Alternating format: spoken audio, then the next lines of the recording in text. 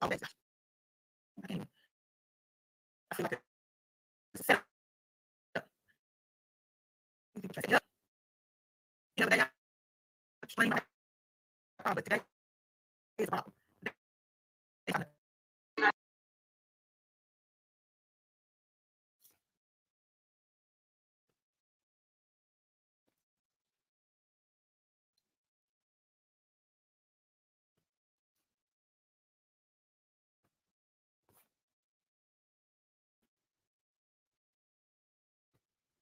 hi, beautiful black people. How are y'all doing today?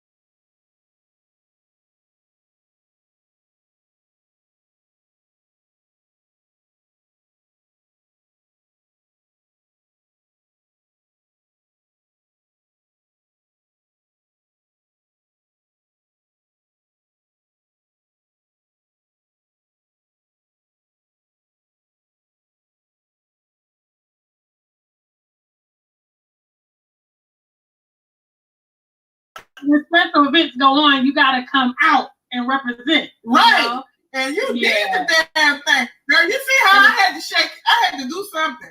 RJ cut up yesterday. when his dressing changes, I'm like, are we at the Grammys? Like, when is this? That is my girl. I love him with all my heart. He is so cool. Like, he is just so cool. I'm like, RJ. I tell him all the time. I'm like, man, you be living your best life over on the motherland. He's like, come on, Judy, you just need to get here, man. He be real like. So yeah. So I had to come out today. I was rocking my Kente scarf yesterday on the live stream. So I switched it up for all of our Nigerian brothers and sisters. I'm representing for you guys today. So I have quite a few of Ghanaians and Nigerians that watch me on my platform. So I'm celebrating everyone. Absolutely. I have some galas too. I have a beautiful gold one and a silver one. And I thought about wearing one of those, but I said, they gonna be like she extra. She being extra. So I said, let me just keep it. I put on a different. Girl, this one is really extra. Like I never had one like this, like the fan type one. Because the ones I have are like the other one is like very pleated, and it has like the studs and stuff. Girl, I love these. I tried to date a few. I dated a few Nigerians so I could make this a regular part of my wardrobe, but it just didn't work out. You know, when I started really paying attention to like the African women wearing the big gay ladies, then I started understanding church ladies with the big hats here in America. You know how how they love in Africa, it's like a fashion show at church. People will be, you know, totally dressed up wearing it this. It explains a lot. Those big old church hats. That's, I think, probably in our subconscious that we were trying to wear our gay ladies still. How you doing over there, girl? I'm doing really good. I'm so happy. You know, I was telling Rashad that we made history yesterday. We made history. I was thinking about it today, like, wow, to actually be a part of this movement is so amazing. And I'm so honored to be in position right now. I think it's just an electric time. I also want to thank you for everything that you're doing with your organization and just your presence. You know, you're a very down-to-earth woman. And we always have fun when we talk offline and joke together and stuff. And I think I'm very, very proud of you. And I'm proud of everyone else, you know, other leaders that are emerging, such as Rashad and Dynast and Phil Scott, and, you know, stepping up there and trying to provide these resources for our people. So I'm very excited for what is to come. Absolutely, because, you know, the only way we're going to make it now is to unify.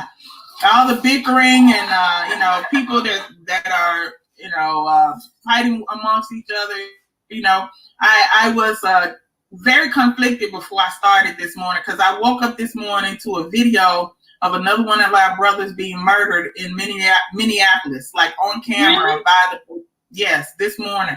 I saw it and it just messed my whole mood up. And I said, you know, I got to try to fix myself before, because, you know, I'm tired of crying over this stuff.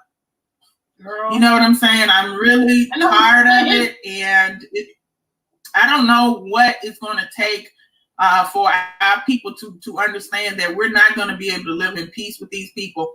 And then, you know, the solution is to go back home and build up a place where we can be. Oh my gosh. Girl, I know everybody in the world got to know I'm doing my doggone show today. What kind of ringtone is that? I'm not fooling with you. I have to know that I'm doing my show. Who would be calling me? I know my friends do that deliberately. Like they do that deliberately when I'm online, because like most of my close girlfriends, they all are members of my channel. So they be getting that notification when I go live. They just be trying to be funny. Right.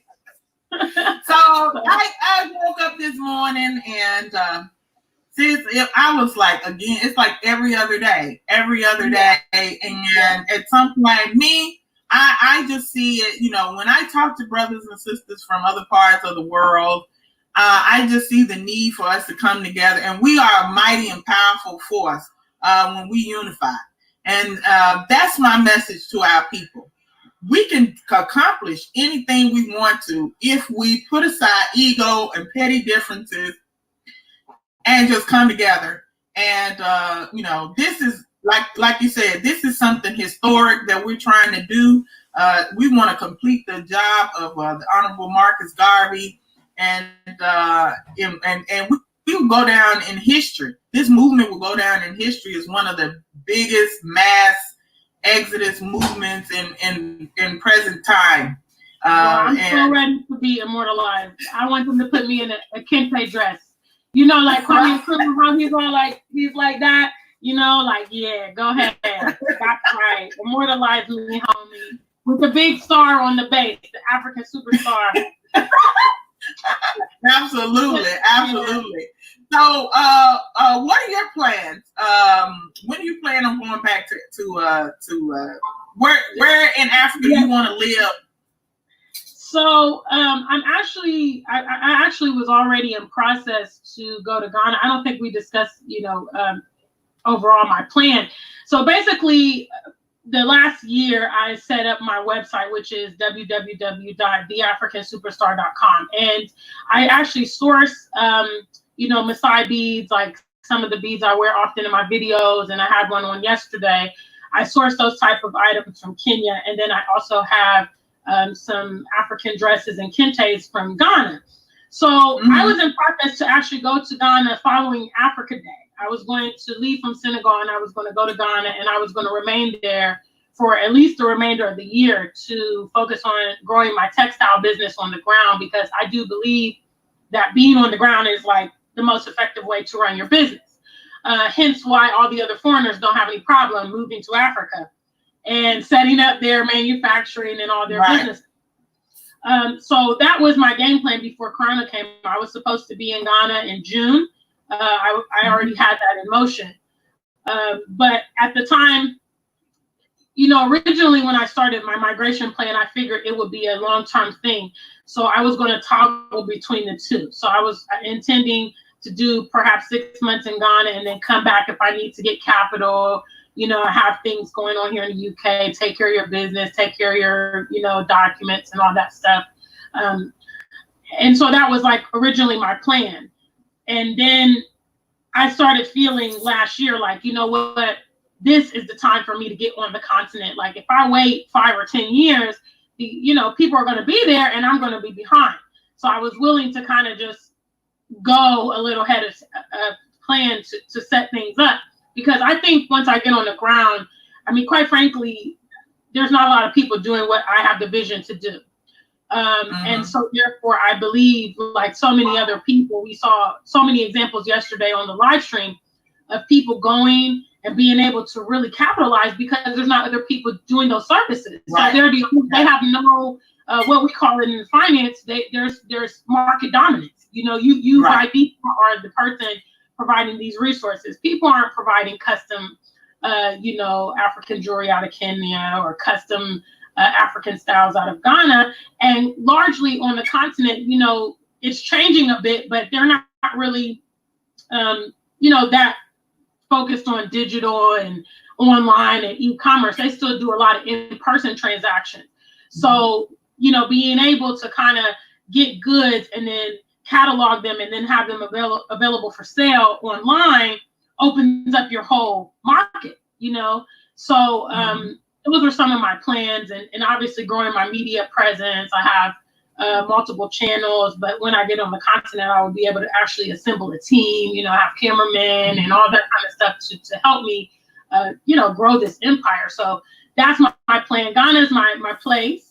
I reckon when I get really, successful, I probably will toggle between the two, because I do a lot of business in Kenya. So I'm thinking I'll probably, maybe split my time, or I'll go pretty regularly to Kenya as well to facilitate my operations there. So yeah, those are my plans.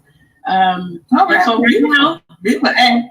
and you recently submitted a video to Sankofa Repatriation Assistance Program on why you should be one of the first 100 that is chosen to be repatriated and get all those great and wonderful support benefits that we want to provide to our people when we get them on the continent. I just want to say thank you so much.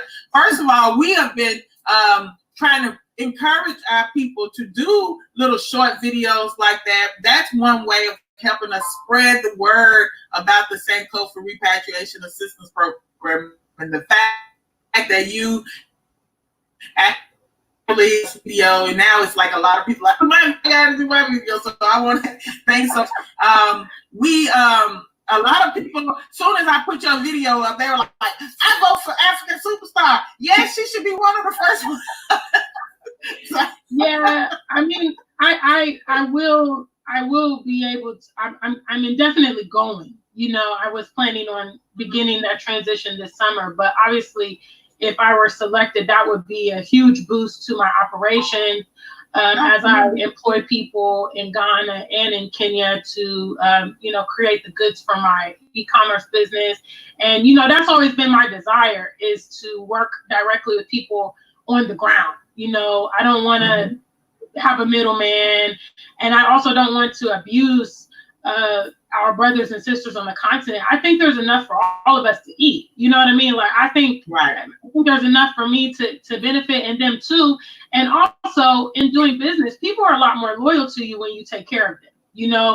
Don't think twice about stealing from you. Don't think twice about, these kind of things, because they'll think, you know what? Sister Y'all, she's always took care of me. She's always been good to me. You know what I'm saying? Like, it's not worth me to do this little one thing here or this one thing there.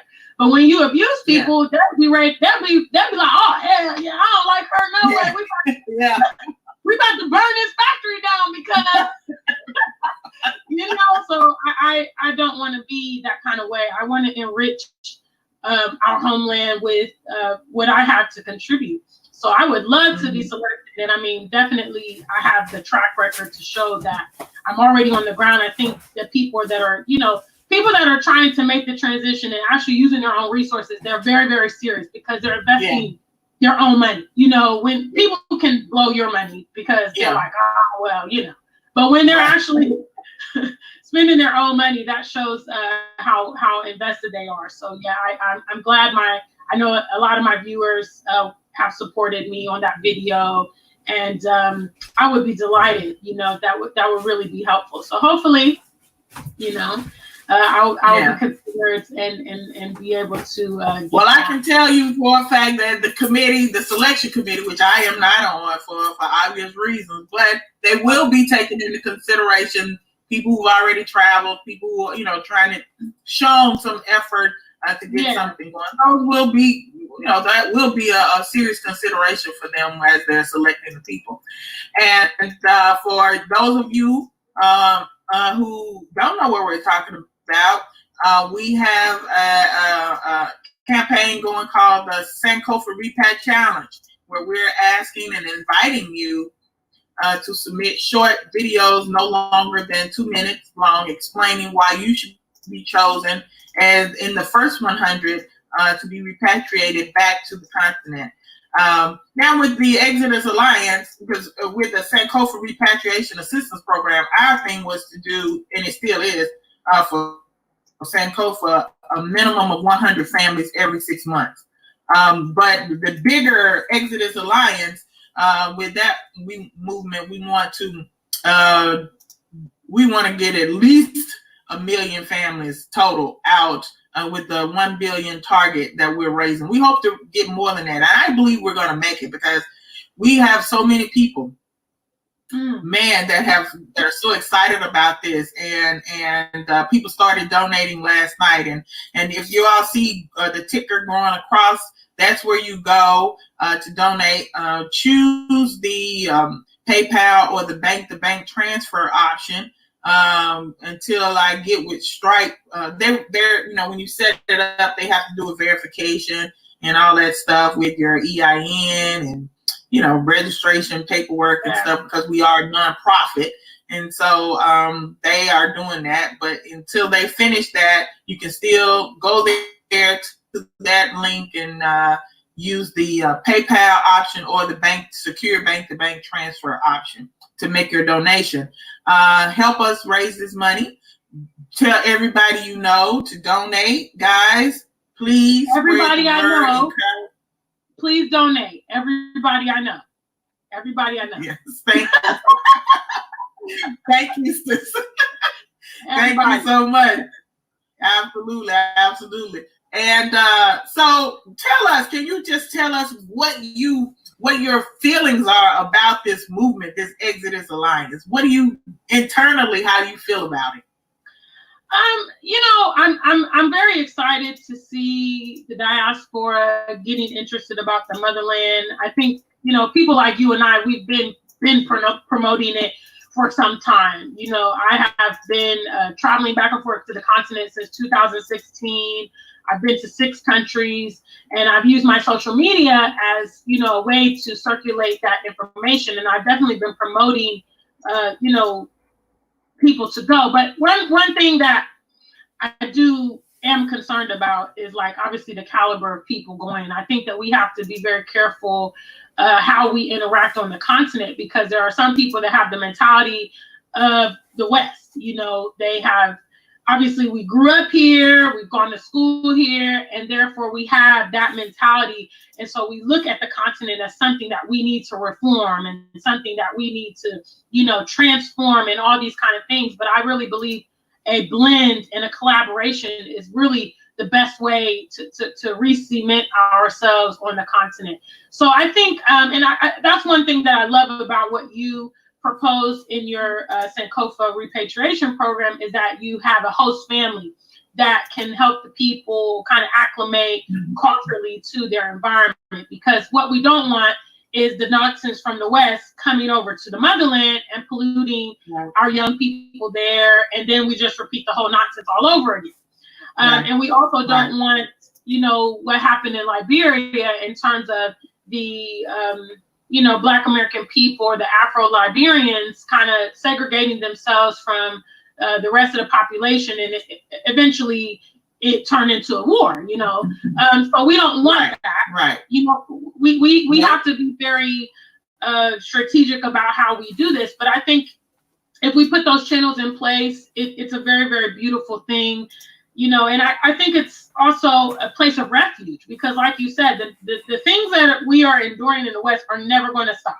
They have been going on for centuries in different type of vehicles. You know, you had brutal crimes, you've had systemic things, you've had discrimination in the workplace. You know, that's something I definitely have suffered, because, you know, people in the workplace are very threatened by self-aware Black people, and Black people that have identity, and Black people that are not willing to conform. We've always been the target of, you know, main society. So, you know, we don't have to necessarily deal with those things in Africa. We have different challenges perhaps to deal with, but not just imminent danger on our life because of being Black. You know? So, absolutely. Yeah, I think the best part for me is being a part of it. I'm definitely an intellectual, so I spend a lot of time reading and reflecting and thinking about things. And I think about, you know, Malcolm X, for instance. He was in his early 30s when he was prominent and doing his movement. And, you know, that's the young people that are emerging now. Like we're potentially defining our generation.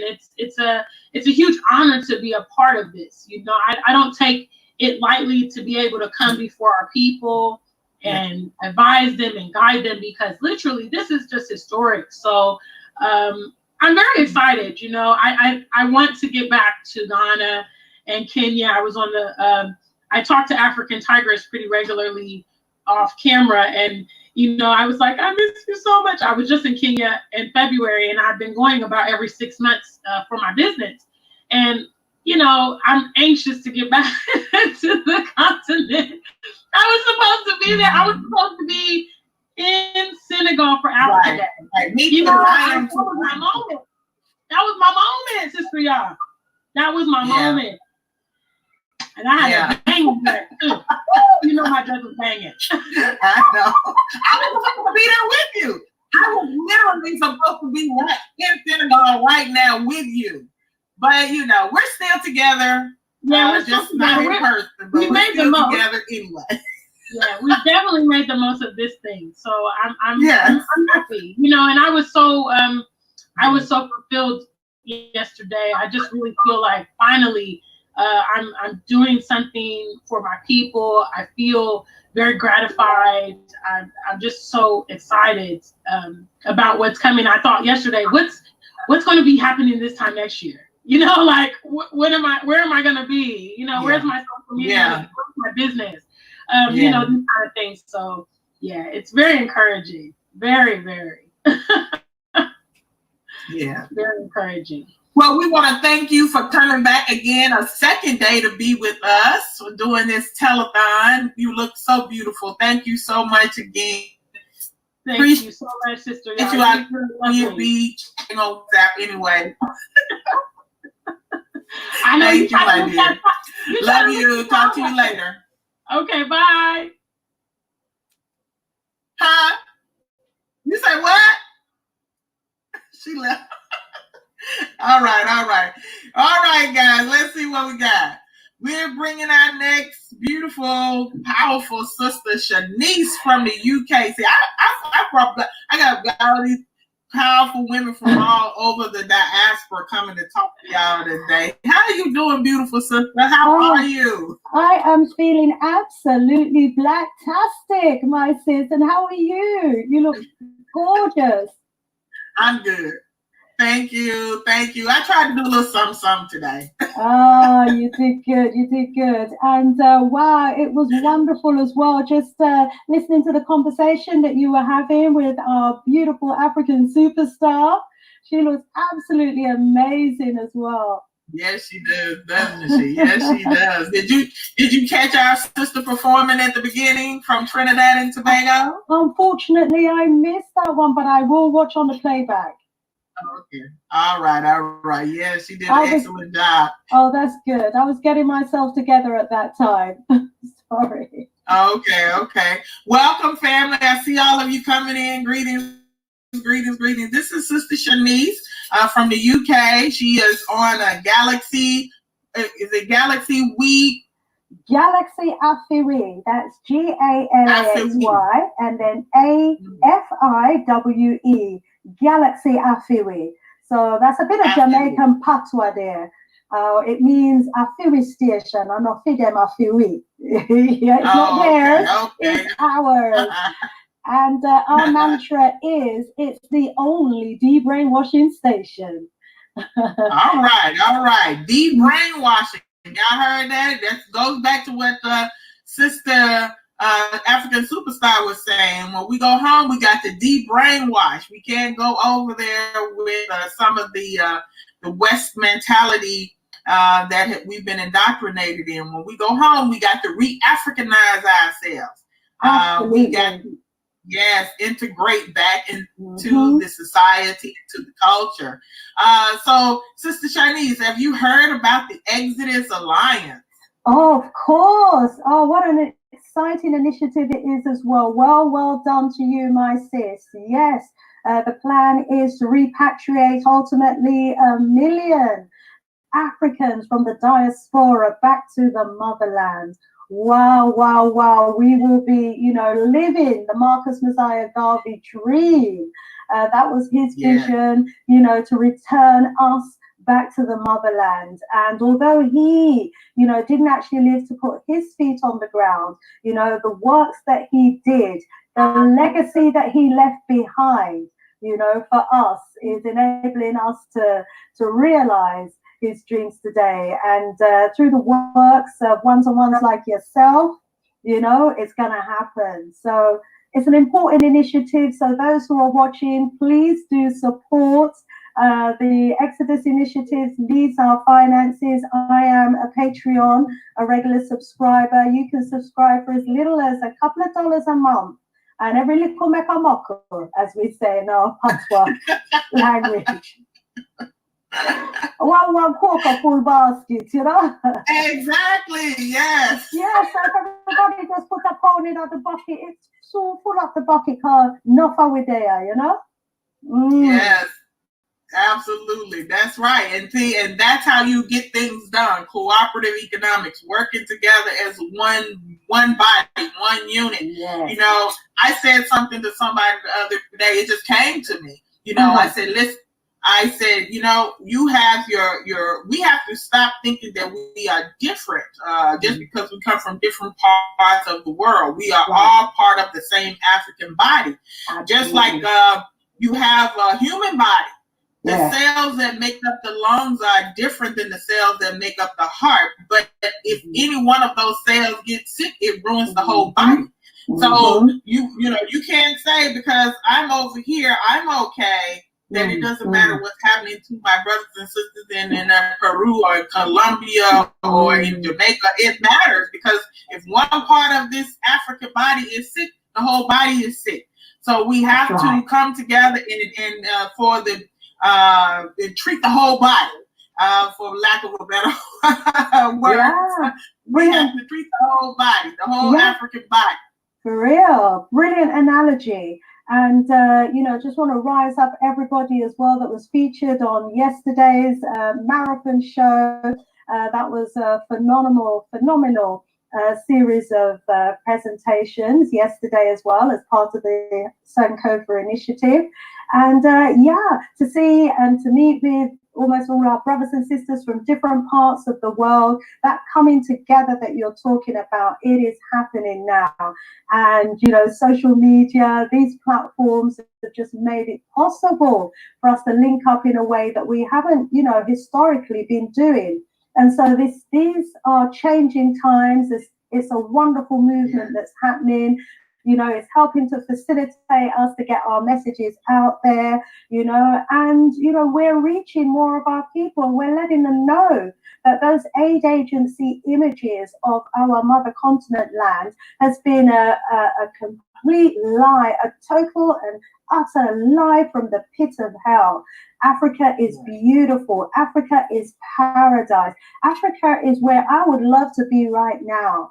I had 2 trips organized for the end of the year. I had a trip to Zimbabwe organized. I had a trip to Tanzania organized, and I've had to, because of this dreadful scandemic of a false COVID, I've had to put both of those trips on hold, you know, but I don't want to be here right now. And that is the feeling you get once you've actually been to the motherland, you've touched and you've experienced the motherland. You realize, oh my gosh, what am I doing here? All the doors that are being closed in our faces here, you know, the racism, the discrimination that we suffer on a daily basis, you know, trying to access jobs and opportunities, the racism that we get from the police force and all the other agencies and institutions here. You know, that's behind us when we go back to Africa. You know, the glass ceilings that we experience here, the doors are not shut in our faces. There isn't the invisible glass ceiling. There are opportunities unimaginable there. And, you know, Africa is vast. And you can see the vastness of the land, and you can see that there is room for all of us here. You know, and where the gaps are on the motherland, the gaps that was left by our ancestors who were taken away from those lands. So we as their descendants now, we need to be looking to return. Now that we can, we no longer have the shackles on our feet, we no longer have the chains on our arms or around our neck.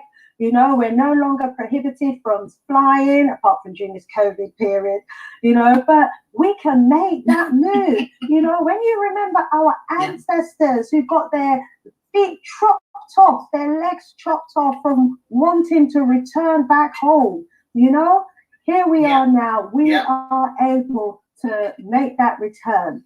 And, you know, I've taken over 100 people with me back to Zimbabwe on my trips, and they've had an amazing experience. You know, Zimbabwe is beautiful. You know, you've got the safari, we've got our animal kingdom there, the elephants, the lion, the giraffes, the hippos.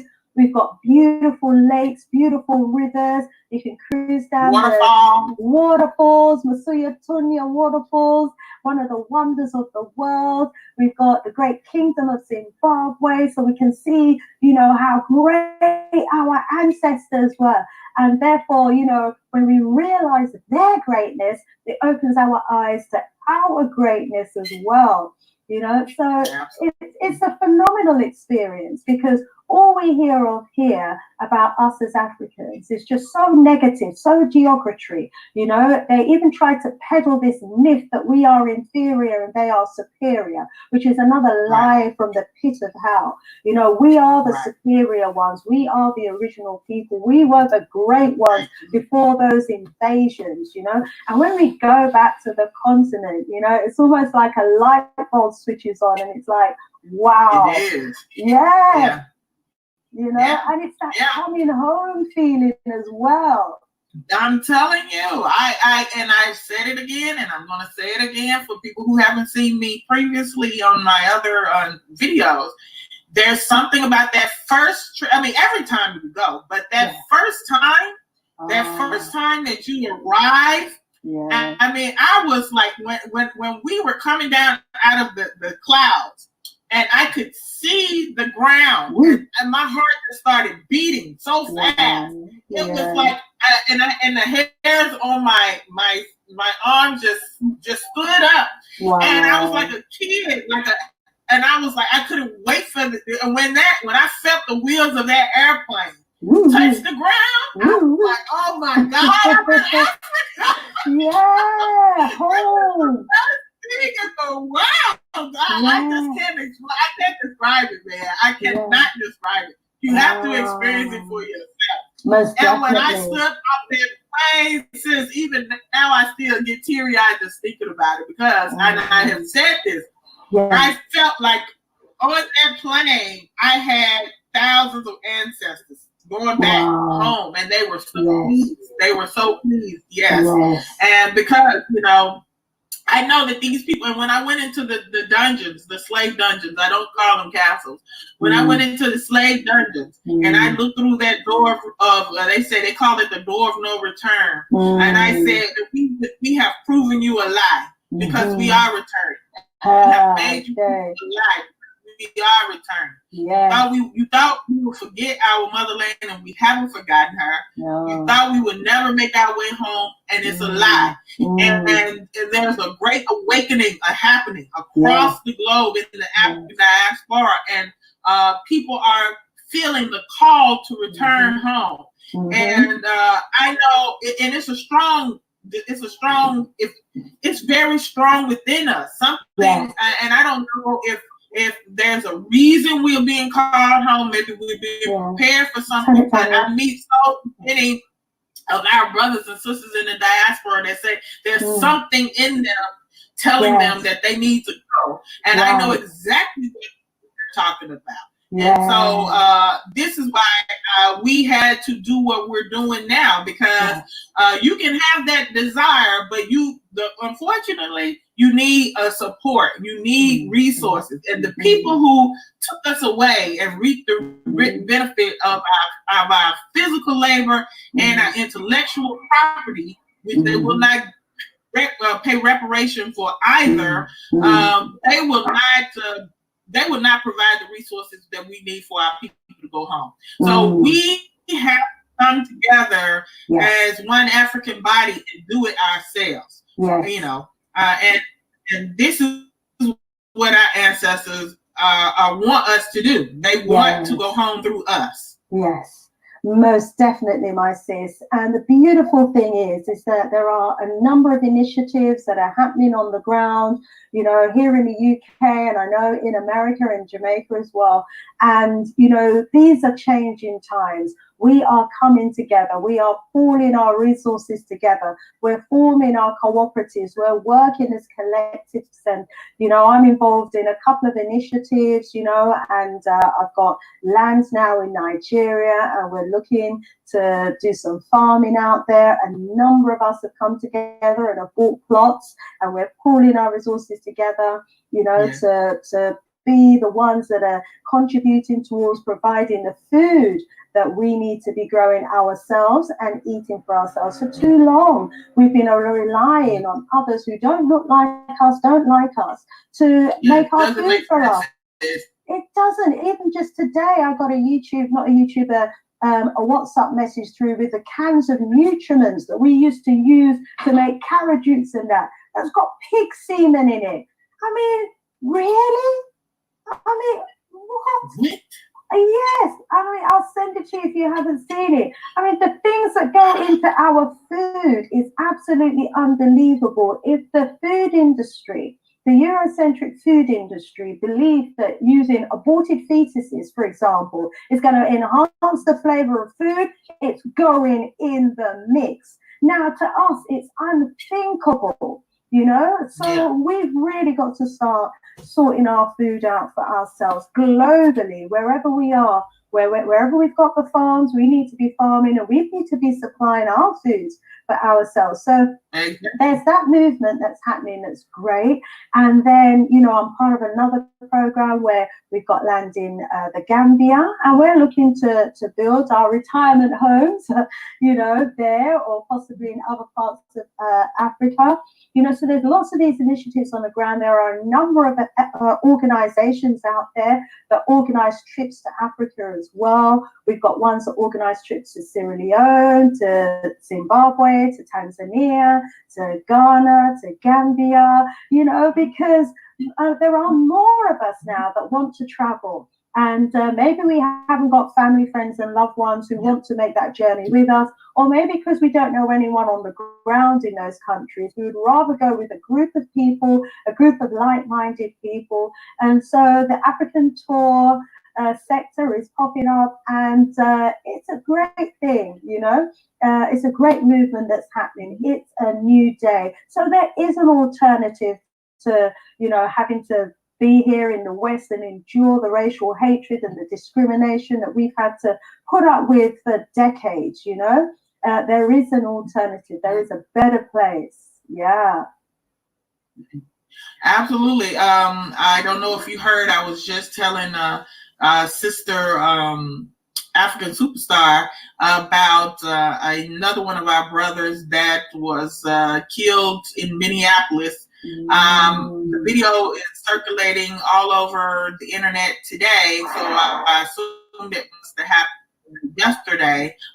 Just in front of everybody on the street. The police put the knee in his neck, and he was saying he couldn't breathe. And literally on video, we watch this animal, this creature, choke the life out of our brother on the street like he was nothing.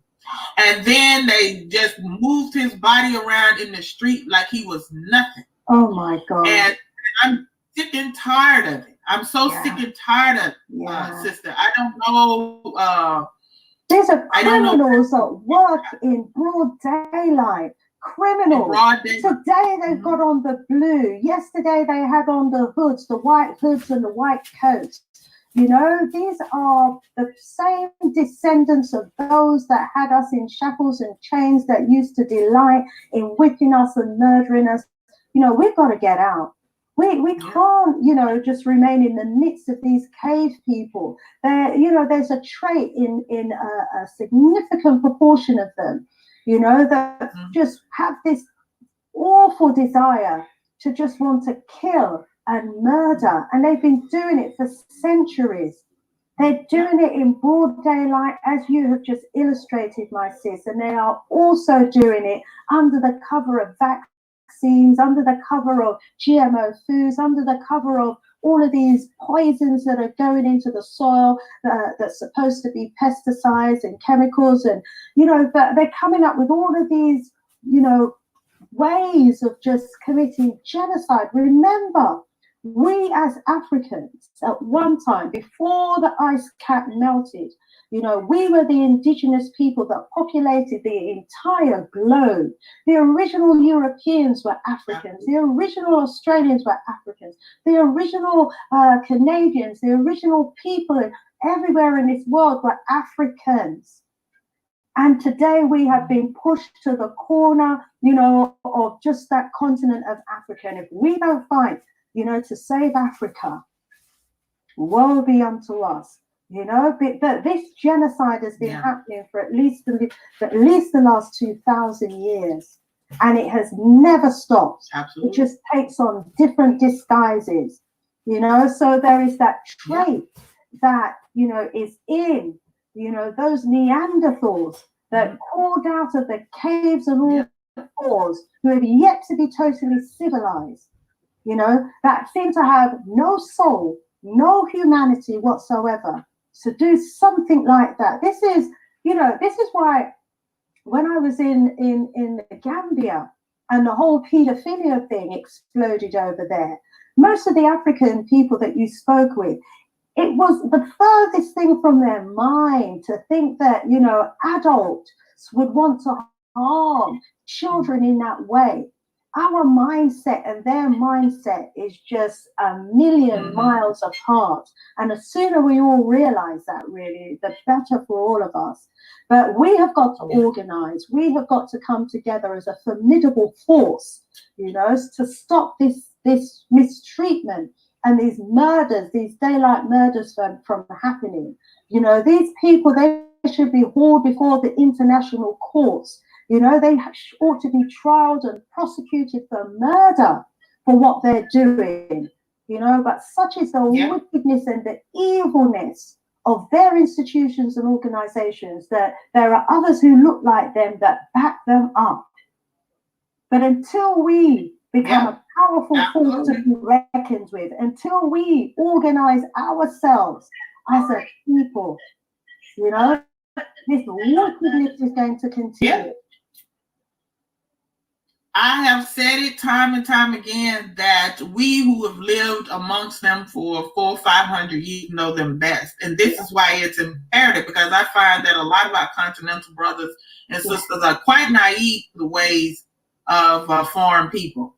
You know, these non-African people, and they get taken advantage of, and they get molested, and they get abused. And so it's imperative. Now, we don't have what we need to defend ourselves outside because, you know, we don't control the resources.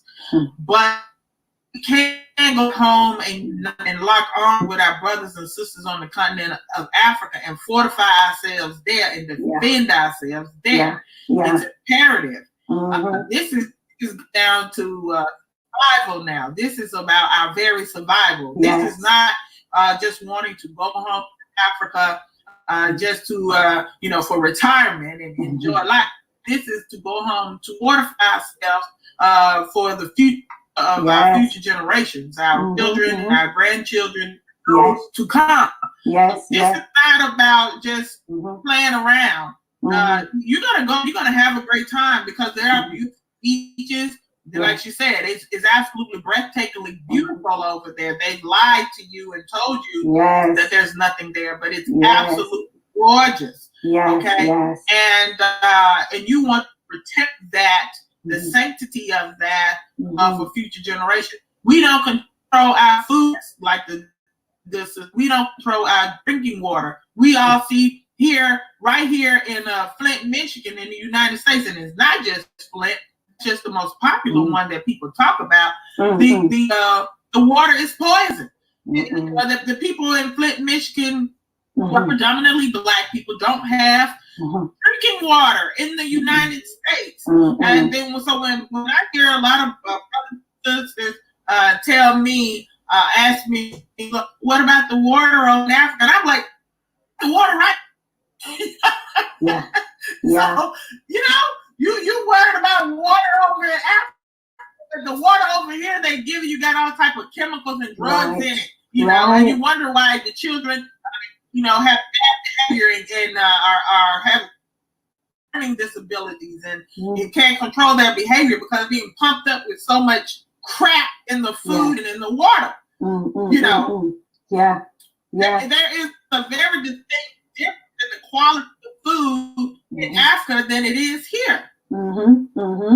Most definitely. And you see, we've got to take control of our water supplies. You know, we've already got examples of Haiti where they went there and they deliberately caused cholera, you know, so they will poison our water supplies as well. You know, so as you said quite rightly, we've lived amongst these people for over 400 years, so we know them inside out. We know what they're like, and we do, as you were saying, for our own survival, need to be thinking about going back home so that we can protect ourselves, you know, and survive the continuous onslaught.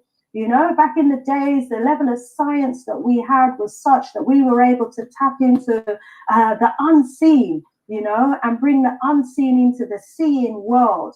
And, you know, we used electricity and we used all sorts of, you know, science that we could use today to protect ourselves if we were able to tap back into that higher knowledge again, which we absolutely need to do. And we have to be on our own soil in order to connect with all of that. But yes, my sis, the wickedness that's going on out there. And I look forward to our men as well, especially coming together as they did, you know, under Malcolm X. You know, I saw a video recently of our brother Malcolm X, and one of their brothers was arrested in the police station and beaten up, and they went to the police station, and there must have been about 500 of them that marched like soldiers down to that police station. Yeah. And Malcolm stood forward and he demanded that he see the brother who they had inside, and he demanded, you know, after seeing him and seeing how injured he was, that he be taken to the hospital. And they all marched down to the hospital and stood there to make sure that he got cared for, until our brothers, I think, come together as a formidable force like that. And when there's an incident like this, you know, in an orderly and almost military style, march down to the police station and demand that the police officers who were responsible for carrying out the heinous crime that they did, you know, is shackled in one of their cells and then taken to court the following day, until they come together as that sort of force, you know, almost dressed, you know, that well, you know, Malcolm X, he was part of the Nation of Islam, so that was their dress. But you know, they have a dress style, they have a unit, you know, they have a no nonsense, organized, disciplinary, you know, disciplined response. You know, a no-nonsense response. And when you see, anytime our man them come together like that, sister, it will stop. Yes. So that's one way of dealing with it. Otherwise, the Bible says eye for an eye and a tooth for a tooth. And when them eyes start drop and pop, then you will see our next thing. You know, so it's one or the other, but it can't be more of the same. Thank you. Can't be more of the same. I'm seeing some of the messages in the chat. Rise up, everybody in the chat. Yes. Someone saying, excellent day yesterday. It came off wonderfully. Enough respects. People saying happy Africa Day. People rising us up as well. People saying, teach Sister Shanice, preach it. Someone saying how beautiful you look as well, sis. Lots of wonderful messages in here. Thank you all so much. You know, we're doing the works, but it's up to each and every one of us. We've all got purpose. We've all got a mission. I love that And you know, we've got to find that purpose and be living that purpose. Our ancestors didn't die for us for no reason at all. You know, I could reel off the names of so many of our ancestors who sacrificed their life so that we could be free today, you know, and let's ensure that their sacrifice wasn't in vain. Yeah, some of our ancestors were lynched, you know, hung from the trees, you know, by these evil, wicked ones, you know, murdered on the plantations, whipped to death, you know, and despite, you know, the atrocities and the punishment that they knew that they would have to endure if they were caught, you know, even one of our sisters was skinned. You know, they skinned her after they murdered her as a deterrent to try and stop us from rebelling. But they knew back then, when we were in bondage, that it was our liberation that was absolutely essential, and hence why we are able to celebrate Liberation Day today. So we remember all of our liberators. We remember all of those, you know, that did the works that needed to be done in order to set us free. You know, we've got, well, let me go through and remember the names of some of them, because by remembering their names, we bring them to life, you know. So let's remember, we mentioned Marcus Messiah Garvey, but there were others like Hannibal, Queen Nzinga, Queen Nefertari, Queen Makeda, Queen Nyandi, Ya Ashantiwa, Taki, Bookman Dotti, Toussaint Louverture, Jean-Jacques Dessalines, Cécile Fatiman, Jean-François Bousson, Jeanot. We remember Shaka Zulu, Queen Makeda, Queen Mamusa. We remember Kunta Kinte, Paul Bogle, Nanny of the Maroons, Sam Sharp, Sojourner Truth, Nat Turner, Bossy. We remember Nani Gig, Nahinda, Kagubi. We remember Steve Biko, Suzanne Belair, Patrice Malumba, Samora Torre, Queen Naya Bingi. We remember Amy Jacks Garvey, Thomas Sankara, Sylvius Olympio, Sylvanus Olympio, yeah, Maluba, Kumbaji, Julius Nereri, Kwame Nkrumah, Robert Mugabe, Ekatore, yes, Ekatore, Modipa Kita. You know, when we remember the names of our greats, late Martin Luther King Jr., you know, Huey Newton, Bobby Seale, Malcolm X, you know, Maurice Bishop, Jason Sandewa, Russ McKenna, Emperor Haile Selassie, all the rest of them, forgive me if I don't mention Haile Selassie and Empress Menelik as well, Sheikh Anta Diop, you know, John Henry Clark, Claudia Jones, Dr. Sebi, Dr. Ben, the list goes on. But you know what, my sis, when we remember their names, when we call their names, it's like we're resurrecting them, you know. So I want to thank you so much, my sis, for having me on. Hey, thank you so much. Thank you. Powerful words from our beautiful sister Shanice from the UK. Thank you so much for joining us, sister. Thank you so you much. Enjoy the rest of your day. You looking beautiful. Thank you, my gorgeous. More love. All right. More voodoo power. Yes. Peace and love. Peace and love. Peace, sister. We got our next guest. Headley, host of the out of the UK. I'm gonna bring them on, but before I do, I'm gonna remind you. Somebody is telling me to remind everybody because we had over 1,000 listeners watching, and we only raised a total of less than $700. You gotta do better, guys. Come on. Y'all want this to go back.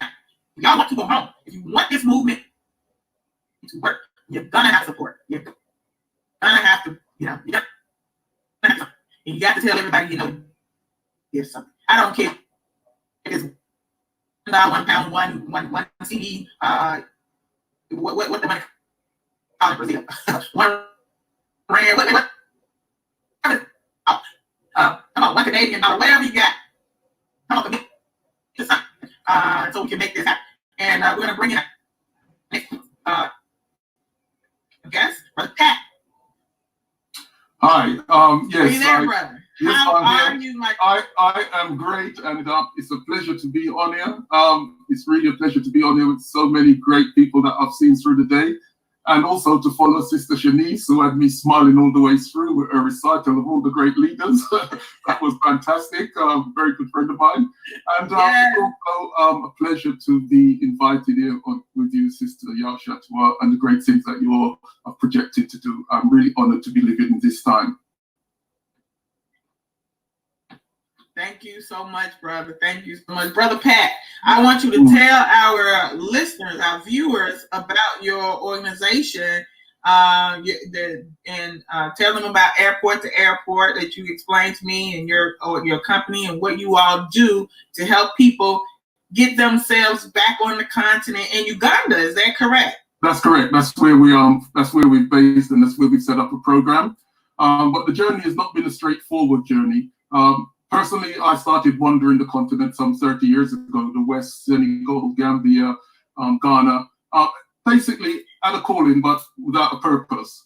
And over the last several years, I've been traveling the east of the continent, Tanzania, Kenya, Zanzibar, and ended up in Uganda.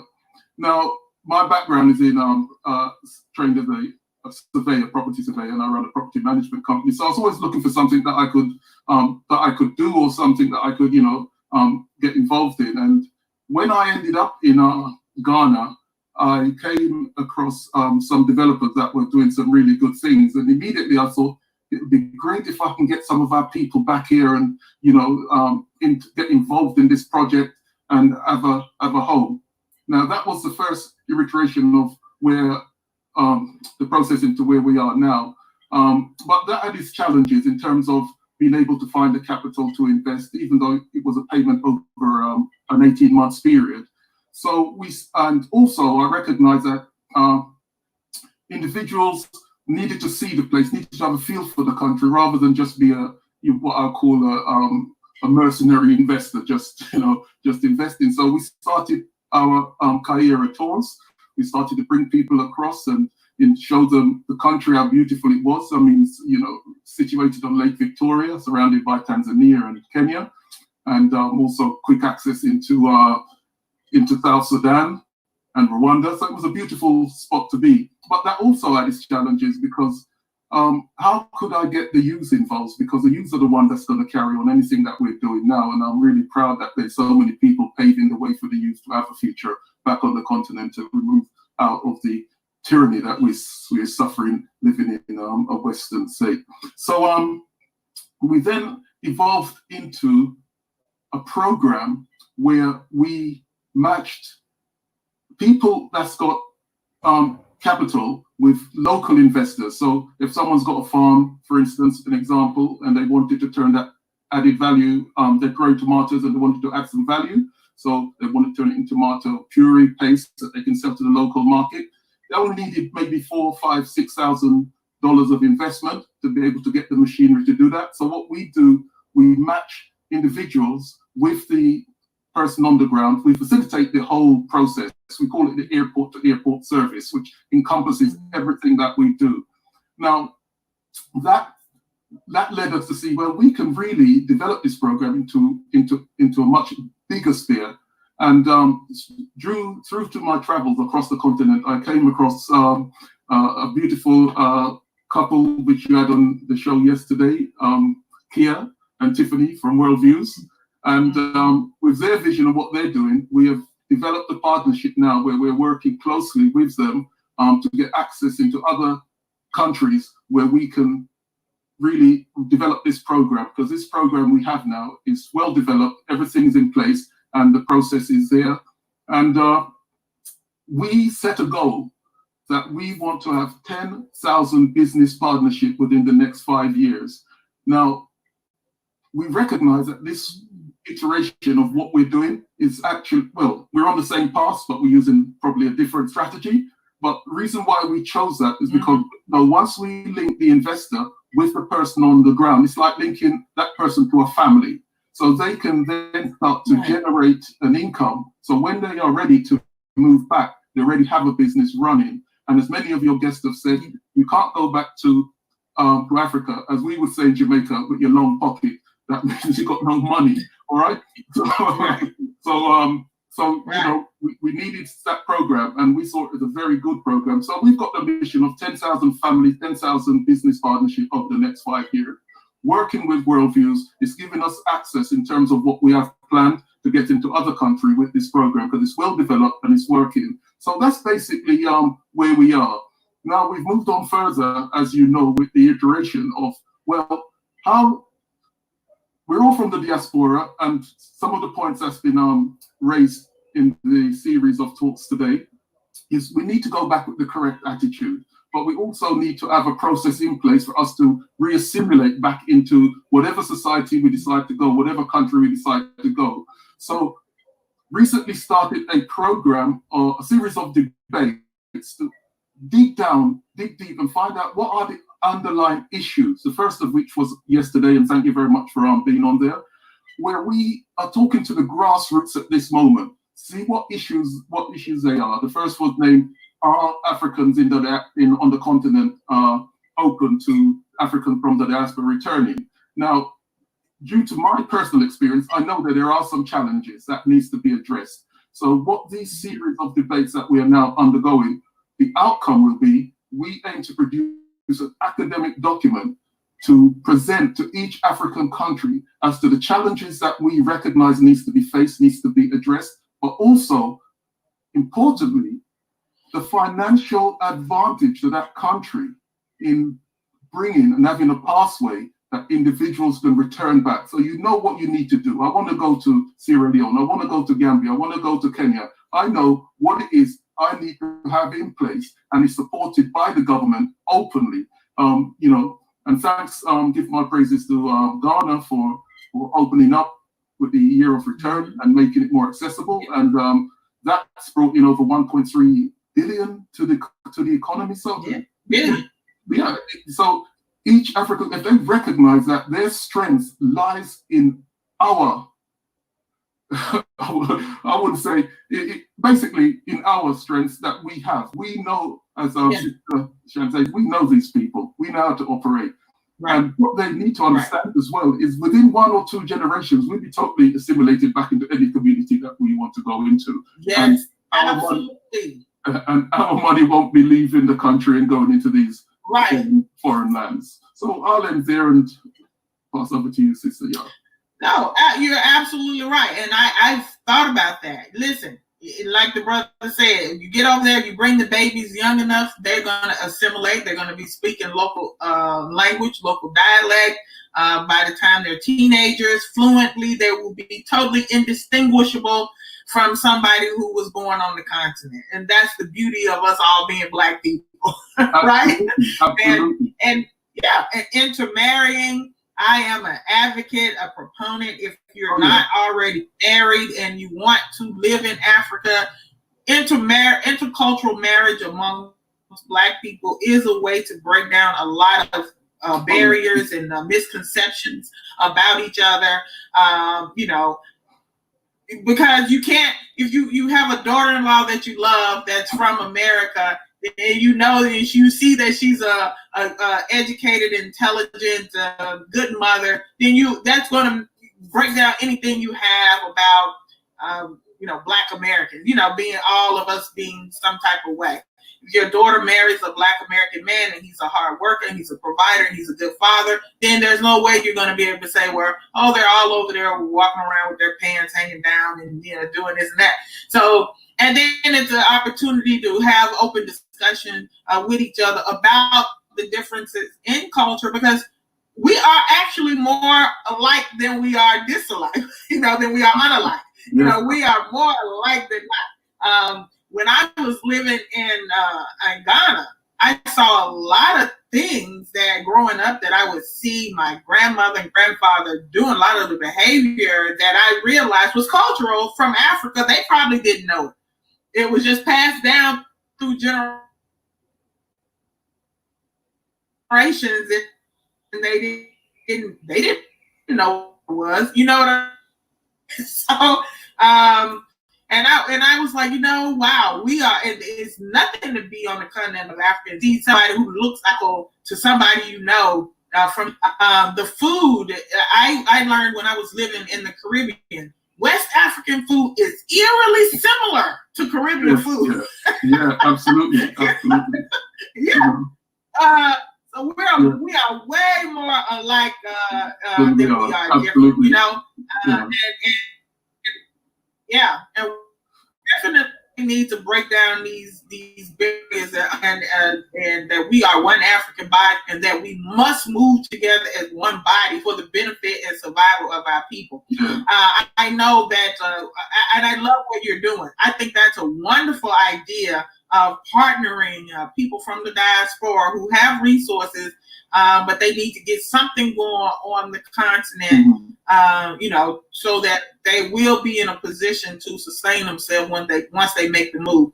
So what's the vetting process like when you're partnering people from the diaspora with people? It's fairly straightforward. We have a site where someone can go and register. We basically have a membership. So you become a membership club. It's a nominal fee to be a member. Now, what we do, you stipulate what industry you're interested in, agriculture, IT, farming, etc. And what your investment capital is. That's all automated on the site. We then ask for a brief with you in terms of a little bit about yourself. Then you can select your membership level. We have different membership level, and all that means is your membership level will determine the amount of opportunities that we send to you each month in there, because we have the investment opportunities well established in terms of the risk, what you need to invest. It's all in a sheet that gives you as an investor, the initial view of what you need to invest over time, what the potential market is, etc. Basically, all the things that investors need. And so we then, because we have an office in Uganda, and my business partner in Uganda, we have a business established there, we'll have an interview with you. And then from there, if you decided you want to invest in one of the investment proposals that's been sent to you, we facilitate that meeting at our offices in Kampala. We bring you in and we bring in the investor and we sit you down, and of course you do your negotiations, because some of these opportunities are already well advanced. They're just looking for maybe investment capital to go to the next level. Like I mentioned, someone that's already growing tomatoes but looking to turn it into an added value product now, rather than, because sadly a lot of the product which we consume on the continent, and I see this with my own eye, the products that we can produce and add ourselves in terms of the added value. So we'd export like cocoa and import chocolate, export tomato and import tomato puree, which is absolutely nonsense. So we try to match those investors together as closely as we can. Of course, you do your negotiation and all the legal processes. We advise you on that. We have partnerships that can deal with the setting up company or business, all the things that's needed in the process. My business partner in Uganda deals with most of that. I am primarily the diaspora marketer, so I negotiate with the diaspora and bring them across. So that's really how we operate. All of the information is on our site, and you can just take it from there, really. It's Kayira, Kiyiira, Africa, KayiraAfrica.com. And Kayira is the Ugandan word for roar, which is why we named the company, because we're roaring, and it was the original name for the Nile River, which a lot of people don't know, that the source of the Nile River starts up in Uganda, in Jinja, and we're also running a fantastic trip to Jinja, a 10-day trip in October, if the lockdown situation removes, which we hope it does. And that's combined with a reggae festival, the 3-day reggae festival on the River Nile. And we'll be doing that in conjunction with our partners in the US, Worldviews, which was on yesterday. So we've got that going, and we're running a trip out there. So they'll definitely, I spoke to them today, and they're bringing a crew out there for that. It's going to be a fantastic event there. But it's all part of really exposing the country to, or Africa, to our people that's never been. Because one of the things I found when I was speaking to people, especially in the early days, about property investing, because I could see it and I could understand, but I kind of omitted the fact that I was there, so it was real to me. And that's why we started the tours, But one thing I can tell you, when you land on the continent, as you get off the plane, you become a different person. You become I remember even every time I go back, the conversations I had, can you imagine speaking to your custom guard and shaking their hands and thanking them? These are things which you don't do go into any of the quote unquote developed countries, So I put it like this: the Muslims have their Hajj back to Mecca every year. We should have our own Hajj back to Africa somewhere every year. Exactly. That every black person return to the motherland, reconnect with them before they pass on to the ancestors. Absolutely. Absolutely. Africa is our Mecca. Africa is our holy land. You're absolutely right, brother. So can you tell us, is there a growing sentiment amongst our brothers and sisters in the UK to, they're asking for your website. To repatriate, can you give me the website again? It's www. Should I type it in the chat, or? You can type it in. You can type it in private. Did you put it already? Live comments. Can I put it on live? Okay. Oh no, that's it. Okay, I'll give it to you again. You can do it. If you can do it. I'll put it in the chat. I don't know. KIYIRA AFRICA Kaira.com. You can also go to Kaira.com because that's the UK website. The Kaira Africa is more to deal with the membership, the investment club that we have going. But either site, you will be able to interlink across. So you can go to KairaAfrica.com or just Kaira.com and select it from the drop-down menu that you'll see as you enter the site. And all the information is there that you need to have. We have all the information on property investments on Kaira.com, property investments in Uganda, Zanzibar, land investment in Tanzania, and also you've got other links to the tours. Everything else is all on the Kaira Africa site or the Kaira.com site, either way. If you go to the bottom of the Kaira Africa site, you've got links to everywhere else. So it's pretty easy to navigate around. Yes, sorry. What was your question, Sister? I'm trying to put it up here on the screen. Yes, it's on the screen. I can see it. It's not coming. It's very, Patrice, Anton. It's very like, you know, these people are really messing with me today. I can see clearly. Yeah, like why is it not coming up on the board? It's so weird. Let me turn off the speaker. If they hold on. Yeah. Someone put it up there so I can see. Can you see it clear? Oh, there it is. Yeah, it's there clearly. I can see it now. Okay. All right. Okay. So what I was asking,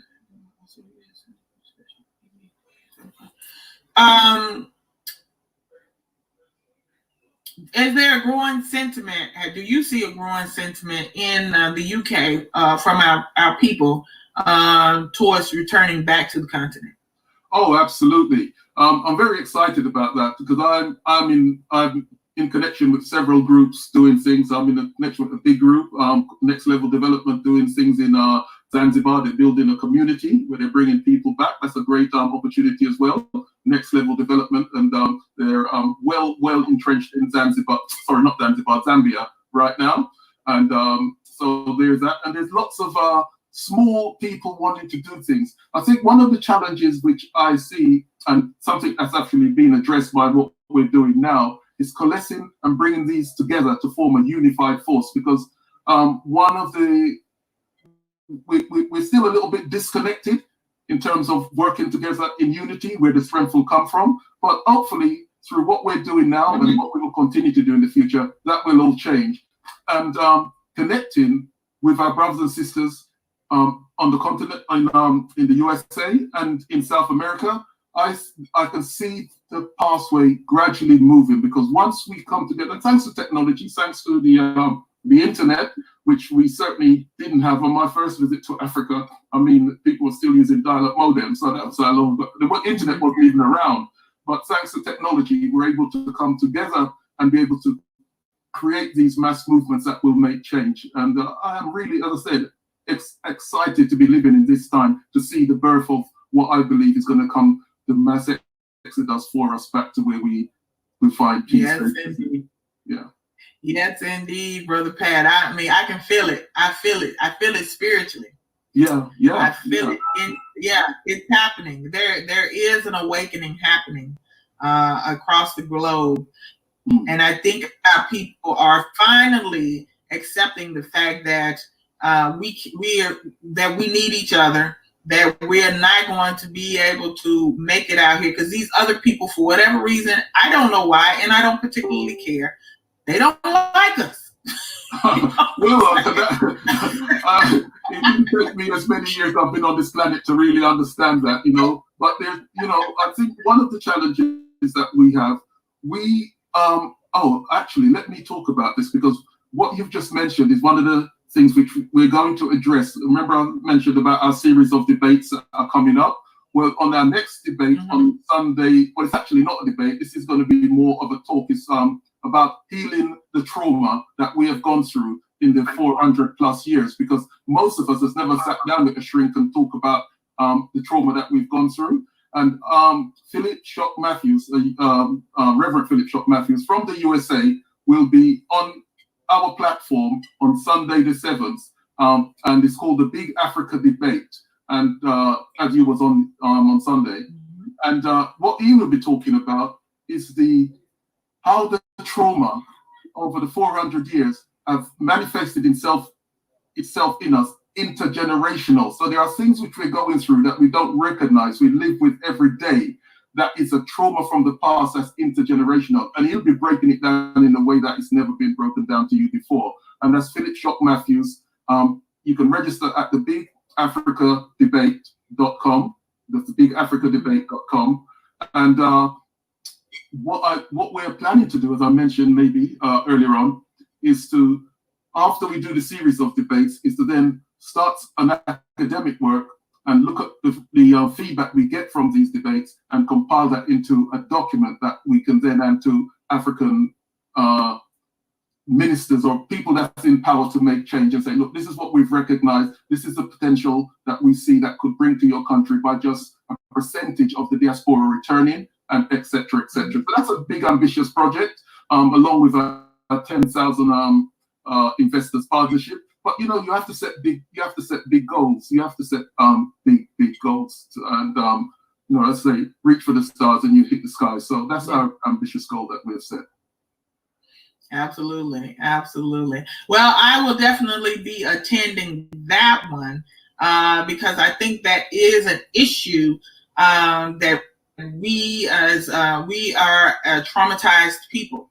We you know, there's no way you can come out of what we went through and not have some issues, and that's all of us.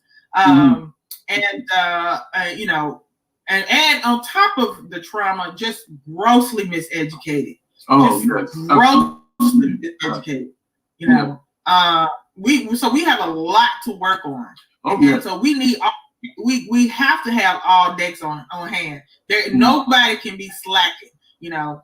We're under direct attack, as Sister Shanice mentioned, with the food and the water, you know, and then, you know, and just straight up, just, you know, being targeted for genocide. You know, the way these people are just killing us, you know, and now the miseducation on top of the direct genocide, the direct murder, you know, in Brazil and in South America and here in the United States, and I hear about how the police, you know, treat young Black men and in the UK randomly collect DNA and, you know, all this type of stuff. Like, what are they collecting people's DNA for? You know,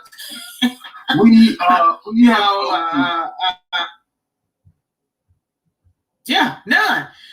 It's been an onslaught since, like she said, since they, you know, crawled out of the caves of Europe. It's been an onslaught. They, you know, from the time entered into Egypt up until this very day, it's been an onslaught. And so we're going to have to get it together. We got to get it together. It has to come to an end. I mean, time is over for that. We're no longer going to accept being abused and being victims. We will take our rightful place as the original people on this planet, as the first creation of the Most High God. We will take our place back, and I am claiming that. You know, I'm sick and tired of watching us be treated bad in China, huh? Everywhere we go, and what it is, we don't really, Black people just be going somewhere trying to figure out how to survive and how to, you know, take care of themselves and how to make something out of nothing, and then they're still being attacked. You know what I'm saying? Like, your very presence bothers people. You know, but you know what? Well, I've had my welcome to America. I've had my welcome to America visit, and I think my first or second visit, I ended up in a police cell. So I know, for doing nothing. When I say nothing, people wouldn't believe me, but I'm not going to go through that story. So I know what my welcome to America was, being a Black person. Wow. So, you know, so nobody has to tell you twice. No one has to tell me. I know exactly what you guys go through, and it pains me, really. It pains me to see the onslaught that you know, the brothers and sisters in the Americas goes through. on a daily basis. It's like there's no let up, there's no solace, there's no peace, you know. And the only way we're going to find that is back on the motherland.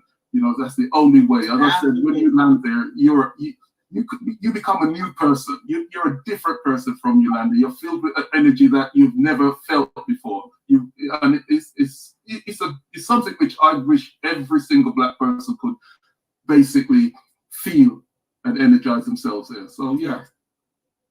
Yes, absolutely, absolutely. Well, thank you so much, Brother Pat, for coming and joining us today. It's been insightful, and I'm pretty sure everybody is going to go register for the Big Africa debate and hear of our dear brother Philip Shock Matthews. So, yeah. and the future debate, there's one that you have me scheduled to come on for the 21st of June, correct? Yes, you'll be on 2 weeks after, because we're running them every 2 weeks. So you'll be on 2 weeks after, but everyone that registers will be notified. Yeah, we're putting together the panel for that, because Sister Shanice, that was just on before you, is scheduled to be on one as well. And if anyone wants to you know, they've got something to say and they want to, there's an application that they can register, and they just fill out a few questions, and then we can see which debate they'll be more suited for based upon their strengths and what they're doing. And I forgot the link for that, but if they go to the Big Africa debate, I will actually put up a link there. So if they want to register, but actually when they register, they will get the link to where they can complete an application to be on one of the future webinars debates. Yeah, just go to the bigafricadebate.com. Yes. Okay. Yeah, just go to the bigafricadebate.com. Yes. Yes. All right, brother. Thank you so much. Okay. We'll be in touch. Thank you. Thank you. It's been my pleasure. And thanks to everyone here that's on Africa Day. Thank you very much. Have a great day. Thank you. All right. You too. Bye-bye. Woo, all right, guys, man. So it is 2 o'clock. Just getting started. If you have not already gone to donate, please go.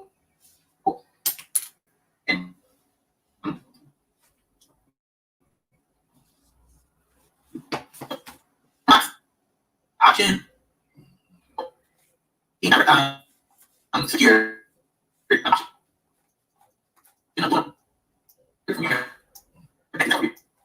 Option. Somebody asked for now I'm going to write it as you go on the box. .org. Of course, class access line will be able to see how much they rate it. I'm trying to get anybody to send anything to Cash App it. Brother Alfa. Madhi. Who up there? Just know what they are. I don't know. I don't have access to money. You can see my tab. On the other phone. Hey family, we're and only now I'm one. Trying to read the schedule.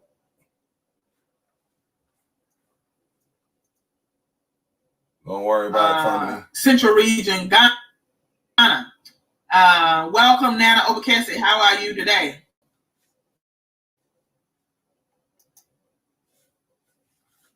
We're having technical problems. We're trying to sort it out. Just bear with us. I am blessed, Sister Asantua.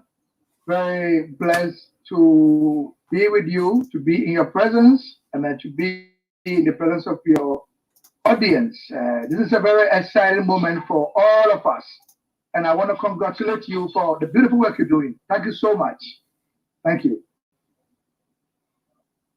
Thank you. Thank you very much, Nana. All right, Nana, before we get into all the other things you got going on, everybody want to know where's their entry to that land. Can you just address that right now? They've been hitting me up. Well, everything is in the process. They've been hitting me up and like I told you, texting me. By close of week, you should be getting, a chunk of them. Those we started processing earlier. It takes a minute to get all these things put together. So like I told you, by this Friday, you'll get a whole bunch of them. coming to you.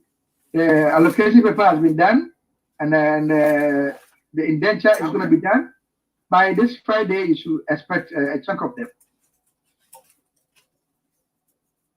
All right, beautiful, good. So y'all heard it from the man himself. Well done, yes. By this Friday, you should get a chunk. Not all right, all y'all of heard them. it direct. We started with earlier. You should get a whole chunk of them by this Friday. Yes. And beautiful, beautiful. Happy. All right, so for those who don't know what we're talking. Thank you, Nana. Thank you. Same to you. You look so nice in your regal traditional clothes over there. Look very nice and handsome. I'm still looking for that wife for you. I haven't forgotten. all of you young single my sisters out there, Nana's looking for a wife.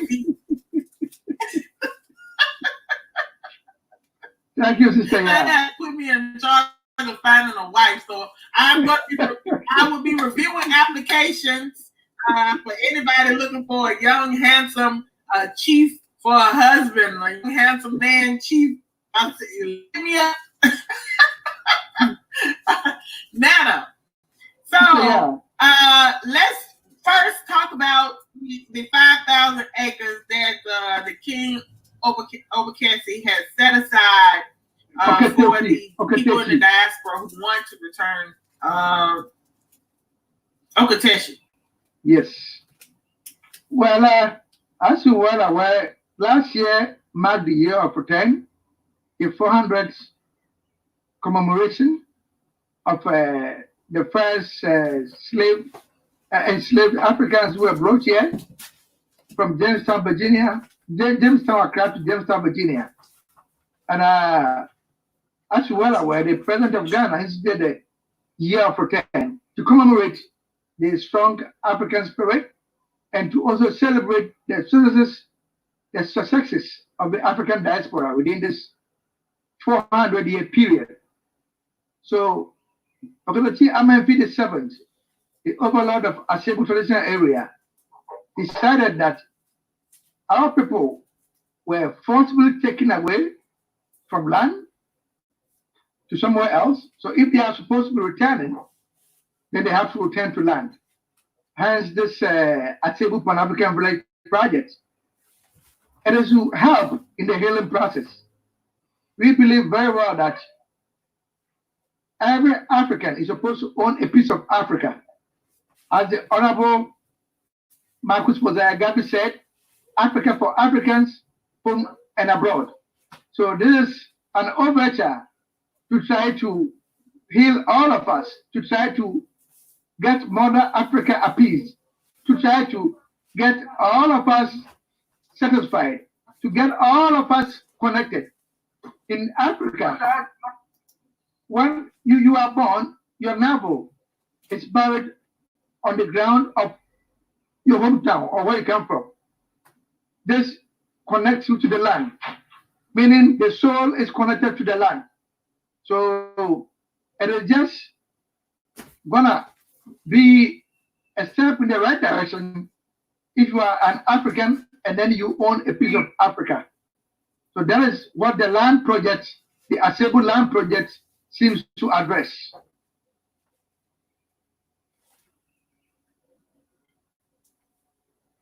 Hello, Sister Ya. Also, the land project. I'm here. The internet. I don't know. Allow statement that Africans, home and abroad, can come together to develop Africa, can come together to make wonderful, amazing things happen. So it is also a demonstration project. It is a project that is to encourage all chiefs and kingdoms in Africa to consider doing the same. This is not exclusive to Ghana. I hear Senegal is doing something similar. I hear other places are doing something similar. That is what we want to encourage, so that we can get all of our people back home. It will be a very wonderful feeling.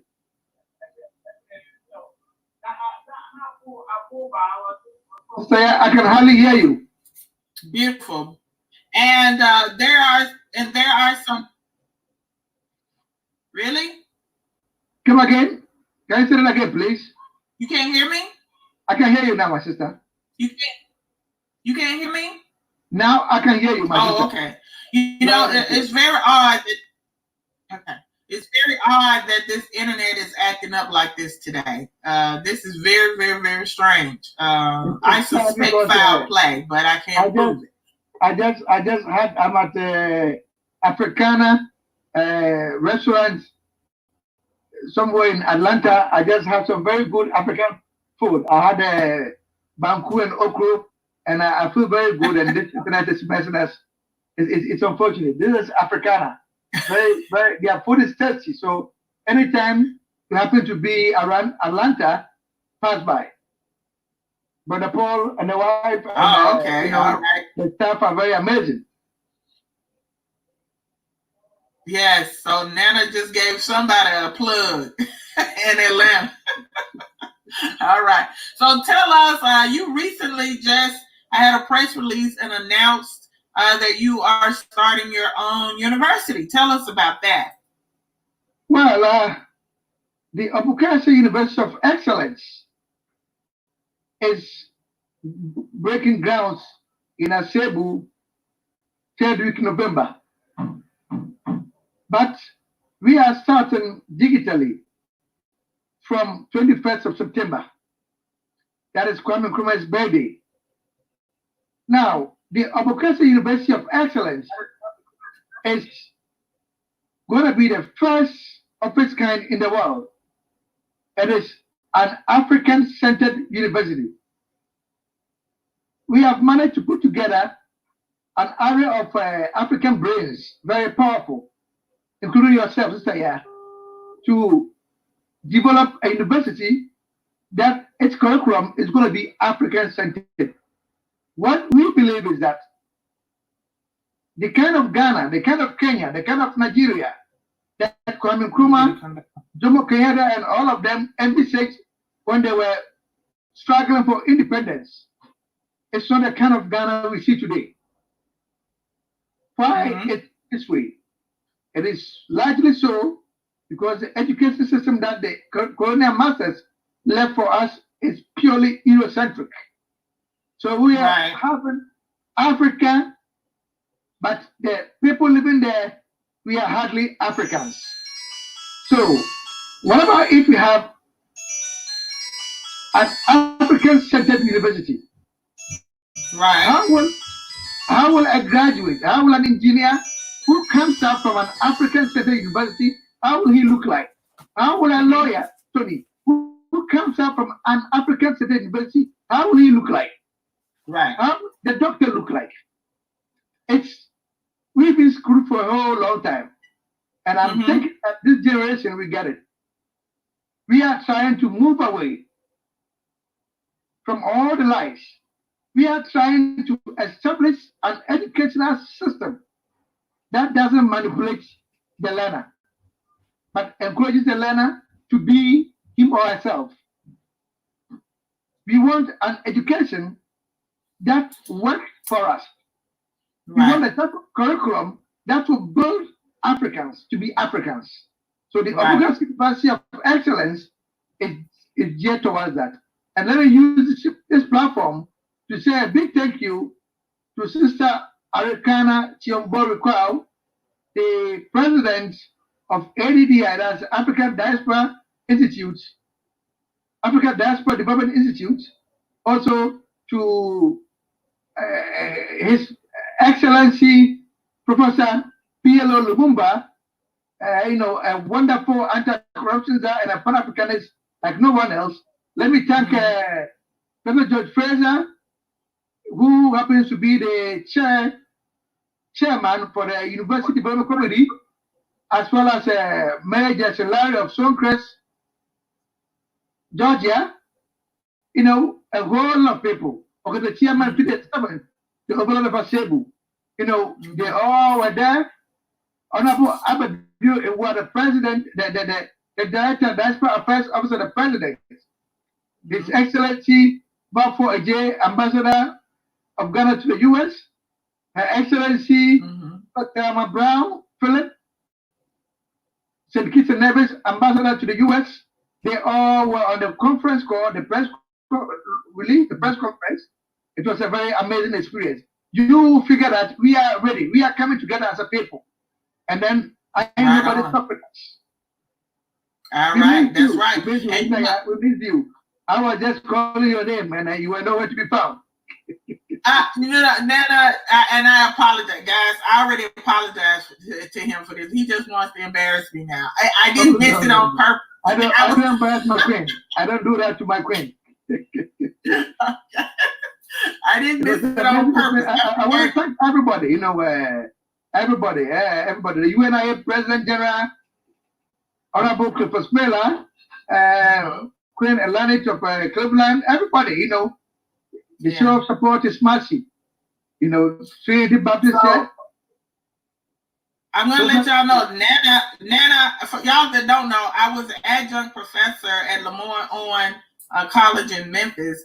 And Nana has already promised that I will be having a teaching position at this Pan-African school of university. So listen, I'm gonna bring out, if you have me teaching, they're gonna come out radical. They're gonna come out straight from Black. We need our own curriculum. We need the curriculum down right. We don't need no more manipulation. We are done with that stuff. We are totally done with that stuff. This is starting out as a university. We will have it's a whole complex. So it's coming up, coming up. And let me also say a big thank you to Dr. Lonnie Johnson and aerospace engineer extraordinaire, you know, NASA decorated engineer who has partnered with us on this project. So we're doing Obokese University of Excellence, and the tagline is transformation through leadership and technology. We believe that if we can get our leadership right as Black people, as a people, and then if we can employ technology, we will leapfrog, because morally we are already leading. Morally we are leading. We need our leadership right and our technology, and then, you know, we are up there. Yeah, absolutely, absolutely. Now, I'm definitely excited about this university. I can't wait. When do we plan to break ground on that? 3rd week November. His Excellency President Akufo-Addo, the President of the Republic of Ghana, will do that honors for us. We will do the groundbreaking, and we have all our people. We have Ambassador Afrikan. We have Brother Umar Johnson. We have everybody. We bring in everybody. We want to make a statement. This is our time. This is our time. Enough with the BS. Pardon my French. This is our time. Yeah.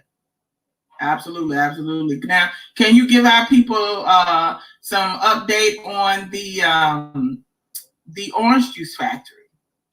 The orange juice factory is coming along. We needed to put a whole lot of stuff together back home.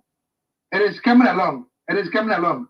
We don't want to. And I know COVID-19 kind of interrupted a lot of things that we've been working on. It messed us up, but on the other side, it's bringing us together. Can you just imagine that we have an opportunity to do all this? Probably, if not for this, maybe we'll have to meet in person, and it will take a whole lot of time to. So whatever happens, you know, we are strong people. We'll be step up. We've seen the very worst. There's no stronger race than us. We have seen the very worst. So let's keep social distancing. Let's use the face mask as much as possible. Let's wash our hands. And then we should be all right. We should be all right. We should be all right. Yeah. We are going to survive. Our traditional herbal medicine. We don't need all this mess. We can cure everything. Africa, it's amazing to me. The plants that grow over there that basically cure almost everything, different things. It's absolutely amazing. Let me say this about this. The human anatomy and the physiology, it's made to do well with natural stuff, but not chemicals. Yeah. Nana Yankupon, or Yankupon, the creator of the universe, the Most High, he created us to coexist with the environment, with the nature. with nature. So there's no better medicine than herbal medicine. And we are leading. You know what happened in Madagascar, right? We are leading with this project. Yeah. So yeah, take care of yourself. If you grab some ginger, chew some, say, garlic. As much as possible. If you don't have anything to do, stay home. I'm traveling and I need something to eat, so I have to come here. But if you can cook at home, cook at home. Yeah. Let's keep each other. Let's take care of ourselves. Yes, absolutely, absolutely. And I know that you mentioned Lonnie Johnson.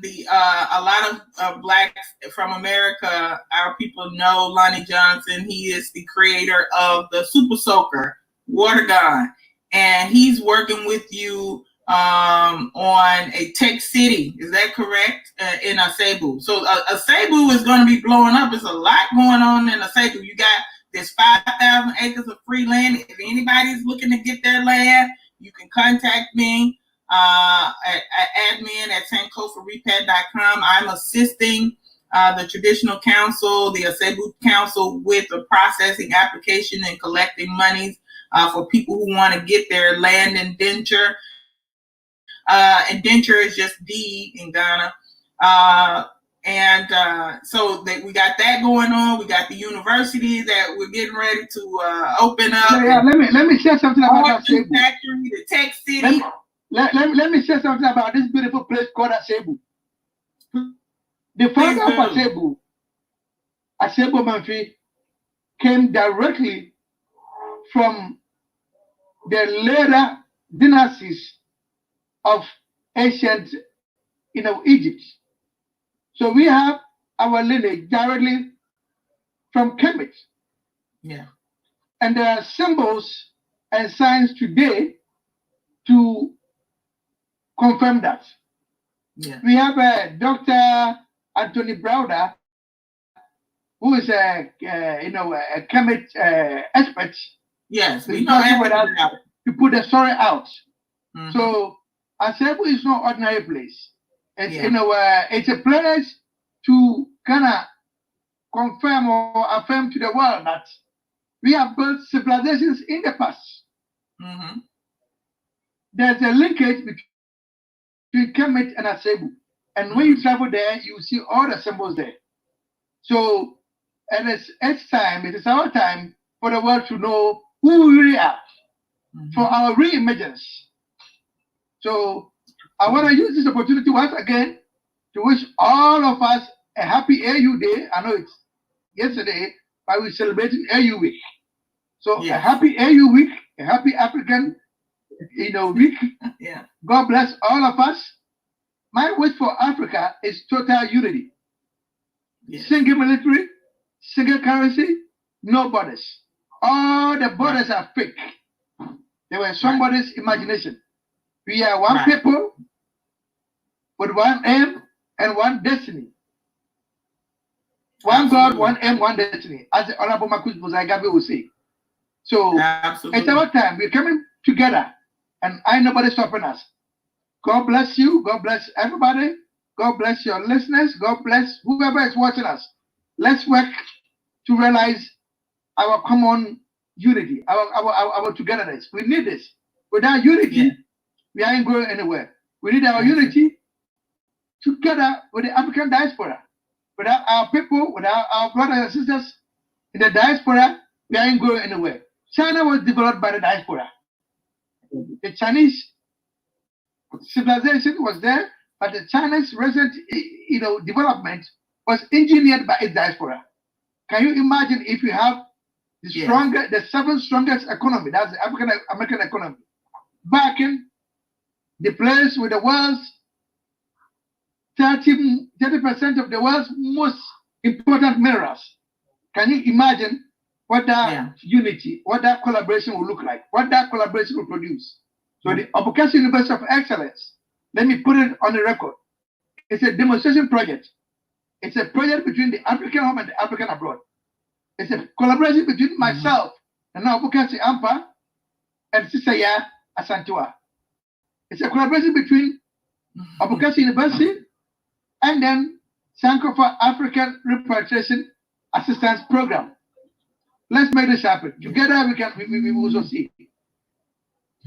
Absolutely, absolutely. And before we let you go, I want you to talk to those in the diaspora and that say that continental Africans don't see us as Africans, or they don't want us to come. Speak to those people directly before you go. That is a complete lie. That is one of the propaganda that they sold to us, and then we almost bought into it, because they are afraid that our unity will mean their doom. Now, in the same way as they preach to us in Africa through their media, we need to create our own media, like you're doing right now. As they used to preach to us, hey, the African American is violent, the African American is lazy, the African American is this, is that. It's all lies. Not showing our brothers and sisters here are aerospace engineers. They are nurses. They are attorneys like yourself. They are psychologists. They are doing amazing stuff. We didn't know all this. The same way they said Africans are living on trees. Africans don't want to take their shower. Do I look like somebody who hasn't taken a shower? Right. That's a lie. So I know, right? We don't need to buy into them. We don't need to buy into them. My biggest challenge is that when there's a Chinese man who has lived in America for 400 years, and a Chinese man comes today, he's Chinese. But when an African comes from the motherland today, it's African, and an African here is African American. We need to do away with all the barriers. When I say African unity, I mean we are African. I ain't nothing like African American. I ain't nothing like Nigerian. We are African. Period. I ain't nothing like Ghanaian. We are Africans. That sends a fear into them, and it's a challenge. We need to be able to sell that to our people. Thank you very much. God bless you for the amazing work you're doing. God bless you. Thank you, Nana. Give it up. Give it up. All right, Nana. All right. Thank you, Nana. Enjoy the rest of your day. I'll be talking to you soon. Okay. Bye-bye. Okay. Bye-bye. Shalom. All right. Woo! Oh my God. Yeah, we got time. Next guest getting ready to come on. Let's get this. Take care of here. All right. Yeah. Dear Sister Akosua, Boateng, in Ghana, by way of Massachusetts, by way of Mississippi. What's up, homegirl, homie? See, this Mississippi finest right here. Y'all got two Mississippi girls. How are you? I'm fine. How are you, my dear? That's right. And we come in the spirit of Fannie Lou Hamer. So bringing it. Oh, yes. Ida B. Wells, Fannie Lou Hamer, all of them. Yes, yes, yes. Mary McLeod Bethune, yes. Yes, ma'am. Sis, what's going on in Ghana, girl? You know I'm hating. I'm so jealous right now. I told Can you hear me? Huh? Mm. Say what? Can you hear me? I told Sister Akosua that as soon as these flights open up, she got to move over and make some room for me and the kids, because we're gonna be knocking on her door. So my house is under construction, so I got to stay somewhere. I can hear you. We got a small delay, but I'm gonna flow with it. Rock with it. Oh, it's a delay. Okay, all right. All right, sister, how you doing? What's going on? Akosua, tell our people, how long have you been traveling to Ghana? When did you start traveling to Ghana? When did you start going to Africa? First of all, you know how we do it. So,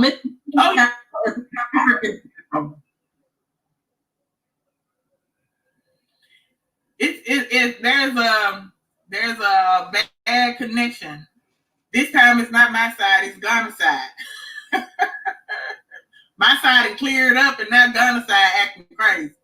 Can you hear me, sis? Sista Akosua? Oh.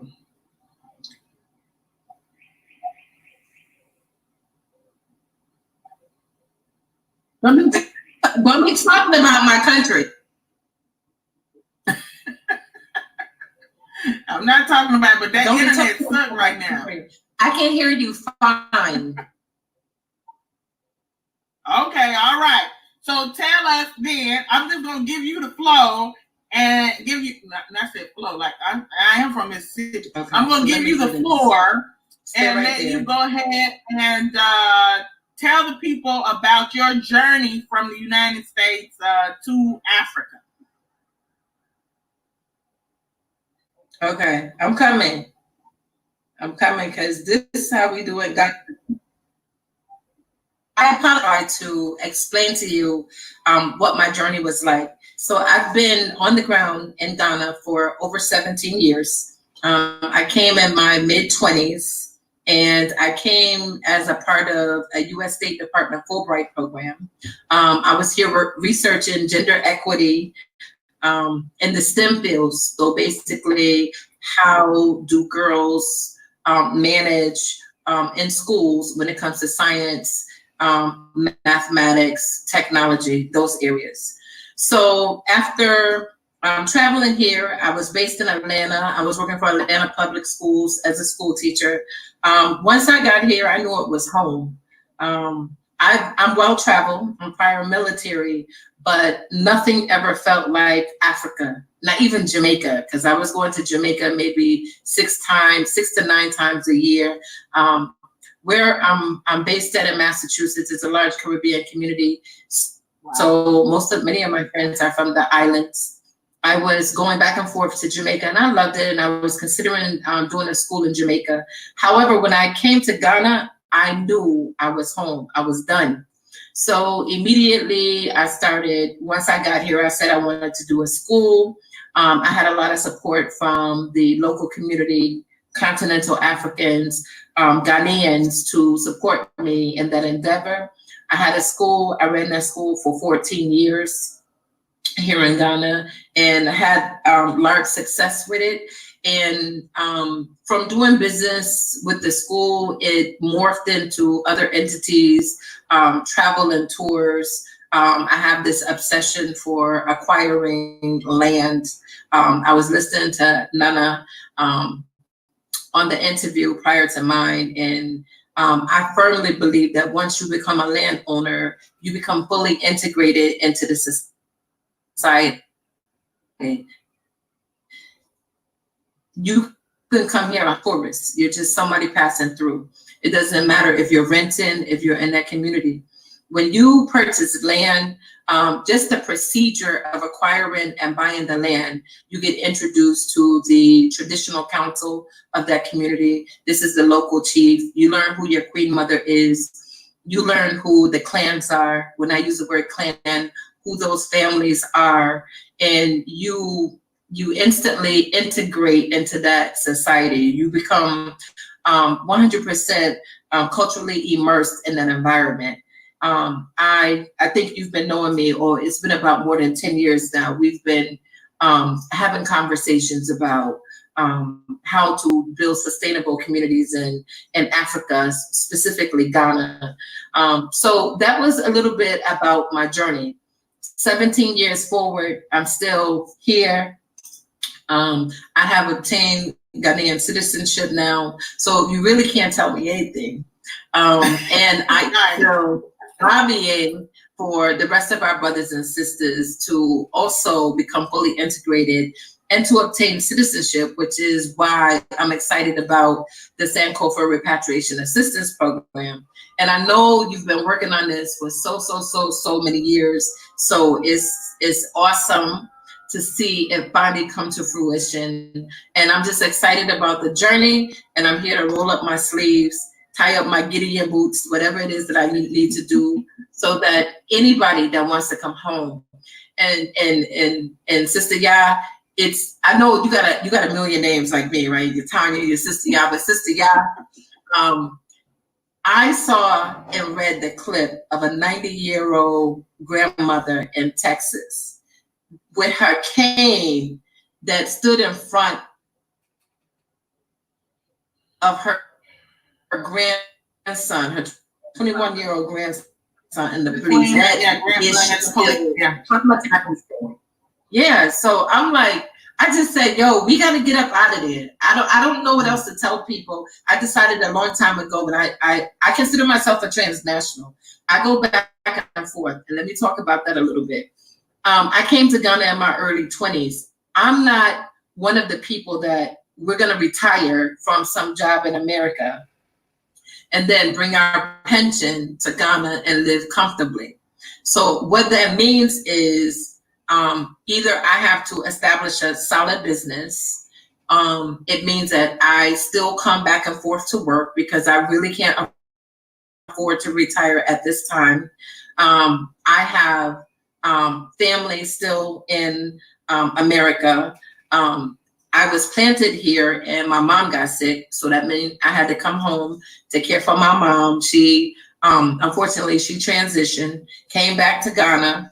A few years later, my sister got sick, had to come back home to help her with her situation. And unfortunately, she transitioned. And 5 months later is my brother. So the thing about Generation X is that we are now the caretakers of our parents. And that becomes very difficult for us to work a job, try to retire, and also try to build something in Africa. So we have to figure out very cleverly a business, quickly learn the trait of an entrepreneur and create something for ourselves, so create something sustainable for ourselves that will take us into retirement once we come to Ghana. So for me, my obsession with like buying land and learning the process has been helping in my endeavor. I'm excited about it. And I'm just here for the journey. I'm here for all of it. So, but that thing did make me upset. That watching this grandmother, this 90-year-old matriarch, stand with police with their guns drawn, I couldn't take it no more. I'm getting my son out. Everybody's coming. My son, my cousins, everybody's coming. I'm doing a trip in December. That I'm launching a new business, but in December. A lot of young people are now coming to Ghana. I remember December in Ghana used to be closed. You landed in December and it was open, right? So now everything is lit, right? Everything is popping.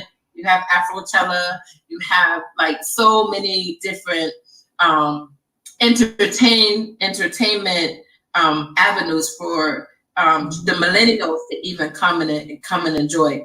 So I'm excited about that, but I'm excited about establishing a permanent base here for not just myself, but for my cousins, for my aunties, for my children, for my soon-to-be grandchildren.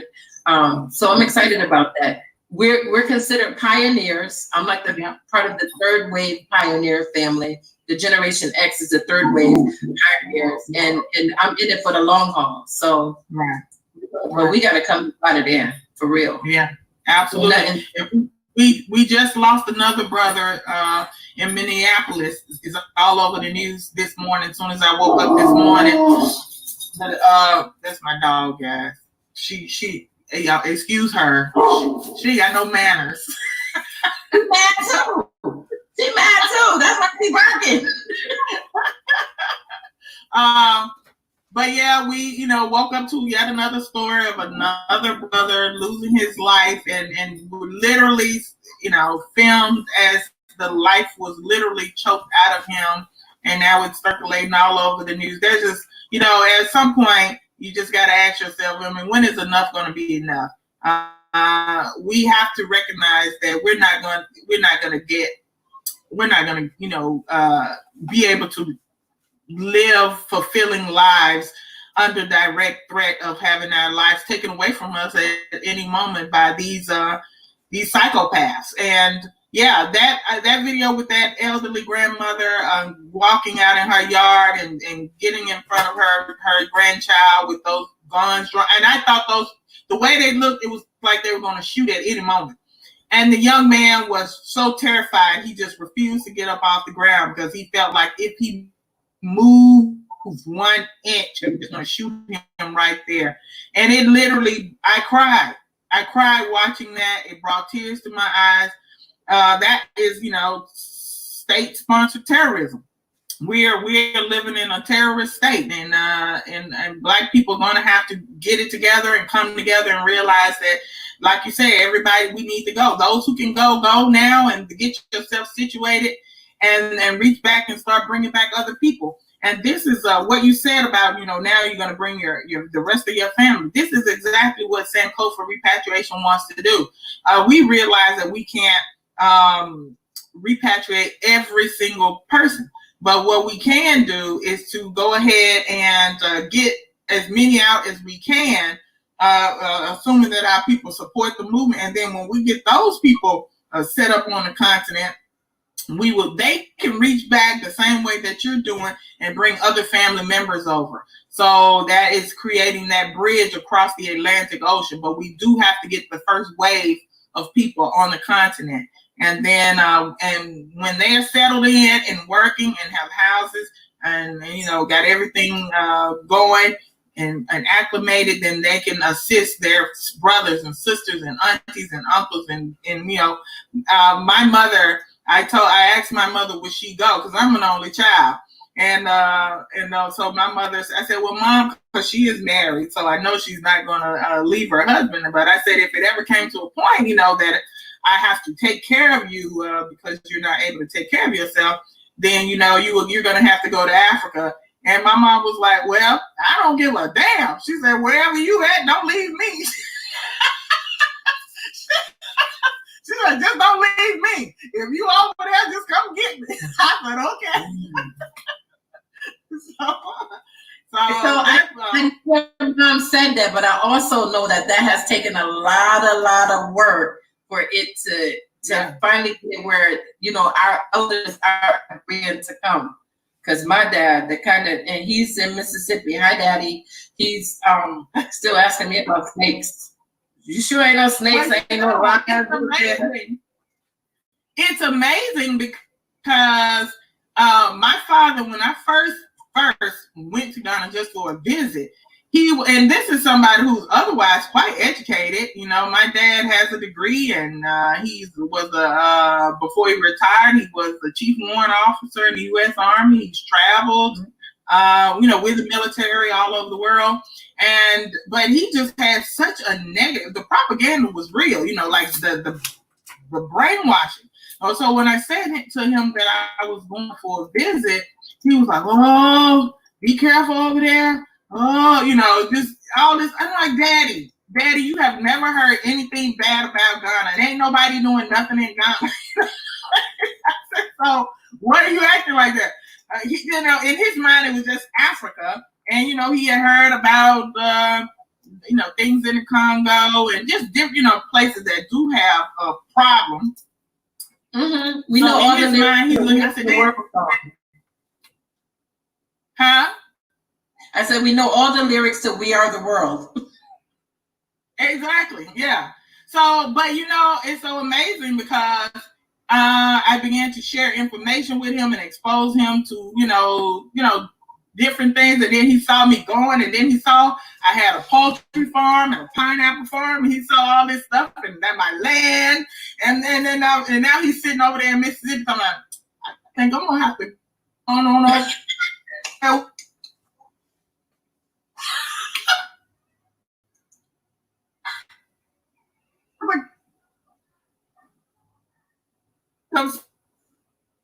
he's asking me questions from a purely different, more of, he's curious and he's interested now as opposed to before. It was just this, he had a very negative attitude about it. So yeah, I look for the day that I'm able to, at least take my parents back. When I get back over this time, I'm going to really make an effort to get them over there so they can at least visit and see.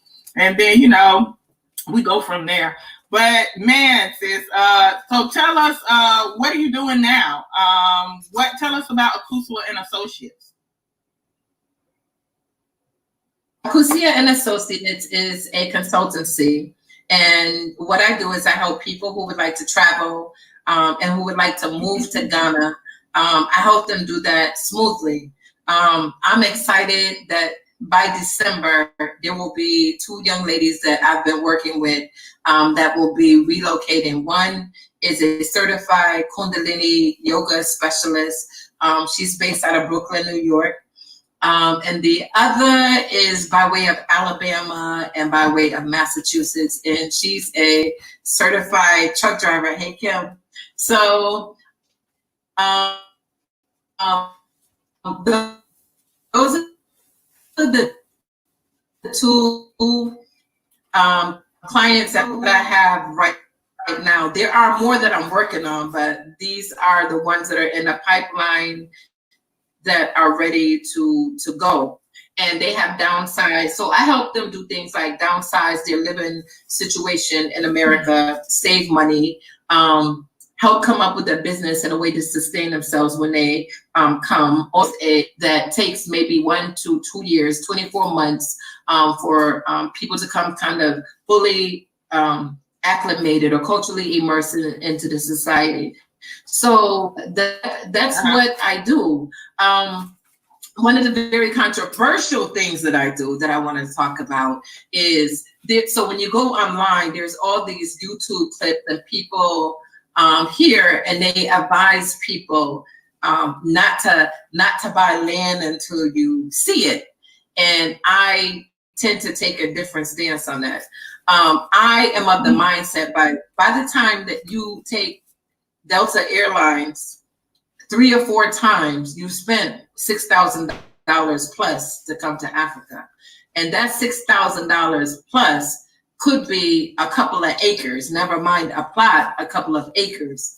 And so people tend to feel like when they get here and they see it, they like know what it is. No, you still don't know what it is. You still don't know what region it is. You still don't know like what a waterlogged property is. You still don't know like the ins and outs. You can see it, and you can also see a piece of paper, and you can meet people. There's people that make subsequent trips that get duped all the time. So what I tend to do is Akosua and Associates have created a community of trustworthy people that have been vetted. And this is the same way that I had the good fortune of coming. I was working at Atlanta Public Schools. There was a brother that was here that was also from Atlanta. He was at that time being a broker for people that wanted to sell land. And I begged him, could he find somebody that would take a payment plan? And he was like, no, we'll take payment. Me a favor and ask around. He did that favor for me. He asked around. He's the landowner in the eastern region. He's more than 100 years now. And I was able to acquire some few acres, an impressive amount of acreage of land, paying monthly from my school teacher salary. I was a 6th grade school teacher in Atlanta during that time. So I feel if that worked for me, why can't that work for other people? I totally trusted him. He had never steered me wrong and everything. Okay, this is that I knew, and I know his family. I know his mama, his sisters. It wasn't someone that I didn't know. So what I've started to concentrate on is not people that I have to sell this concept to.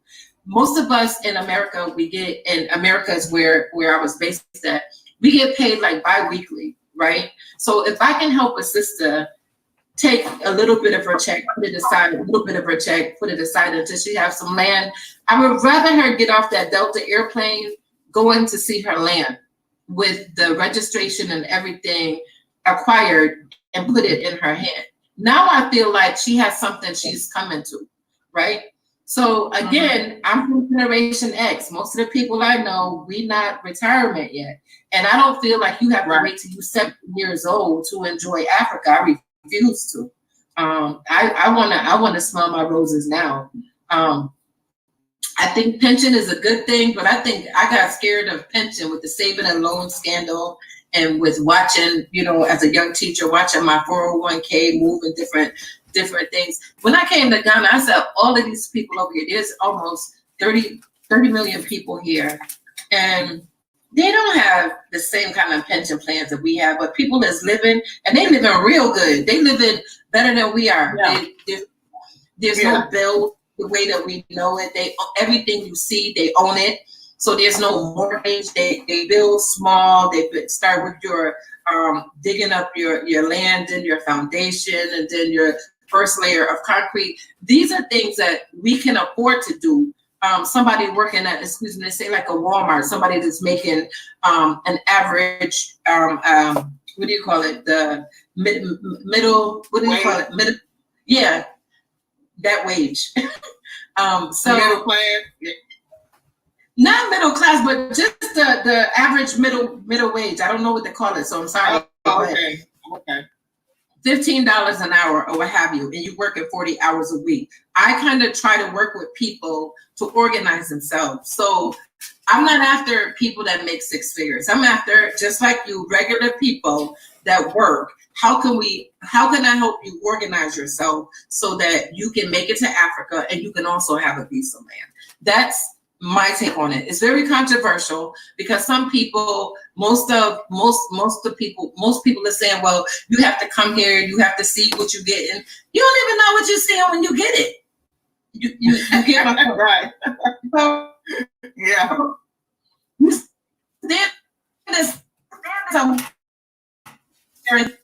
I'm telling you something, and it's the same thing. So I just tend to think I have an alternative pathway to promote land acquisition, and it's working. We win age, and we have over about 15 young people from Generation X and millennials that have bought in that last town. And we know our neighbors. We started a homeowners association already. So when everybody get their money and they start getting ready to dig up their lands, there's one gentleman that lives there that he does contracting. He's aware that, okay, so what is are we gonna have sidewalks in our community? Are we gonna have a recreation area in our community? Do we have something for me, for my grandchildren to play at? All those things we can design that. You can't do that in America. I mean, right. I guess you could if based on your income, but the average person can't do that in America, where you can just come and create the community that you desire. So that is what Akosua and Associates do. I specialize in Ghana, Tanzania, and Zanzibar. And I was happy to hear somebody speaking of Zanzibar, because that thing hurts my heart every time I get on a plane and get off in Dar es Salaam and take the ferry to Zanzibar, and you don't see nothing but European people over there in droves. If I mention Zanzibar in the classroom, my kids be like, Zanzibar who? And if I'm talking to Generation above in DC, they think it's a club. No, not the Zanzibar club that used to be in DC. We're talking about Zanzibar, that country. And they have all of the huge developments. Now, many of these countries, they have different rules for foreigners. And unfortunately, we're still considered foreigners, which is why this push for citizenship is so important, and why the Exodus Alliance is so important, because it's important that when we come, we get the full privilege of be reintegrated back into African society, and they're not treating us like we're Asian, they're not treating us like we're European, they're treating us like we're here by birthright. So, that's important. So those are a few things of what I do. I pretty much have 3 parallel lives. I'm still an educator. I currently work at a university in Ghana. I still dabble in music and entertainment as a consultant. I work with a lot of the artists here, and travel and tours is big for me. I thought I was gonna have to revamp because of COVID, but very interestingly, I received a greater interest in people coming to Africa amidst the COVID crisis. So, and I was like, I had to slow down the process. I was like, wait a minute, I haven't even given you all the information.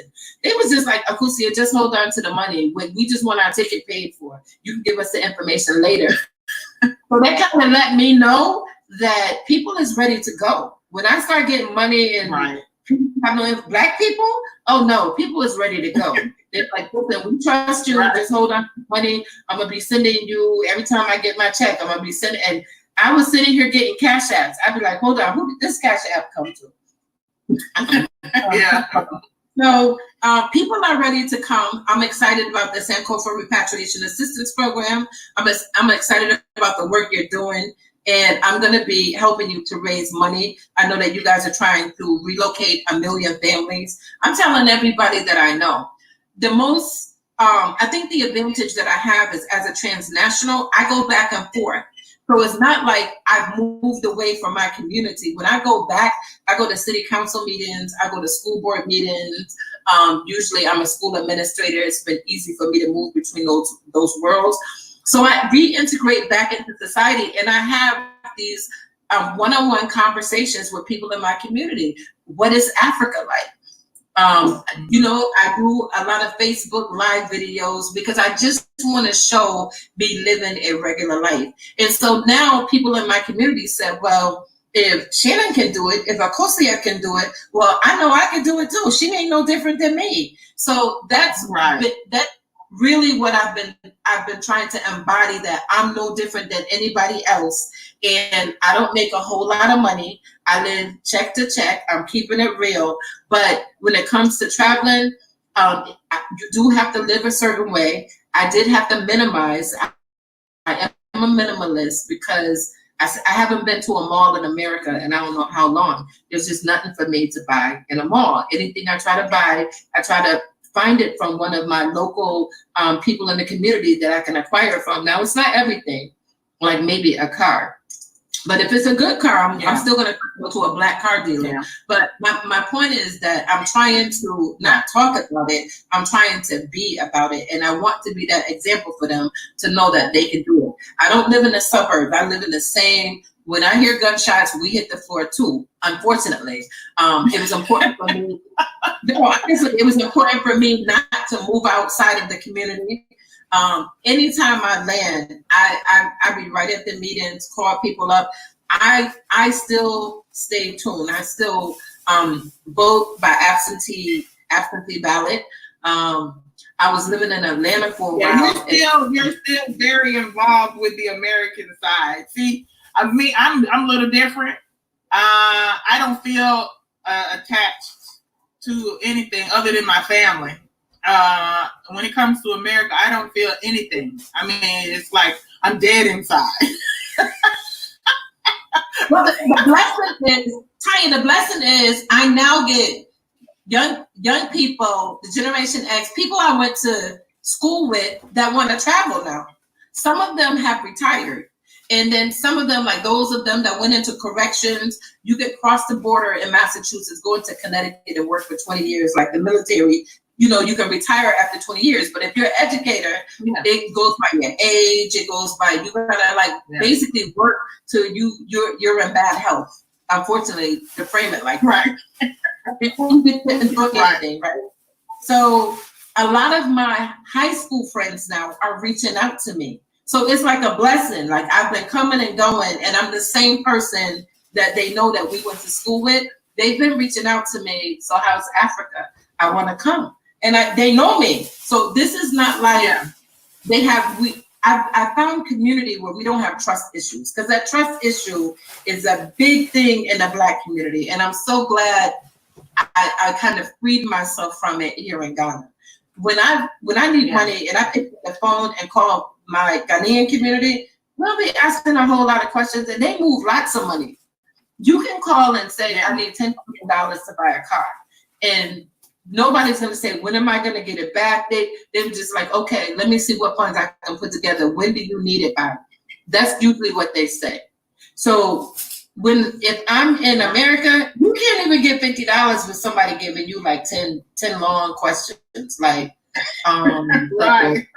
What you need the $20, what you need the $50 for? And I'm just like, okay. So when I started, I'm telling you, what you're saying is true. I've seen, particularly within the Ghanaian community, and I think it's across the board with African culture, if somebody dies, it's nothing for that community to come together. I'm talking here. I mean, and come up with $10,000, $15,000, $20,000 in a matter of days. Days. They do that for each other. I got to say, I got to give it to them now. You can say what you want, but they for me. each other in terms of need. They did it for me. Yeah, that's when I had integrated into society. When they were looking for me to give me, most people they give gifts of $500 for funerals, so 500 or more. Yeah. So they did it for me. So I've experienced that. But my friends in group economics, they do sue all that. They do it. All of it. And it's when I come to try to introduce these concepts when I come home, it's still very foreign. And I understand where it comes from because there's a historical context in terms of why we don't trust each other the way we did. It took me a while to kind of grasp understanding it and accepting it, but I'm still a champion of us breaking out of those breaking out of that unfortunate mindset and really concentrating on cooperative economics. I remember I was looking at something. This was in 2012. You remember we had a little women's group and you had collected all this money and you was holding the money, but we couldn't agree what we wanted to do. But I was so excited because at least we let the money go. Like, you know, that was a good problem to have. We can't decide what to do. That's a better problem than we don't have the money. Yeah. So I knew then that I was developing a community outside of what I knew in America when I was getting with groups of women I didn't know, and we were just able to raise money. And then I think, you know, we wanted to do aquaponics, agriculture, and it was cool because we were trying. And to bring it fast forward to see you here in 2020 with the Sankofa Repatriation Assistance Program, I'm like proud of you because I was thinking you've been at this for a long time. So it's not like you woke up yesterday and just decided, okay, we're gonna move 1 million families. And I think I want to hear you tell more of that story because some people who don't know you may feel like, oh, you woke up and you just want to be collecting money. Nah, when I look back at, I don't even emails. When I look back at our emails, these emails from 2011, 2010, and we was talking, we had the same ideas. So I'm excited to be here, a part of Sankofa Repatriation Assistance Program. I will say if there's anybody that, I kind of specialize in women because that's the work that I do. That's my gift. I want to work with women who are serious, who don't know maybe who to turn to, their left, their right. I'm here and I'm an example. I was a single mom when I first came to. Can you give them your contacts if they're asking? Oh, sure. Akosua.associates@gmail.com. And you can also reach out to Sister Ya. She can always direct you to me. But it's Akosua, I think it's spelled on your screen, .associates@gmail.com. And if you reach out to me, give me a few days because I get a lot of emails and people be thinking you're supposed to respond like 2 minutes from when they send it. I'm Generation X. I'm still kind of figuring out technology. Seriously. But what I wanted to say is I came as it's a lot. It's overwhelming, and I don't want people to think that I'm ignoring, but man, it's a lot of y'all. I mean, yeah. And I like talking to people. I'm old school. I like to know. I still gotta cook and clean and feed my husband and my kids. In some words, but I do today. My wifely and motherly duties. Yeah. So so the one thing I wanted to say is that I got my next guest, PhuCha. We appreciate joining us today, sis. I'll be in touch. All right, dear. Love you. Talk to you later. Okay, bye, Tanya. Bye-bye. All right. Woo! House of there.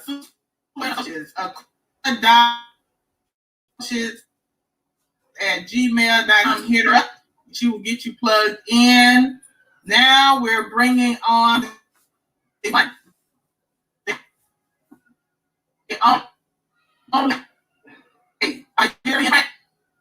It's going in and out on your end.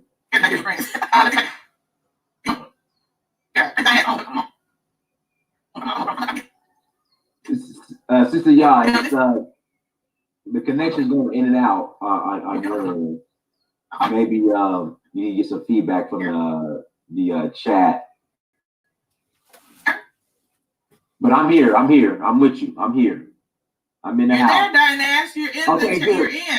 Yeah, we're good. Everyone. But I don't see you though. I'm here. I see you. I guess press one. Press y'all one. see Dynast? I see you just fine.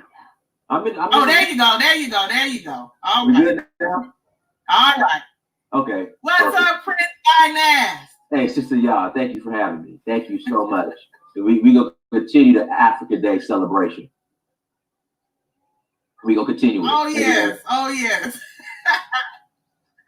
Yes, ma'am. Absolutely, brother. I'm gonna party. I'm gonna celebrate African Liberation Day all week. So yesterday and today's just, how you doing, brother? I'm good, man. Just it's kind of foggy out here in Atlanta, but I'm ready to hit the continent once they open things back up. So I'm looking forward to that. Thank you for having me, everyone in the chat room. Thank you for joining us. Make sure you guys hit that like button, subscribe, and all that good stuff, and share this content because there's people out there that find value in what we do. So don't be stingy with the content. It's free to share. It's free. So yes. Thank you. I haven't even mentioned that. Please go to YouTube and do what the brother asked. We would appreciate that. It helps get our numbers up and get us seen. Get us a wider audience and everything like that. So please do and spread the message of what we're trying to do. Brother, tell our brothers and sisters. I know I can't imagine that there's any of these hundreds and hundreds of people who don't know Prince Dynast Amir. I can't imagine that it's possible. But just in case there may be one weirdo. Tell us about Prince Dynast Amir and your how do you end up a lover of the African continent? That so much so that you can't get enough. You itching to get back. Itching to get back. Everybody, I'm Prince Dynast Amir. I operate a platform called it's Search of Uhuru. It's Search for Uhuru on YouTube, and basically by fate, in 2011, I was supposed to go to Brazil and partake in adult activities, but that fell through. So a friend of mine was like, "Hey, Dynast, go to Tanzania. Go check out East Africa." So I did, and I fell in love with the continent. So been going back and forth ever since then, and documenting my journey and my growth on the continent, and and now we're here. Wish I was actually supposed to be there 2-3 weeks ago, but that got canceled because of the whole coronavirus situation. But actually, it worked out because I'm getting a lot of work done, while I'm at home and being productive. So it's all not for naught. So plan on going back in August. So crossing fingers that we get the green light to they open things back up. So like I said, I'm looking forward to it. And yeah, just happy Africa Day, everybody. Or day after Africa Day. Or every day. Here we go. Every day is Africa Day. There we go. Absolutely. Every day. Every day is Africa Day. Right. Absolutely. Now, Prince Dynast, tell us about obtaining Nigerian citizenship and tell us how you became a prince in Nigeria. Yeah, so I'm linked to Nigeria via DNA, and it was discovered, you know, where in Nigeria my ancestors came from. So, you know, I was in that particular kingdom, Oruwo. You guys are all invited in Osun State. You know, everyone's invited to come visit. And, you know, basically my Oba Adeyemi Adeyaju, I'm sorry, my Oba, I'm Oba, my Oba, my king, Adeyemi Adeyaju said, hey, look, your ancestors left here as royalty. You're back home now, so you're coming back to claim the throne. So beautiful, beautiful. And so tell me, is that how you were able to opt Nigerian citizenship? Is it easy for any of our people that want to get Nigerian citizenship? I wouldn't say it's easy, but definitely with my connection, that's how I was able to get it by. You know, I wouldn't say it's easy. So, but yeah, with my connection, that's how I was able to get it. With my roots being in Nigeria, being from Nigeria, so yes. Oh, okay. All right. Well, I want to add Brother RJ to the live stream because I've been sitting here since 12 and I need to go to the little girls' room. Okay. So, let me get him in here and he will chit chat with you while I go do my thing. I will be returning back with you all shortly. Man, this is like I forgot what was the United Negro College Fund when they used to have the all-day marathon. Marathons for yeah. I can hear you fine. Can you hear me? Dynast, I can't hear you, man. Can you hear me? I hear you fine. Oh man, I can't hear you at all. 1 second. And I can hear you from the live though. I just can't hear you myself. Oh man. Audio. My audio. Oh man, say something. Test. Can you hear me now? Oh man, I can't hear you. Can you guys can hear me okay? Yeah, I hear you fine. Oh, man, it looks like it's like yours is like on mute to me or something. Yeah, I hear you fine. But I'm here, King RJ Madhi. Sister, yeah, can you check on Dynast's audio? Yeah, Sister, you can hear me fine, can you?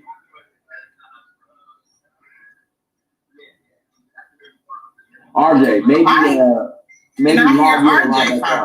Yeah, RJ, maybe log in. And I hear Dynast when I listen to it on the YouTube, but just not in the. Yeah, I was gonna say maybe log in, log out, and come back in.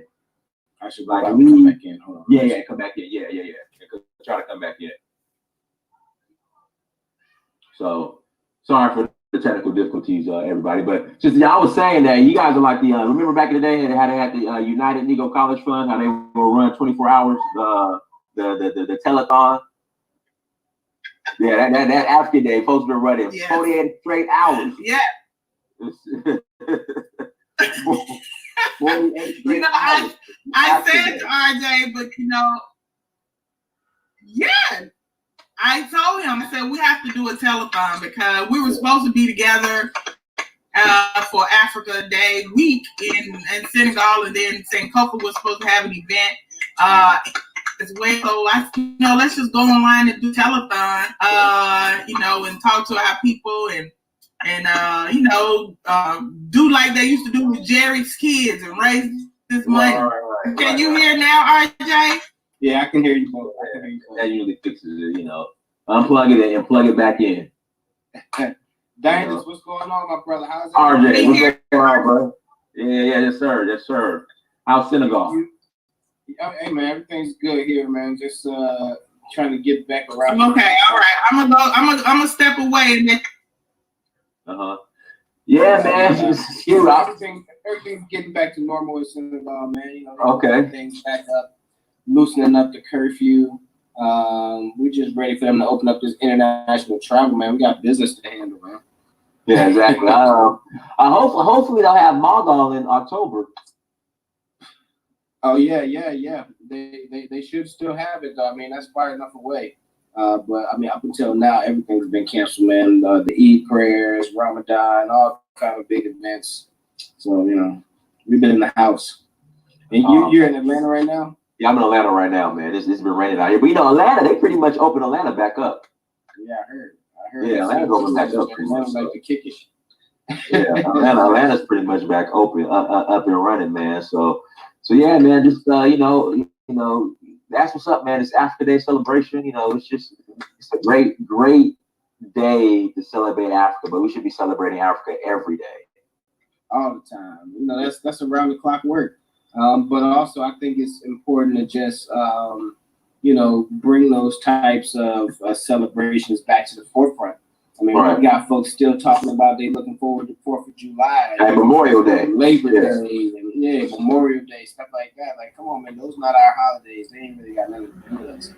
We got to make sure that we, you know, celebrate the ones that are honoring our greats and representing our continent. So we got to give that same amount of energy towards, you know, stuff like Africa Day, man. That's us.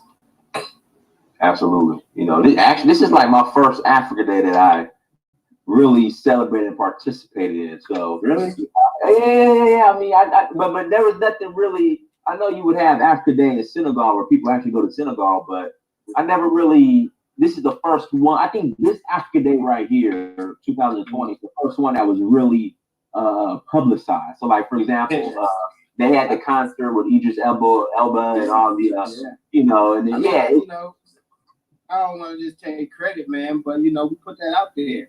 Yeah, you know, we put that out there on the forefront, you know, on a lot of big channels and on a lot of big networks, and kept pushing it until people understood that even if y'all don't do this with us, y'all still need to recognize this day. You know what I'm saying? So, you know, everybody's not going to make it onto just our stream or our project or come to our event. But we just push it to the point where it's like, yo, let's make this the new norm. Let's make this to the point where, like, everybody everywhere is doing something to contribute to this day. And, I mean, I saw the reflection of it, you know, even in my news feed, you know. People sharing Happy Africa Day 2020 like crazy. You know, people who don't generally even you know, do too much involved with the continent, but they were, you know, you could tell that it came to the forefront to where people are knowing that it's something that should be celebrated. You know, so we gotta keep stuff like that going, man. I mean, when it's something for us, we gotta give it just as much power and just as much energy as we give, you know, all these things for them and for, you know, other folks. Yeah, so as far as you know, people relocating to Africa and, you know, people who are on the fence in regards to coming back. What are your thoughts on that, RJ? I mean, most folks are ready. You know, I mean, it's just the point where people see it as necessary. You know, there are some people who notice, even in other times, you know, in regular times, you got 5% of people who notice all the time. I need to connect with my continent. But it's during times like this when there are, you know, widespread adversity, widespread oppression, widespread economic failure, widespread, you know, medical malpractice, right? You've got all these widespread negatives. I think people start to see it a lot more. So now it's not just that 5% that used to notice it before. Now it's, you know, 35, 40%. You know, and it includes people who never even thought about the continent before, but because of all of the widespread negatives going on right now, it's something that had to, you know, jump in their mind as a solution or alternative. So now you're just finding people who are like, yo, I can't live like this no more. I can't live in this trauma. I can't live in this, environment where there's always these types of mishaps, mass shootings, and all kinds of calamities and ongoing wars and, you know, racism around the clock. There's just so much going on that people right now, they're through with it and they're ready for an alternative. And because Africa is on the world stage right now, you know, it's the next best place. And so, you know, we've been saying that for years, but You know, sometimes it takes a little push for people to really understand why it's important. I think they got that push now. All right, RJ, how do you think the situation is going to end here in America? Like, what do you see? I mean, I think America's really just atoning for, you know, the hundreds of years of mishandling its economic and diplomatic and social affairs. And it's just coming to a point where now it has to pay for those you know, mistakes or those mishaps or that behavior. So for instance, with the racism, you know, that thing has been a part of America since day one. Right. Malcolm X say racism is as American as cherry pie, right?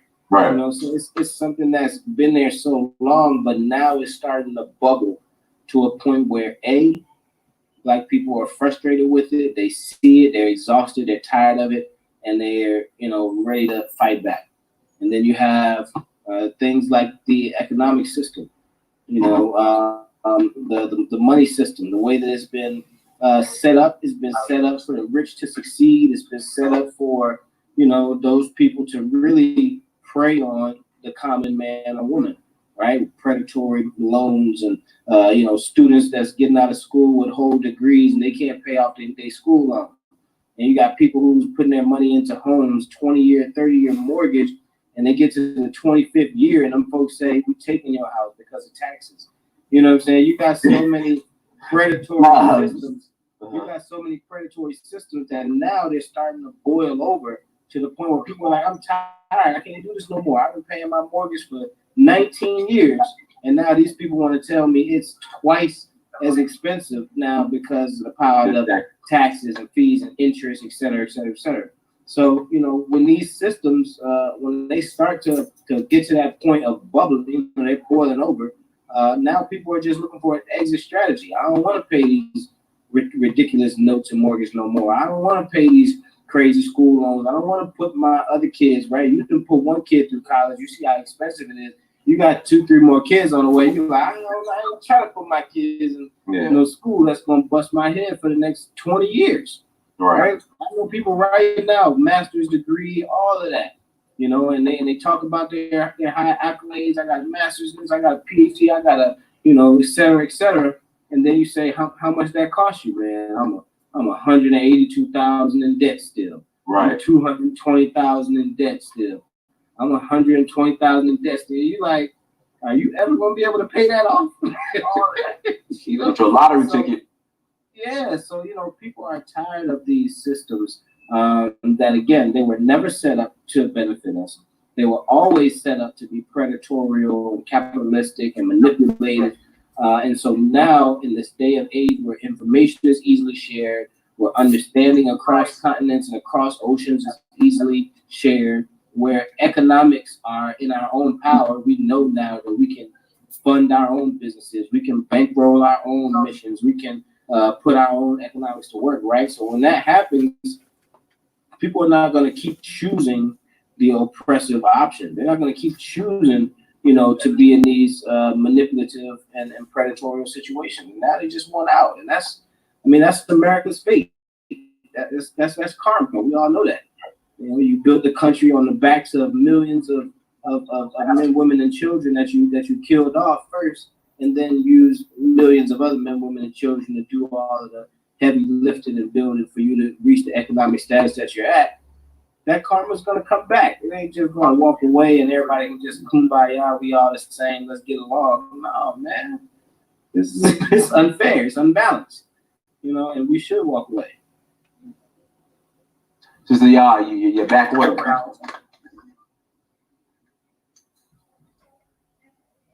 Sister, you there? Like she frozen. Yeah. Yeah, man. I can't wait to get back to Senegal, man. I cannot wait to get back. You know, like I said, I'm supposed to be there in October, but was that passion juice? Yeah, man. Pressure. Yeah. Okay. Yeah, man. I just can't wait to get back and give me my dibby and my BSAP I might do some divvy tonight, man. That sounds good. I wonder if the spots are back open. They closed for Ramadan and lockdown. Oh yeah. 2 months without no real good out food, you know. But I think everything's open back up now. Are you still in Madhi? Yeah. How's the Dream? Did they have to shut down too? They were shut down, but they're back open now too. They opened up a couple of weeks ago. They're getting their crowd back. Everybody's starting to slowly come outside and get back to the usual activities though. They were packed at the night before. It's just crazy how something that affects the West can have such an impact on Africa. Because I mean, how many cases were there in Senegal as far as COVID? I'm not even sure at this point though, but over 1,000. I mean, that's relatively not a lot. You know.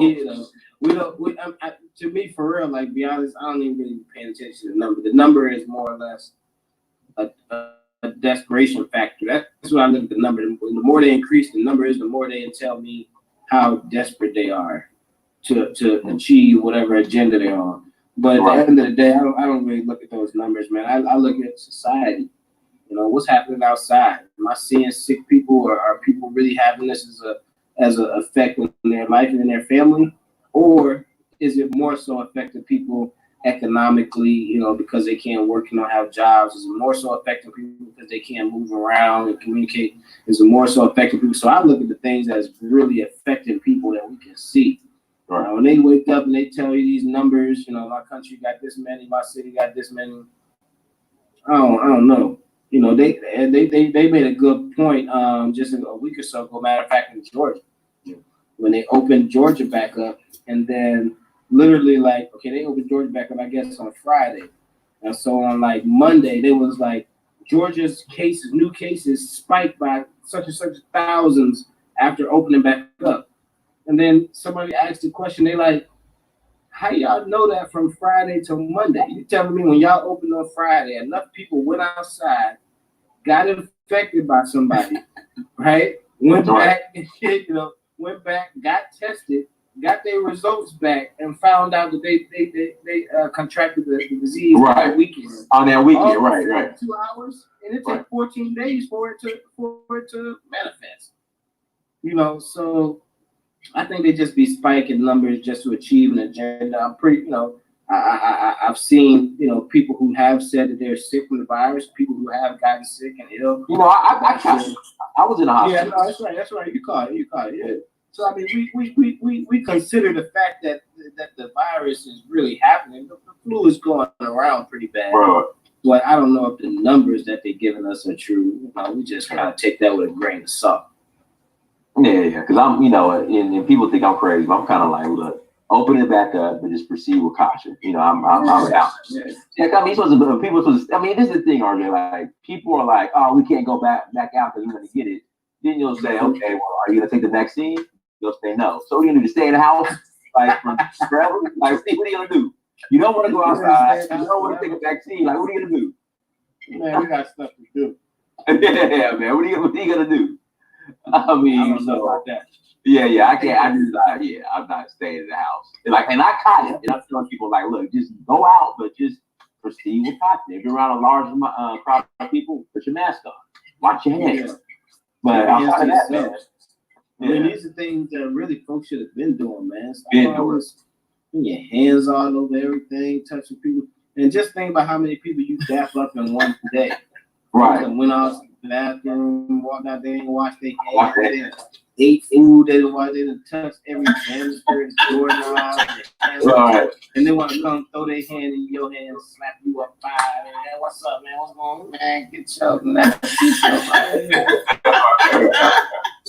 At least now people know, wash your hands, keep your hands to yourself. Right. Like, you know, sometimes you got to teach people hygiene, man. Take extreme measures, man. Let's see here. Sister, how's everything going on that side? Fortunately, we women, we don't be dapping each other like right. All is well, brother. All is well. Just wanted to remind our people to please donate. We got to keep reminding them that if they want to go home, they got the support now. Right. Yeah. So y'all see that ticker down there. Think about this Exodus Alliance. I think you got enough to support yourself to get home. Give or donate so to help somebody else that can. And that's really what this is all about, because we got tons of people signed. We got hundreds of people already in our repatriation investment club that are ready to pay for their trip home.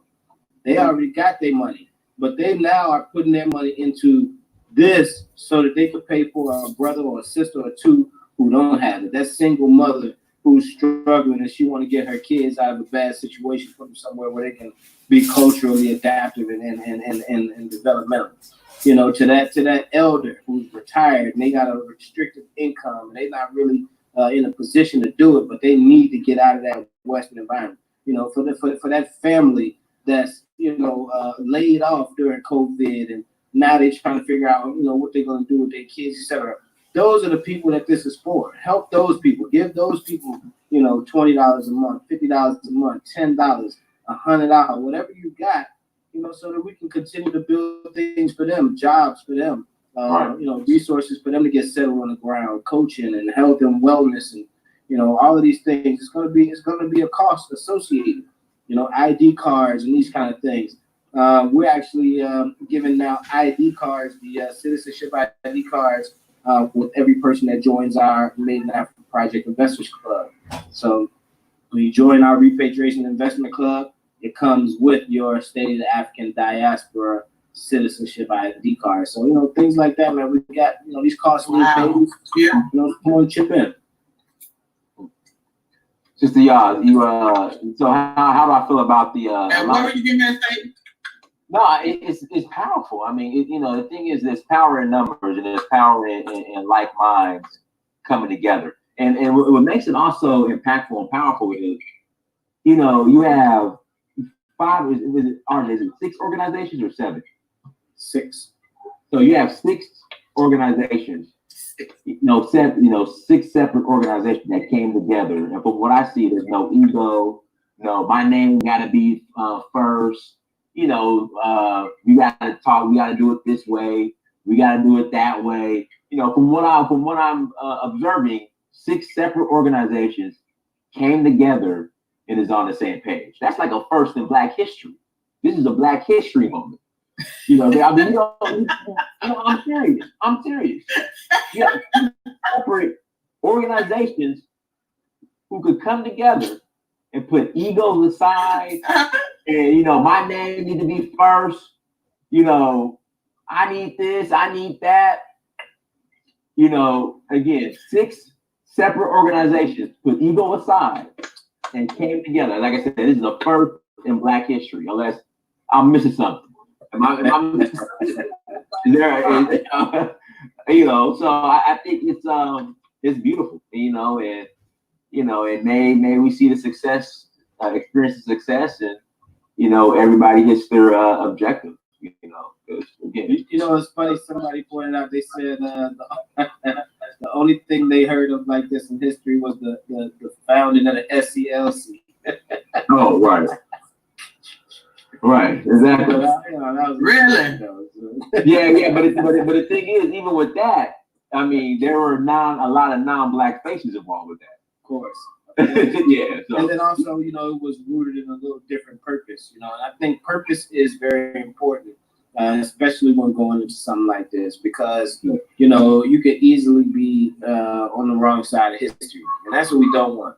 Right. You know what I'm saying? So we want to make sure that when we put our minds together, this collectively is for a real sustainable plan. Like, it's not just something that we willing to walk away from. It's not something that we're unsure about. It's not something that we're uneducated about. It's not something, you know, we're not just putting our name on the dotted line just because.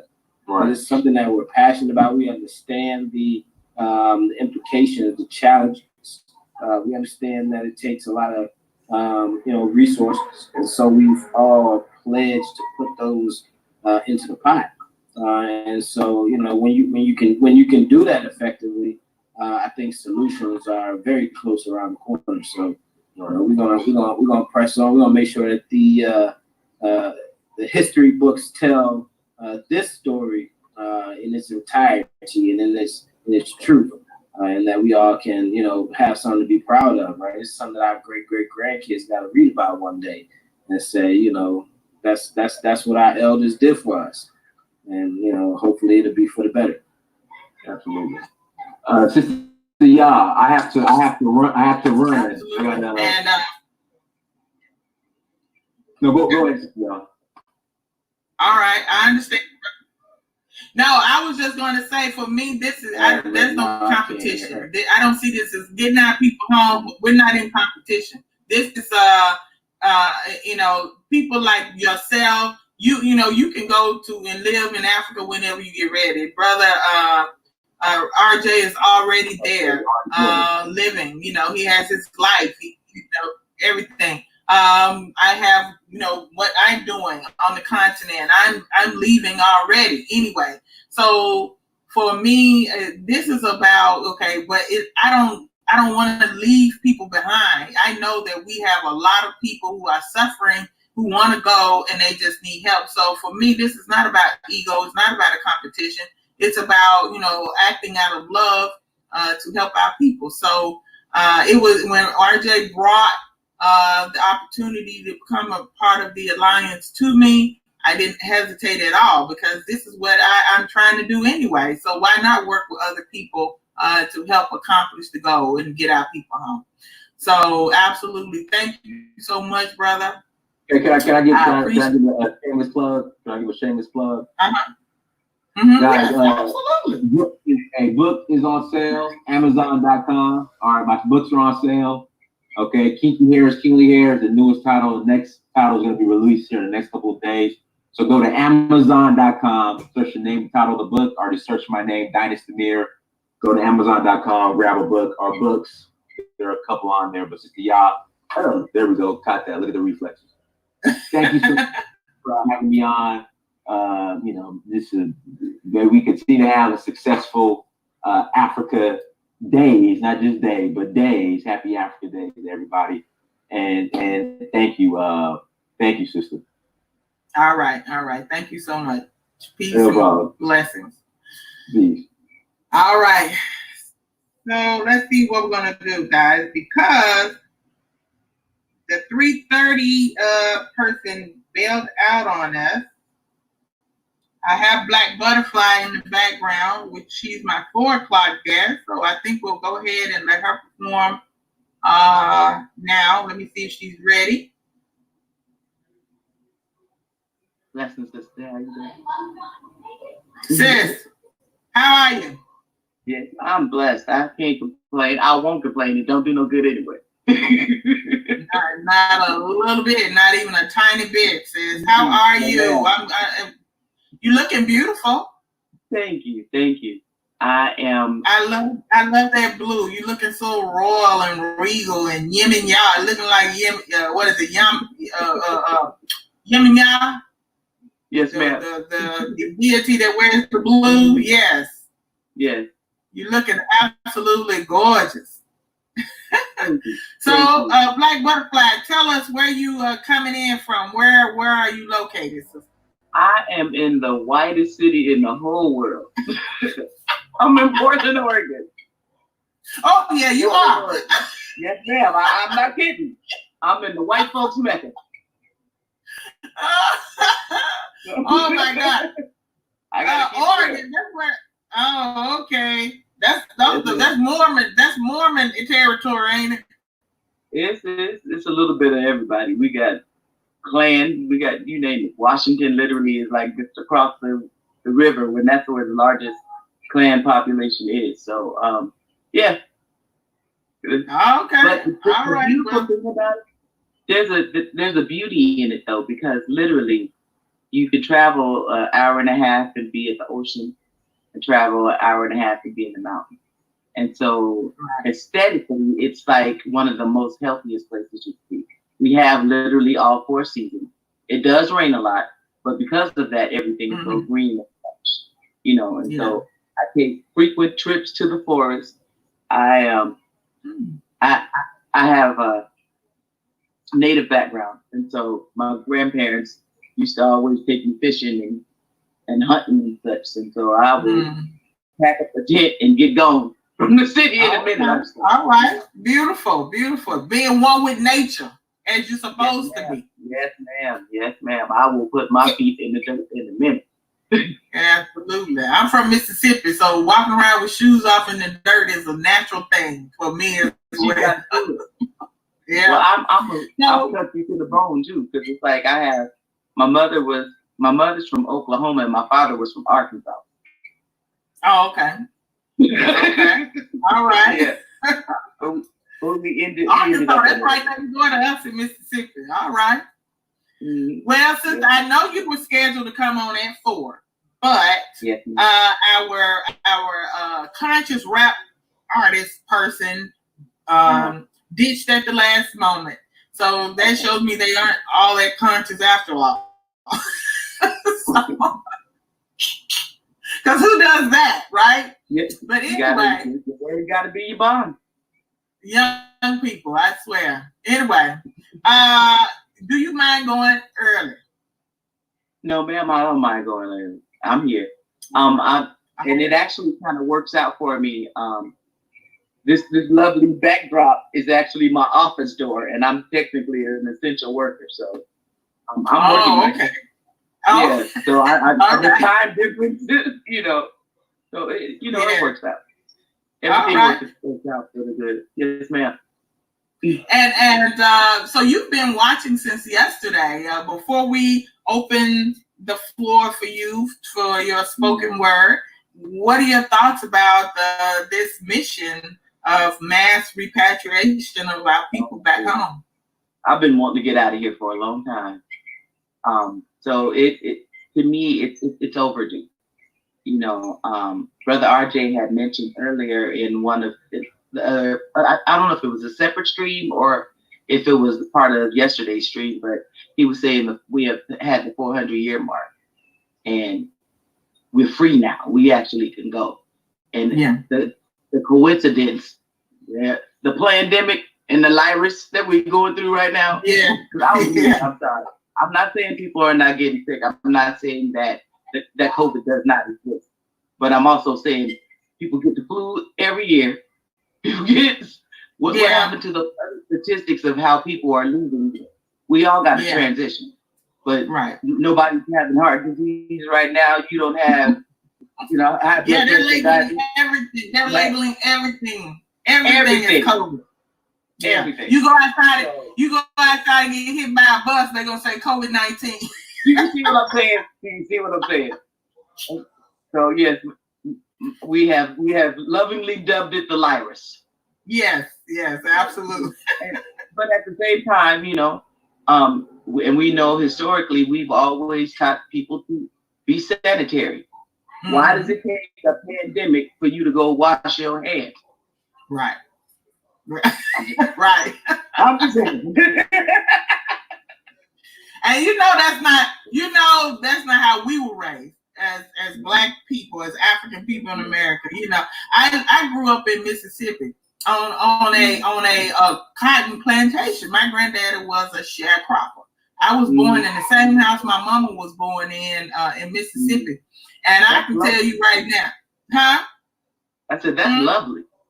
Yeah, that's lovely. I was delivered by a midwife in the house, same bed my own mama was born. So, but listen, my grandmother, it was so many of us grandkids and stuff, we didn't have no doggone dirt in the yard, so we'd be running around. We didn't have no grass, it was just dirt. We done walked all the grass down to the grass, so it's just dirt. But my aunties, who at that time were teens, older teens, and my grandma, they would literally go outside and sweep the dirt, like get outside and sweep the yard. And I never knew what that was about until I moved to Africa and I would see people out there sweeping the dirt. So I was like, okay.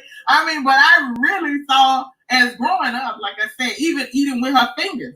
My grandmother used to eat with her fingers, and you know, we were taught growing up in school you don't eat with your fingers and stuff like that. But when I go to Africa, everybody eats with their fingers. You know, but my grandmother get that bowl for collard greens and cornbread.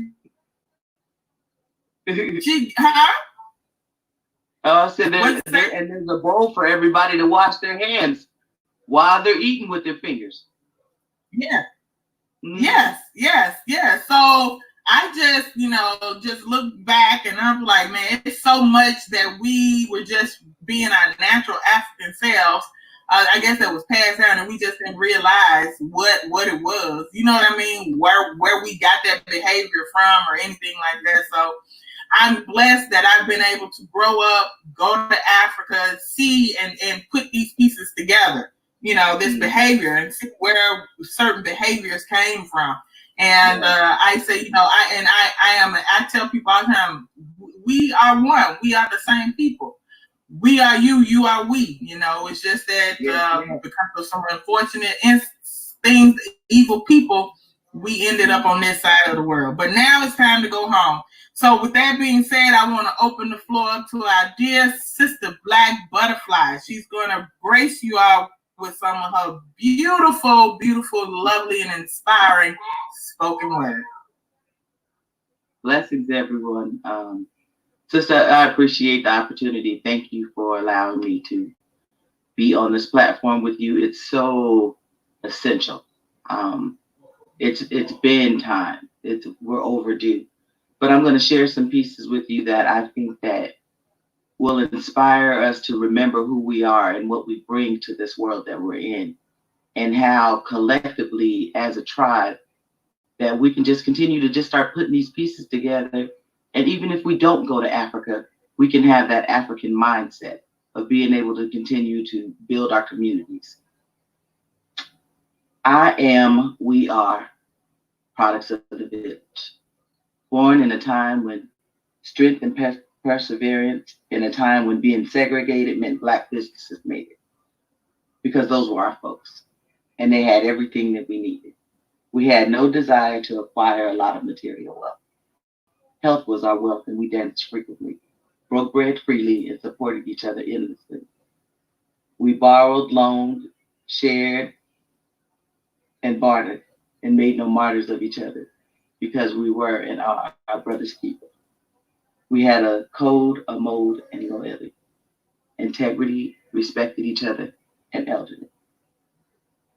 Traded our freedom to become a celebrity. Are you kidding me? See, that type of freedom ain't free. See, that type of freedom ain't free. I just released a new album called Soul Warrior. And please excuse me if my energy is a little bit low. We are in the midst of Africa Day and celebrating that. We literally just passed Memorial Day. And I've had a lot of transition that has happened in the last 3 months, literally like back to back to back to back. So we just have to remember that we have to come here and do what we have to do before it's time for us to leave. And remember that the world will not be the same place that it would be if you weren't in it. So you got to remember who you are and why you came. But this piece is called What Does It Take? I had a conversation with a young lady the other day, and the topic in the convo disturbed me. I had a hard time sleeping. The conversation kept repeating like an echo in my dreams. The conversation was about the failing system of education and respect, and the lack of intellect of the younger generation / nation.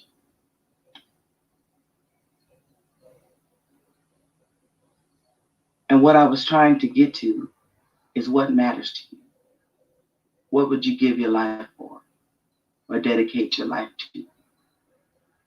So what does it take to win the war when nobody knows that they're supposed to fight? Complacency and numbness has become this rope for folks to cope, the inevitable noose / rope to hang ourselves with from all the things that we have not dealt with. This generation is numb from its origins. Some from legacies of addiction, manipulation, as normality. And it's a travesty in reality. It's our past generations run from reality that us here. Systematic oppression, drug addiction, suppression of cultural identity, possession of material wealth, minimalizing spiritual health, juxtaposing views of what legacy or respect looks like to me and you. Back to the basics is always my view. What does it take to win the war when nobody knows they're supposed to fight it? What does it take? What does it take? Instruction, guidance, education, knowledge. We create. We create. Everything that we need is already available to us, in our hands, in our feet, in our minds. And we have to make sure that we bring our best selves to the community that we reside in. Excuse me.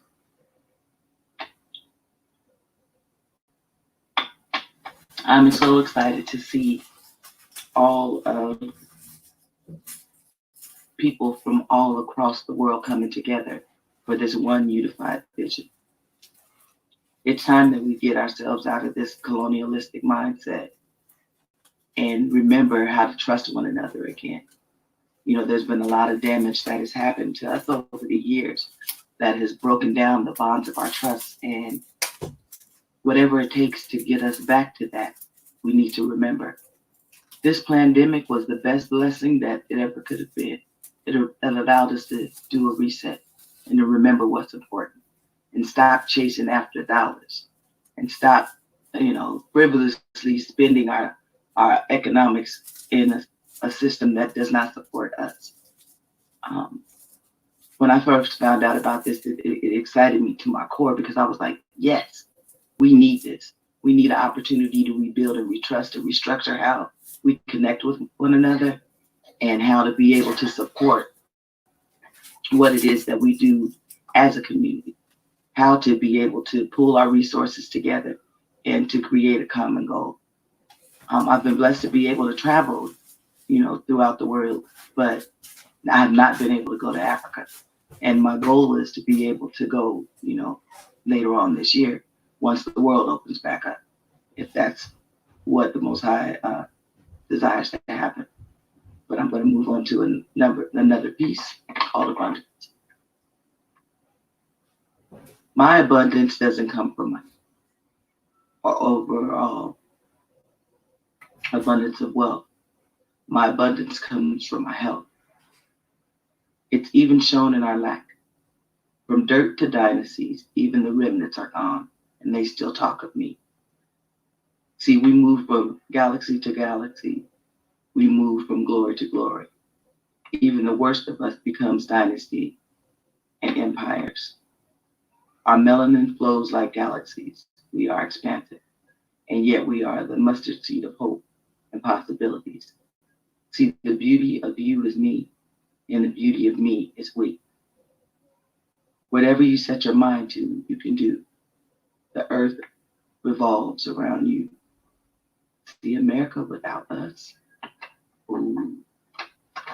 One moment, I need to step aside. As I said, I am essential worker. Somebody's knocking them off the door.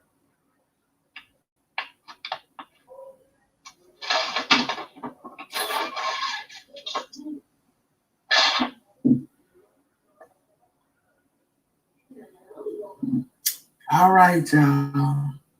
I hope you all are enjoying Black Butterfly. We're going to exercise a little bit of patience while she, handles her business. How y'all doing? Everybody okay? Cecil Johnson says the pandemic is the reset. Well, guys, listen, something ain't right with this thing. I can't put my finger on it, but something ain't right. They are lying to us for something. Yes, all right. Ma'am. Go ahead on. About that. Again, like I said, You know, it's I'm so elated about this because we need to really have an opportunity to rebuild our relationship with one another. And we talked about the trust issue. You know, I work with a coalition of sisters who right now we're working with our mental health. You know, it's like that damage we bring into those new, you know, relationships with one another. And so we already have this lack of trust, you know, and then there's the other, excuse me, the cultural sister. There was a sister that was talking about how when Africans come to America, they want to share their Africanism. And it's like, how do we disrupt that colonistic mindset that's been placed on us for so long, you know? Yeah. And what is that like? How do we rebuild? How do we repair? How do we support each other? How do we nurture one another?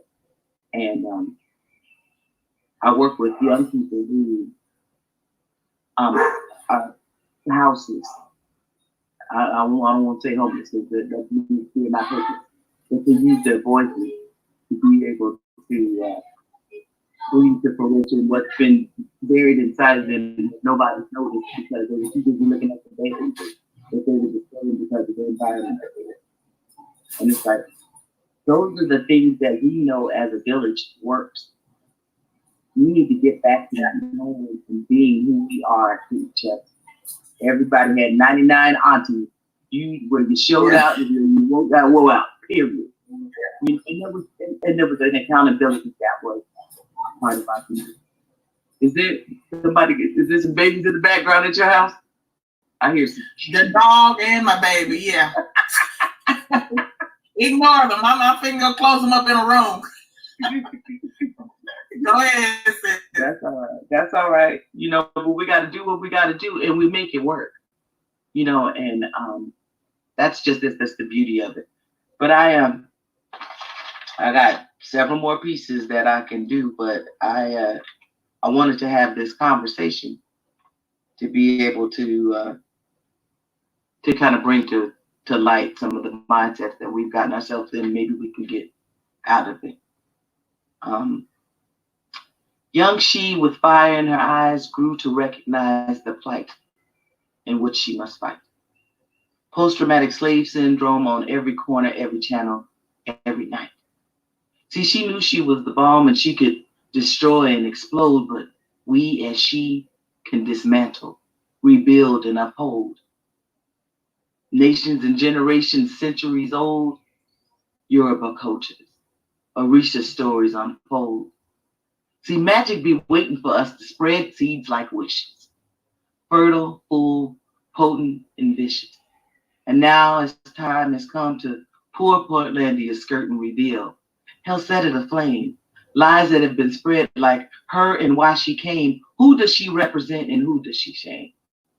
Our third eye open full of fiery flame, our voices scream out to the heavens. Say their names, say their names, say their names. See, we will not be silent. Our voices will be heard. Each of us have vowed to use our words to dismantle the system, fight back and butt against it, on behalf of those who have forged before us. See them being remembered as our form of justice. It's just us. It's just us. It's just us. Remember who you are and why you came. You are essential to this world that we live in. Don't walk past another person and don't look them in the eye and speak. Don't allow yourself to be trapped in that. The society that we are living in is separating us intentionally. And as people and human beings, as melanated folks, we need energy, human contact. Go and hug your parents. Don't let this virus stop you from having a connection to your folks. Go and share some love with a young person. Allow them to learn from you. give them all the information that you can, because legacy is real. We won't all be here forever, but what will we leave behind? What does that look like? How do we share that? So with that said, I'm going to read a piece that I wrote as if I was going to have a conversation with Dr. King. Bringing the vision to life. If I could speak to Dr. King today, I would ask if he thought he died in vain. I would ask for clarity on the way that he was portrayed. See, we were taught all the right and correct things that he dreamed, shaped by America's hypocrisy, clouded by a hint of complacency. Lots of deceits and untruths shared with argue. Misrepresented history, powerful too. But what we don't hear are the fears and uncertainty. See, he said that he may have led us into a burning house. Conversations about that view of that ambition were covered up and shut out. We are still living in the other America. Stopped, tased, gunned down, and frisked at most instances. What year? 2020 eyes wide shut, chasing after a dream that seems elusive, but the popular language speaks inclusion. Realize and remember that we live within the system of white supremacy. Get free. Allow yourself to remember the analogy of the elephant tied to the tree. The rope was removed, but the elephant never leaves. Reminiscent of the mindset of our mentality. The reality is, we dwell within a system that told us that we are the minority. There are so many shades of brown throughout our community. Minor was never part of our dream or the dream. Break down the definition of the words and what they mean, and the major disparities in between. The words that we utter, we can bring into being. The power of life and death is in our tongue. Think about the phrases in the word that you are speaking. Do you speak life to a situation or circumstance? It's a good chance that you are speaking a spell on your condition. We are in presidency. We all shared the mountaintop vision theme, but from higher skies, we have clearer vision. To see past tall trees, churches, and tenement buildings. Speak life to implement change. Challenge yourself to speak effectively. We have been taught to forget that we came from royalty and spiritual generational beings. We need to get back to the basics. And what you can share, not what you can give. Be of service to others and assist them to live. The remnants of the village are still imperative. We gained material wealth over spiritual health. We have brought into instant gratification over saving to acquire, dimming information down instead of knowledge to inspire, acquired lack of generational wealth and saving our resources before us. Beware of the pale horse. It's all by design. It's no coincidence. We have lost our focus and it's painfully clear. 50 plus years later, and the narrative is still here. Our moral fiber kept us free. We were bound to the Most High, and limited was our sky. We forgot the vision and were deceived by our own eyes. Remember, don't believe everything you see and half of what you hear.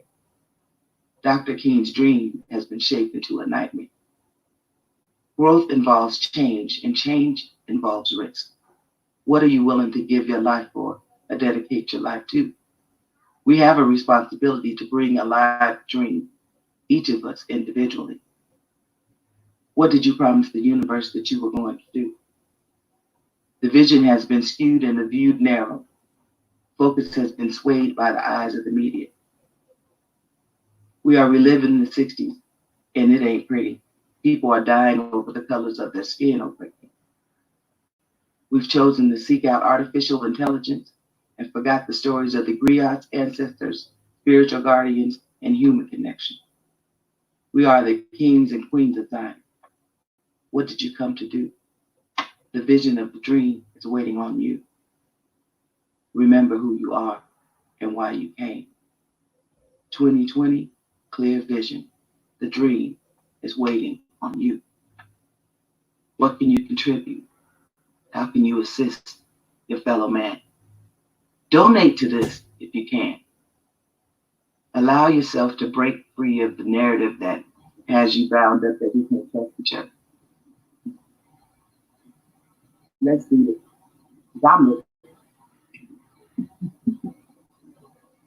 Beautiful, beautiful, beautiful. Thank you so much. Your voice is so soothing. I almost felt like I was laying on my grandmama's lap and she was talking. Aww. I'm telling you, it really took me back to a place like, very sentimental place with my grandmother who left when I was 14. She transitioned when I was 14 years old, my maternal grandmother. So listening to your voice was quite soothing to me. So. Beautiful.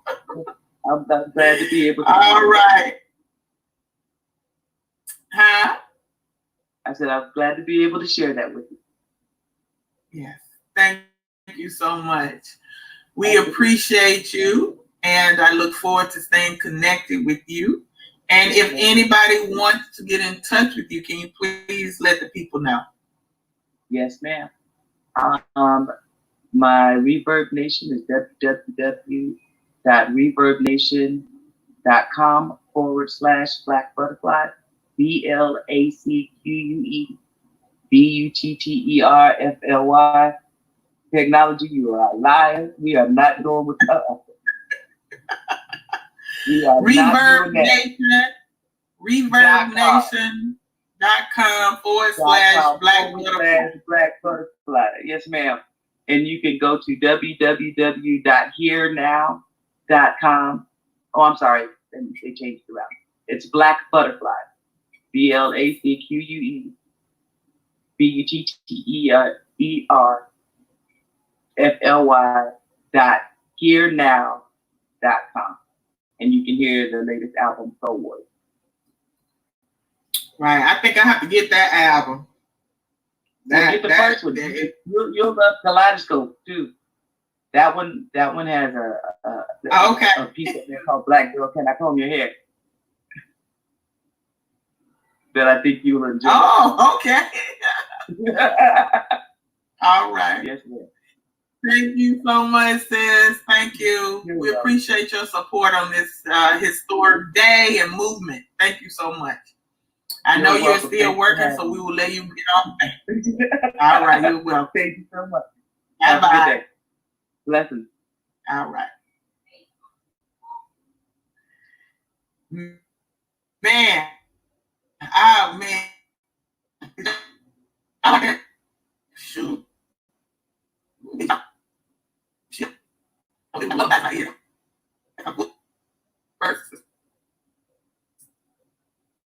So sweet.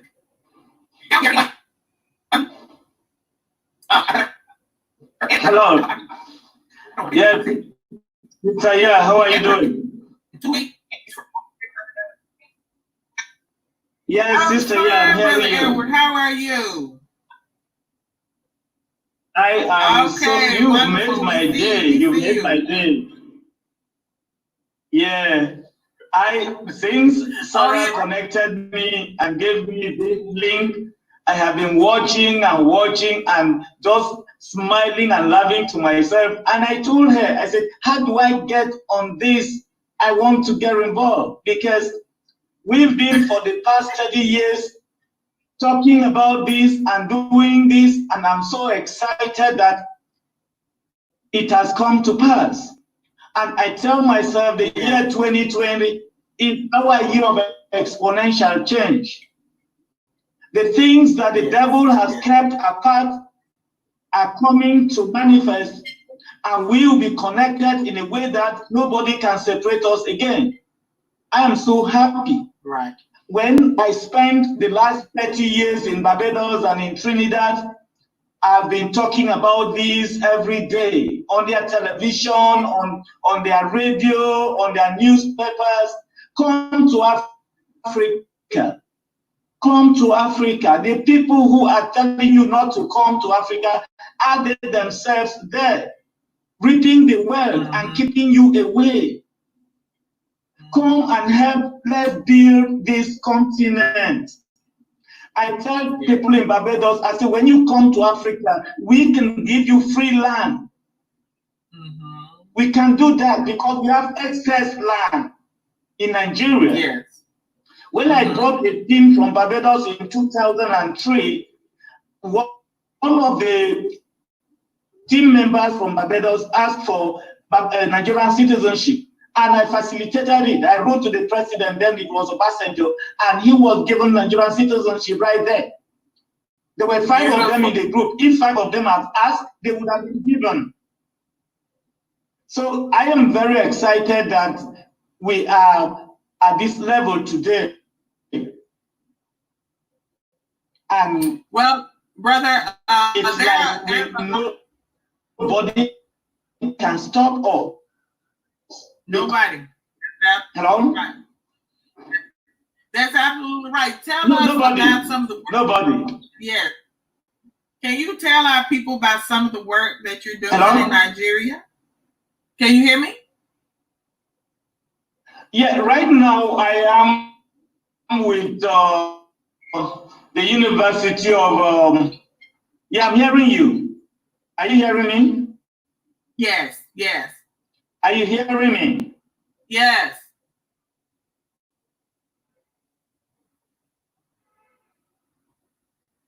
Hello? I hear you, brother. Currently, I am a professor of technology. Okay, I am working towards establishing a renewable energy center because, as you know, energy is our problem. And except we get that right, the industrialization that we're talking about cannot take place. So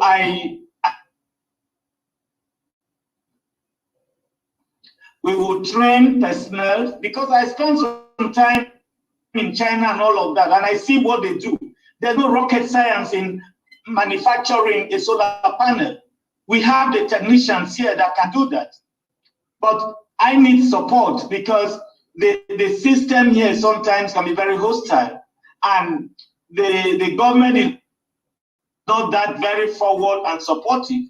So if we can have collaboration from our brothers and sisters in the diaspora, then we can put together this particular project, and they can bring expertise to work in that center.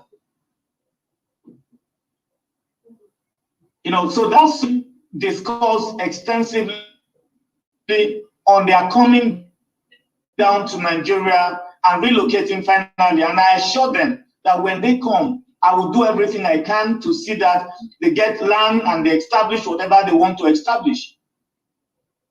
And in fact, we can still do that for others, anybody that wants to come. I was happy with the brother who said he came to Osun State and he was made a prince. Those are the things we want to hear. We want to hear more of those stories. Yeah. Because when we hear those stories, then it gives us the satisfaction that our struggles have not been in vain. I also have heard of the direct air route. We've been talking about that all these years in Barbados, but it didn't work. Now I hear Madhi, the Prime Minister, is very excited and want to pull that through. Those are the kind of projects that we can get involved. But in terms of agro aspects, because that's my area, I can provide land for agriculture, and Sarah and her colleague, they want to do agro business, and I said no problem. When you come down, we'll go around and you choose what site and what area you want, that you're given land to do what you want to do. So it's a really exciting moment that I'm here with you, and I pray and hope that all goes well. And you see, things don't happen for nothing.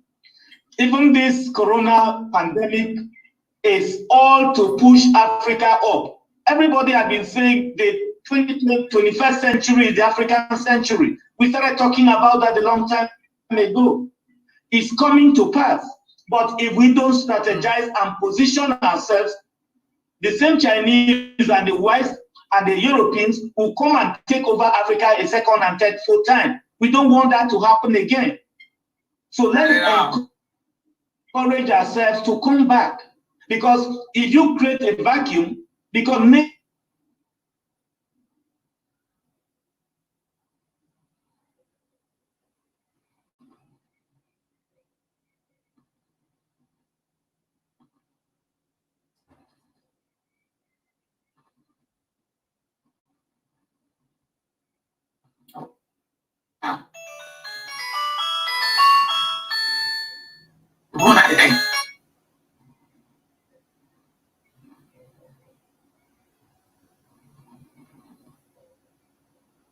our brother Edward, I want contact information. People are asking for his contact information.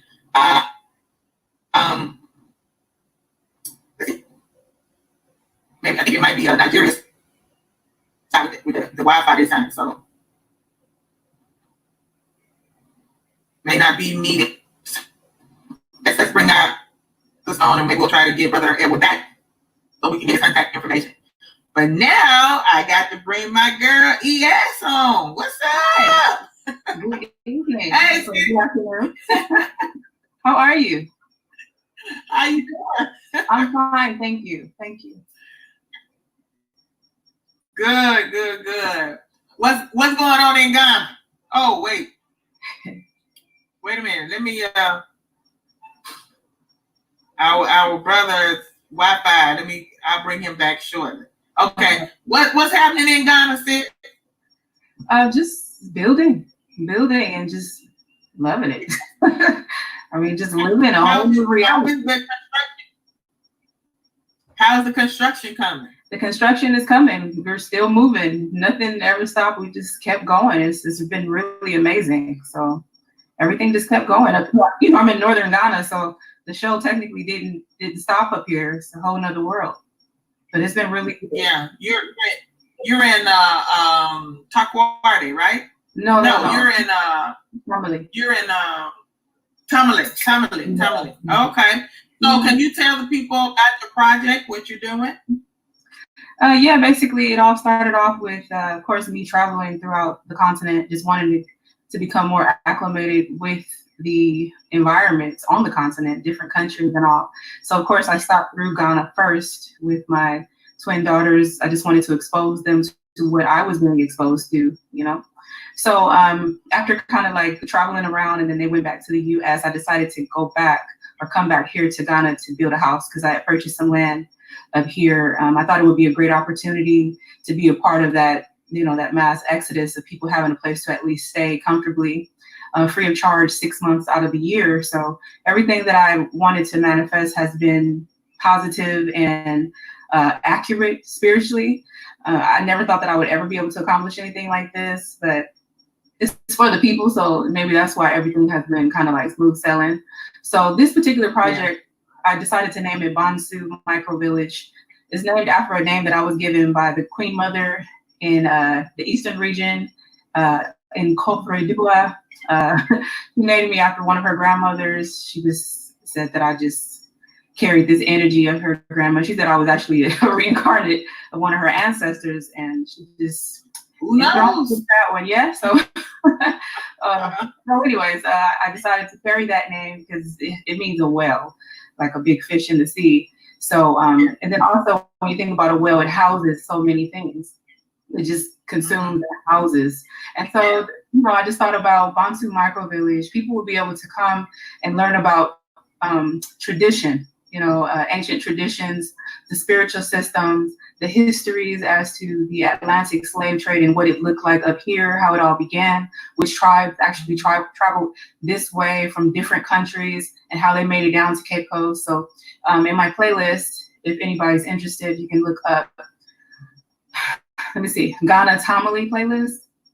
I think I have 2 of them. One is for 2019 and one is for 2020. And you'll see how we went out there and spoke with many of the chiefs to ask them about, you know, what they knew about what happened.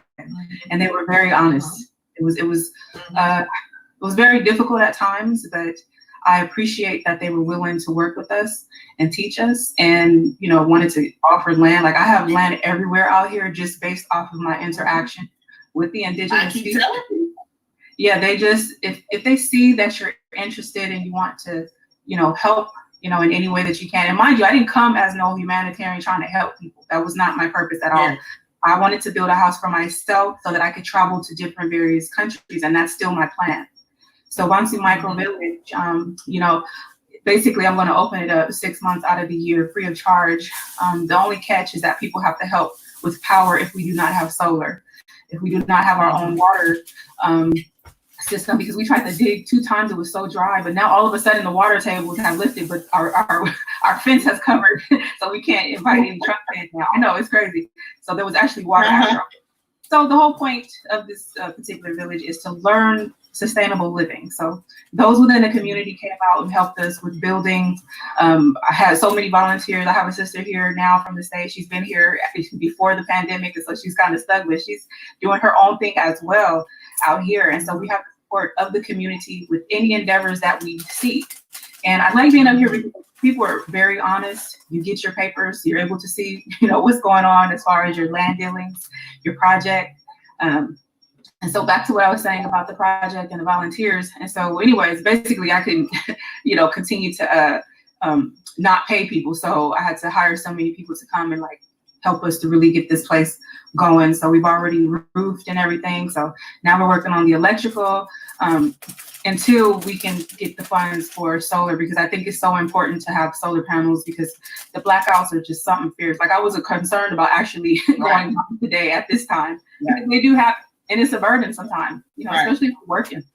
And so with regards to the whole water situation too, people purchase water unless they have their own cisterns or like their own boreholes or wells, you know. And so, you know, sometimes I'm curious, like, how come more people, you know, with all of these resources that they have, how come they're not more sustained, you know, self-sustaining? Why do we have this poverty when you have so much, so much? So I feel more enthusiastic. I feel more motivated here in Ghana. I feel more motivated when I was in Tanzania. I felt more motivated when I was in Sierra Leone. I just feel motivated and happy and at home here on the continent, no matter what's going on. There could be all kinds of drama, people threatening to nuke us if we all come together. You know, I just say I'd rather be nuked with my people. I'd rather, I'm sorry, that's how I feel myself about that, because I feel at home. And I've been here for 1 year today. Wow, 1 year today. Oh my, well, happy anniversary. Happy repatriation anniversary, sis. Thank you. I'm feeling it. I'm like, wow. I had so many people doubt me, like, oh, she'll be back. And I'm like, you have no idea what's driving this force. My ancestors were like, get out of there.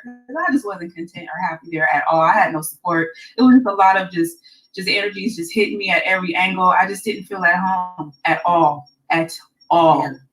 Yeah. Well, I listen, and that's what I said earlier on this show. I don't feel any outside of my relatives, you know, my friends that I've known for years in my family. I don't feel any connection to this place. I don't feel anything. It's like nothing, you know. But it's completely opposite for me on the continent of Africa. That's when I really have a genuine feeling like I'm where I'm supposed to be. I belong. I fit in. I blend in. You know what I mean? All of that. Yeah, and you know, I want to add something to that. You know, as far as like blending in, like I always know that. Well, see, this is the thing. Sometimes I feel like, okay, I look a little different, but I see so many shades that it nips that in the bud. It just nips it in the bud. And then the way that the people deal with me, you know, they're just like, that's a family member. Like, they don't make nothing of it. It's just like, you're their child. You're their family member. You know, and we're just all together. And to me, I was going to say, like, Ghanaians and Americans seem to make a great team together when it comes to business, and dreams and endeavors. From my experience, since I've been here, I haven't been here in Ghana for a whole year. I've been only here straight 5 months, and we started the project 4 months ago. But because we've been working together, I'm just like, it's a good collaboration to me as far as like what you want to manifest, whatever projects you have, whatever vision you have. They seem to complement it very well and are very industrious. You know, they have that entrepreneurial spirit. They're ready to go, you know, and I really appreciate that. That's a fact. I think that is an African thing all the way around. They know how to get out there and make something happen for themselves, you know. And I think that has a lot to do with the fact that there is no welfare, there is no Section 8 housing, there is none of those, you know, there's none of those things. So either your family and friends are going to help you or you're going to figure something out. But I do like the fact that they do share.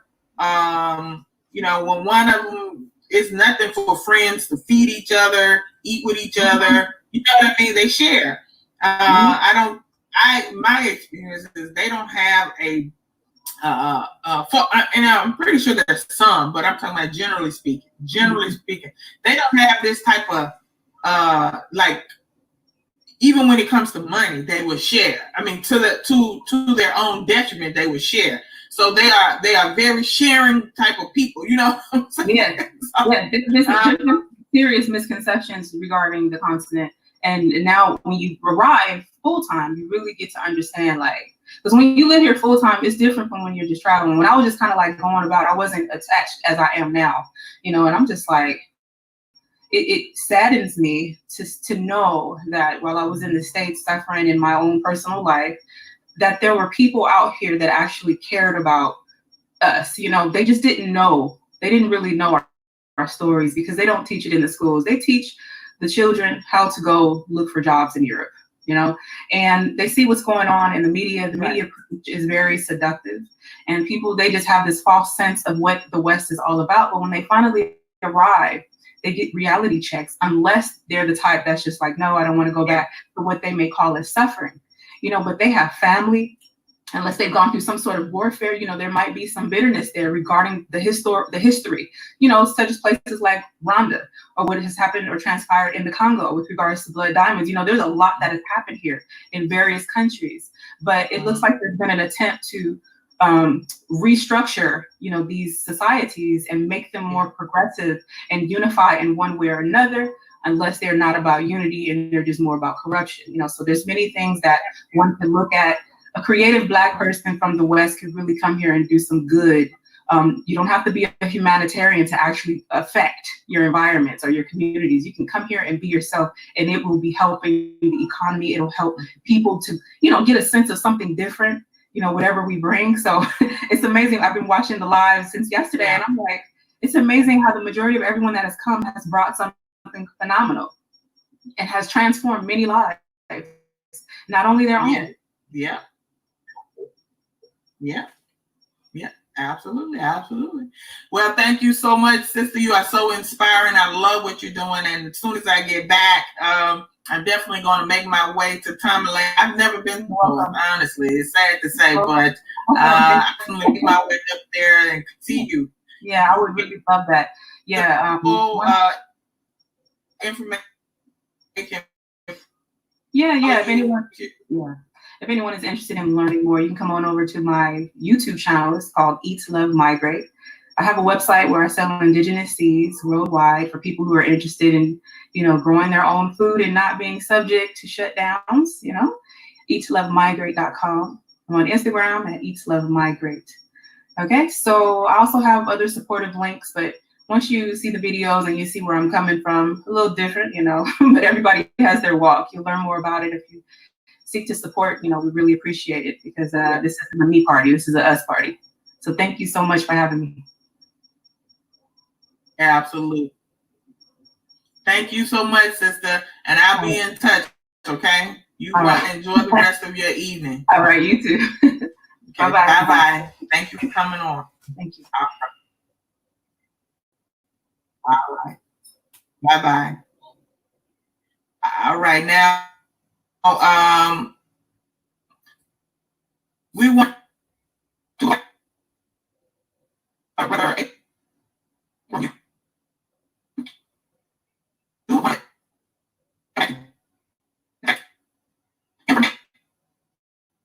ask about this. We try to get on here. You would like some collaboration? Those you trying to do. Yes, Sister Yan.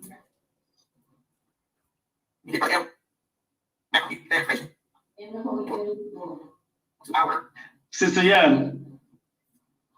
Brother Edward, hi. You had lost your connection early, but we do have Hello, sister. people. I do have another guest waiting to come on. Hi, can you hear me? Can you hear me, Brother Edward?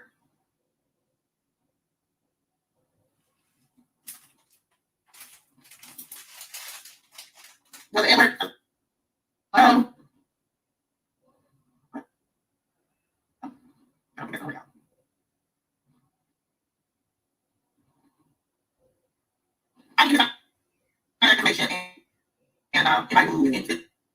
Yeah, greetings. Can you hear me? Just give me in the meantime, Yeah, Brother greetings. Akram, how are you doing? I'm doing good, and so far we give Greetings. thanks, you know. Can you hear me? Yeah. Can you hear me okay? Good. Well, I hear you fine, perfectly. Okay. Welcome. Yeah, thank you very much. Thank you very much. So, welcome to the show. Yeah, have you been watching? Yeah, I've been watching, yes. I have been watching, and it is quite interesting. As I said, you know, anyway, let me give my greetings to the brothers and sisters. And I say welcome to the Exodus Alliance. And, you know, it's been a great program. And I'm glad to be a part of that program. I'm glad that you have invited me. I mean, I'm Akram. I have been living in Africa for the last 30 years. And I'm actually from a small island in the Caribbean, which is very small. It's been, most people would probably know it because it's been destroyed by the volcano. And I am from that part of the world. Yeah, Montserrat, that's for sure. And but I have been in Africa for over 30 years. I came to UK in the 60s, in the 1960s. I was chief officer in the Merchant Navy, not the Royal Navy. I mean, people would say, but I was chief officer because I left school at 15, and I started work at 15, and from then on I was chief officer in the Merchant Navy for 7 years. And you know, so transport has been really most of my life. Later on, I became a London taxi driver. I worked in London as a taxi driver, and you know, traveling backwards and forwards to the motherland and through the Caribbean as well, and into South America.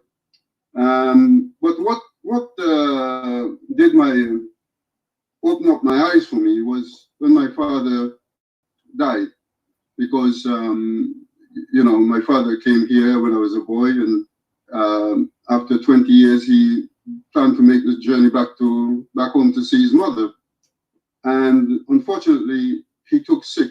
He actually booked his flight, he took sick, and he never got to make it. I went home on holiday, came back, and I had to bury him. And it opened up my eyes to say, look, you know what, many of us, we come to these countries and the hope is to go back home or whatever, and we never make it, many of us. And I promised myself then, you know what, every year I will go home. If I cannot go home every second year, but no later than the third year, I must make it, you know, because I don't want to be here all my life, and then that place that I love, I don't enjoy it. Yeah. You know. Yeah. So I have been doing that, you know. I mean, I've been moving backwards and forwards since then. Going back home. Sometimes when I go back to the Caribbean, people ask me, "Have you not gone back yet?" Because I was going so regular. But as I said, later on, my journey took me over to, as I said, I have a friend in Guyana, and we tried to do some business there. And just like Marcus Garvey, we bought a boat, and unfortunately the boat sank on his voyage. You know, he was going to carry fish from Guyana into Trinidad. But anyway, as I said, not long afterwards, I met my wife and I went to Africa. And as many people have said, when the day I came off the plane in Africa, it's like my mother has just embraced me, you know? Yeah. That's the way I felt. You know, I felt I'm home. You know, it's like, you know, you've been away for so long and you just come home and my mother just embraced me. That's the way I felt. And for me, I know. For me, since then, the Caribbean was never my place anymore. It was, well, one, I came from a very small country, although I wanted to try to do business there, but it was just too small for me. I mean, because as I said, I'm always a person who's thinking big. I think very, very big. And Africa was the place that I see that I could dream, even if I didn't make it, but at least you can dream and have fun trying to make, you know? And that's the way I saw Africa at the time, you know? However, as I said, back in '95, I was in Kenya, and this takes you on to where I am to set up. In fact, I'm the founder of an organization called the African Cooperative Union, and I will let you all know how it came to be formed. And the thing is that with what happened is I was in '95, I was in Kenya, and whilst I was in Kenya, I went to buy a kettle, and I asked for a guarantee. And they tell me, look, get out of here. What are you talking about? Guarantee. So I basically created a storm because to me, that's daylight robbery. Because, I mean, in UK, I buy something within, 11 months. If I take it back, I get a new one or I get my money back. But there in Africa, I buy something, I take it home for a week or 2 weeks. Something goes wrong with it, I take it back and I can't get a new one. I have to go and find more money in order to go and buy that thing again. That's why we're forever poor, because we're forever having to buy things over and over.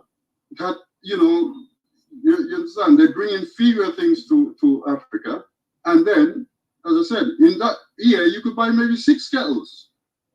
You're not getting richer, you're getting poorer and poorer, right? Yeah. So to me, that has always stuck in my mind.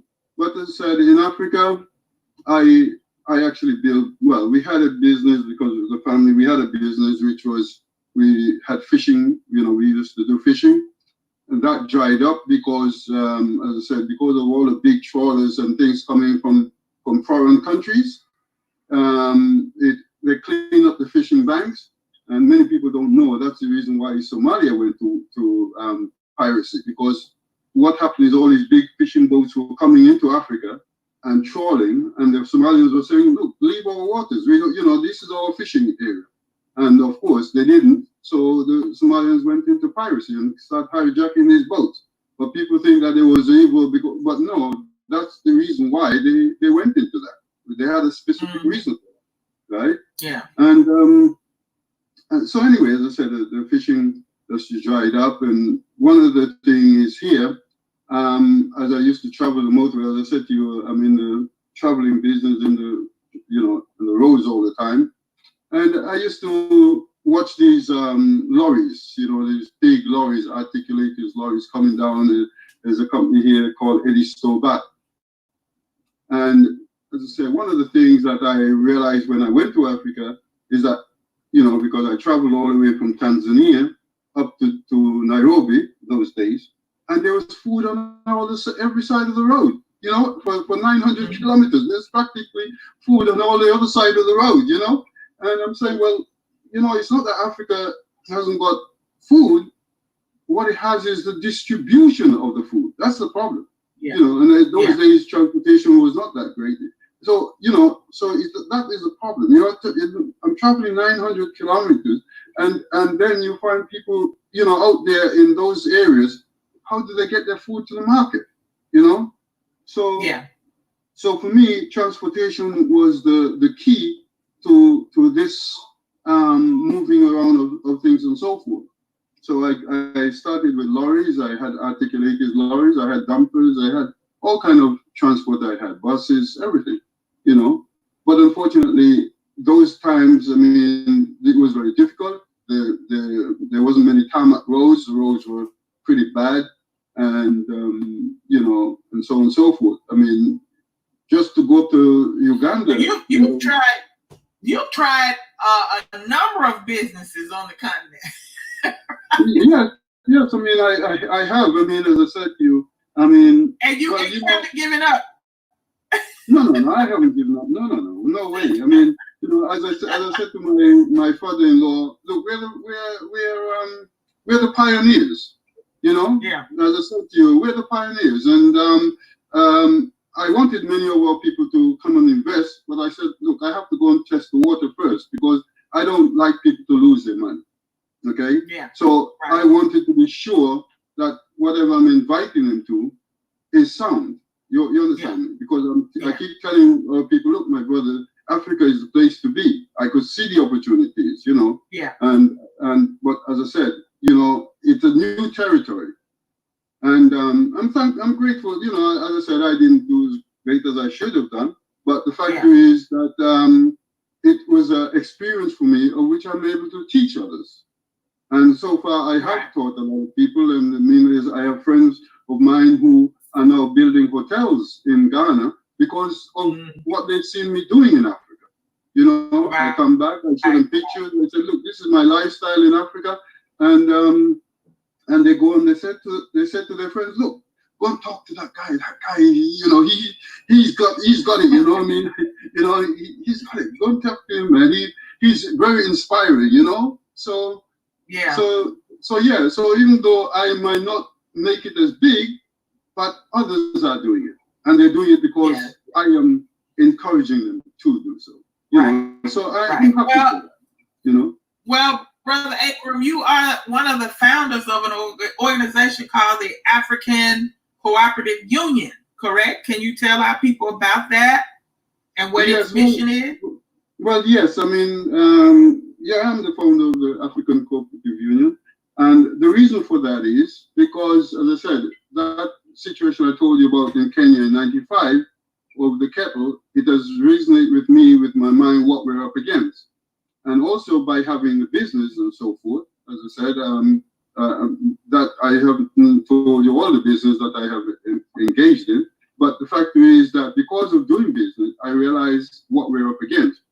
And we're up against a mighty force, because I had one of the biggest block making company within Tanzania, right? Okay, I mean, you know, there was nothing like my company when I formed it. But the fact is that what we're up against is we're up against a lot of people who they don't like the idea that you are trying to compete at their level. Okay, if you have something down there that is very small, it's okay. But when you're competing at their level, and obviously they will do whatever they can in order to bring you down. You understand what I'm saying? And unfortunately, you don't have the kind of money that they have, so therefore you're really up against against a mighty force. And that is why I'm able to tell people, look, if you want to go to Africa, that's fine. You can go as an individual, yes, but you have to be very careful, because when you leave that door going out, you need somebody to be watching inside, because you know you will be taken alive otherwise. You're right. It's sad, but that's the reality. I mean, as I said, when I was building my house over 20-something years ago there, and it was great to see there was, you know, at 6 o'clock in the morning, there was at least maybe 40, 50 people looking for a job. You know, they come to the guy to see who will be employed. And I'm saying, I wish I had the opportunity to be able to employ, you know, because there's so many people there, and they work from 6 in the morning till 6 at night, you know? Yeah. So this is what I'm saying, that, I mean, these are the things that gives me aspiration, that led me to the idea that the only way that we're going to solve our problem is through the cooperative movement, right? So, I mean, so basically, as I said, the birth of the cooperative idea came from those problems. The birth of the cooperative of the issue is a result of sober reflections following the experiences of individuals, right? In our commercial exchanges with traders and marketers, you know, where we the black people are the consumers, right, of goods and services on the menu. Personally, I have the experience of running business in Africa and the UK, where competition can be very stiff.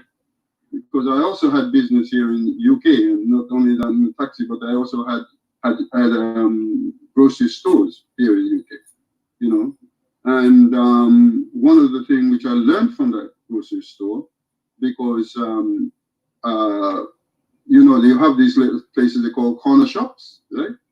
So, and you know, the Indians, they control most of those things.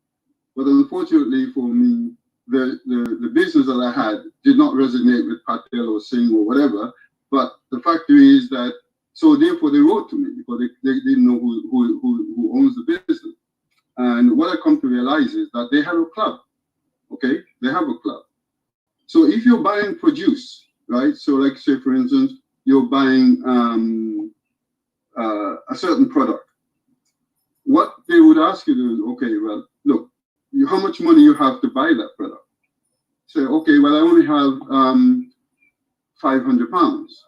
Okay, put your 500 pounds here, and we'll gather all the others in the club together, you know, until we reach a certain amount of money, and then they go, instead of going to the wholesaler, they go direct to the manufacturer, right?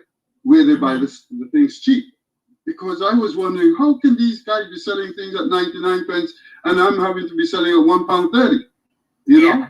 You understand? I couldn't compete. They practice group economics. Yeah. Exactly. You understand me? You know? So I learned that 30 years ago when I had my shop here. And I've been trying to talk to many of our people. So this is the way forward. Look at these people. This is why we're suffering. That's why we're not doing as well. Because they can sell things a lot cheaper than we can. And what do people concerned about? Yes, I'd like to buy from my black brother, but also I'm having to look at my pocket. Right? If I'm going to my black brother's shop with £5 and I'm only going to get, you know, and I go to the Indian man shop with the same £5 and I come out with more goods, well, which one am I going to go for? You understand? You can't blame people for it. You understand? So the only way that we can change that narrative is to come together in cooperatives, right? And this is the one way I see that we can win the battle in Africa. Okay, we're not going to be chasing these people out, but if we come together as cooperatives, and I just give you an example of cooperatives in UK, and it says cooperatives in UK, right? The economy, the corporate economy for the 2019 report says that here in UK, we can reveal that there is 7,215 cooperatives. 7,215 cooperatives have a combined turnover of 37.7 billion, right? 37.7 billion, up more than 400 million last year, right? The cooperatives model remains resilient, and with almost 3 out of 4 corporate startups, 72% is still flourishing, right? That is the in the first 5 years, right? And the difficulty with the ordinary companies is only 43%. So you can see the value of cooperatives, right? Yeah, and yeah. So what I'm saying is that cooperatives is the way forward if we want to change our narrative. It says here that the cooperatives here in UK employs over 233,000 people, and they have as members 13.7 million people supporting cooperatives here. Right? Wow. Could you see if we have that figure in the US or right across the board? Absolutely. Yeah, but see, our people, for whatever reason, they've been taught that they have to try to figure it out by themselves. They have to do it by themselves. And that is what's killing us. Like you said, it can't work that way because we don't have the resources to do it by ourselves. We have to come together and work in co-op. Yeah. Yeah, absolutely. It is vital. Oh, wow. It is vitally important that we do that. And I always point people to an organization called the Mondragon. And the Mondragon Cooperative is a prime example of where we should be, okay, and what we can do. Because Mondragon is a place in Spain, in the Basque region, and they had great problems with the government, okay? They had great problems with the government, fighting with the government and so forth. And they decided, you know what, how we can win this war? We're going to set up cooperative. And today, the cooperative of that they have started back in the 50s has a turnover of over 13 billion a year. Wow. 13 billion, like the company, right? 13 billion. Yeah. Right? Yeah. It's great. It's greater than that of Zimbabwe, almost the same equal economy of Zambia. How can that be? Zambia with all of its copper mines. Right. Right? How can that be? Right? That means we're not really thinking straight, are we? Yeah. So for me, cooperative is the way forward. And before I go on to that, our great visionary and leader, Julius Nyerere, has said, he said the only way, as one of the founding leaders of the independence of many African countries, the only way that Africa will come out of its situation is through the cooperative movement. Yeah? And right now we have a new president in Tanzania, and he came in and he said, look, if all your villages could come together, sort out yourselves in cooperatives, and find business or whatever you all want to do, we, the government, is willing to put up for you 15 million shillings, which is the equivalent of about 5,000 pounds. Right? So they see the importance of cooperatives, right? Cooperative. The UK government, the opposition in the UK government, right here, he announced, should I win the election, when I come in, I would promote cooperatives. So many of the businesses that's closing down, they wouldn't be closing down, because I will encourage the people who are working in those things to take it over. And even the same thing as my said, if you didn't have quite enough money, we, the government, will back you to make sure that you take that the business don't close down. This is how important that cooperatives are for us to understand and see how beneficial cooperatives can be to us. Right? Well, for me, it's basically common sense. You know, you can get a whole lot, and that's been the theme all day long. That was the theme yesterday, and this is the theme today. This is the theme of the Exodus Alliance and the Sankofa Repatriation Assistance Program. We can get a lot farther together if we work together. Brother Akram, people are asking, how can they get in touch with you? Can you please provide your... Well, we have a website. We have a website, and the website is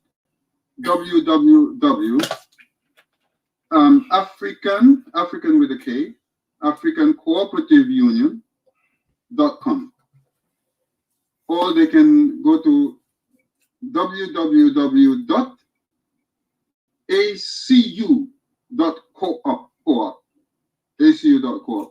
and they can check out our website.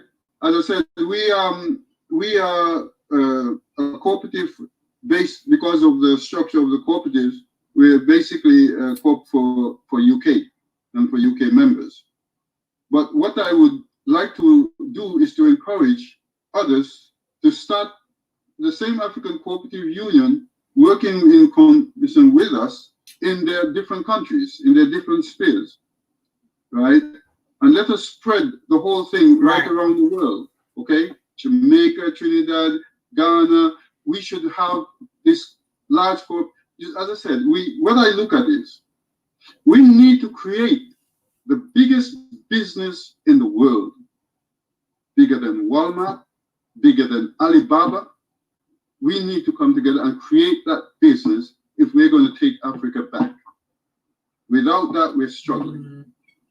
Okay? That should be the mindset that we're into. Okay?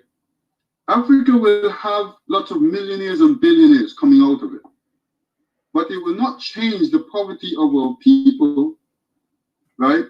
Because cooperatives means that the people owns those businesses. Right.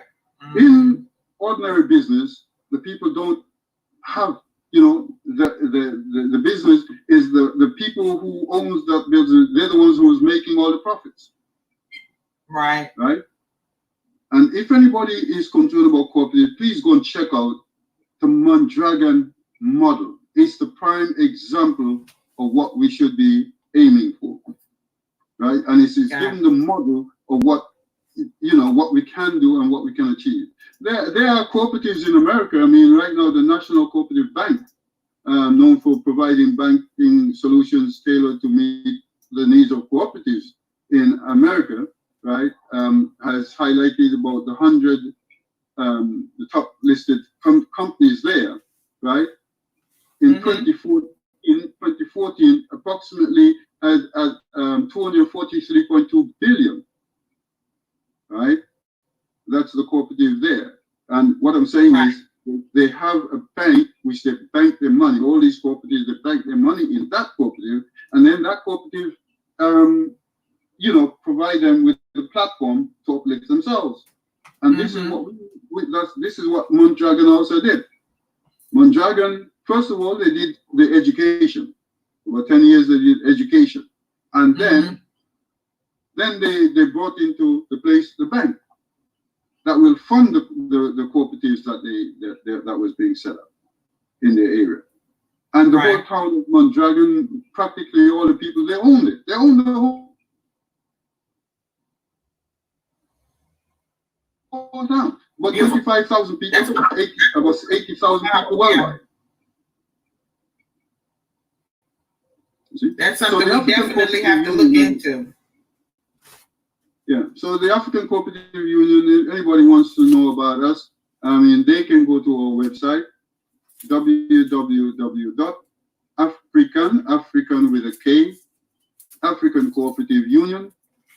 And what at the moment we're trying to set up a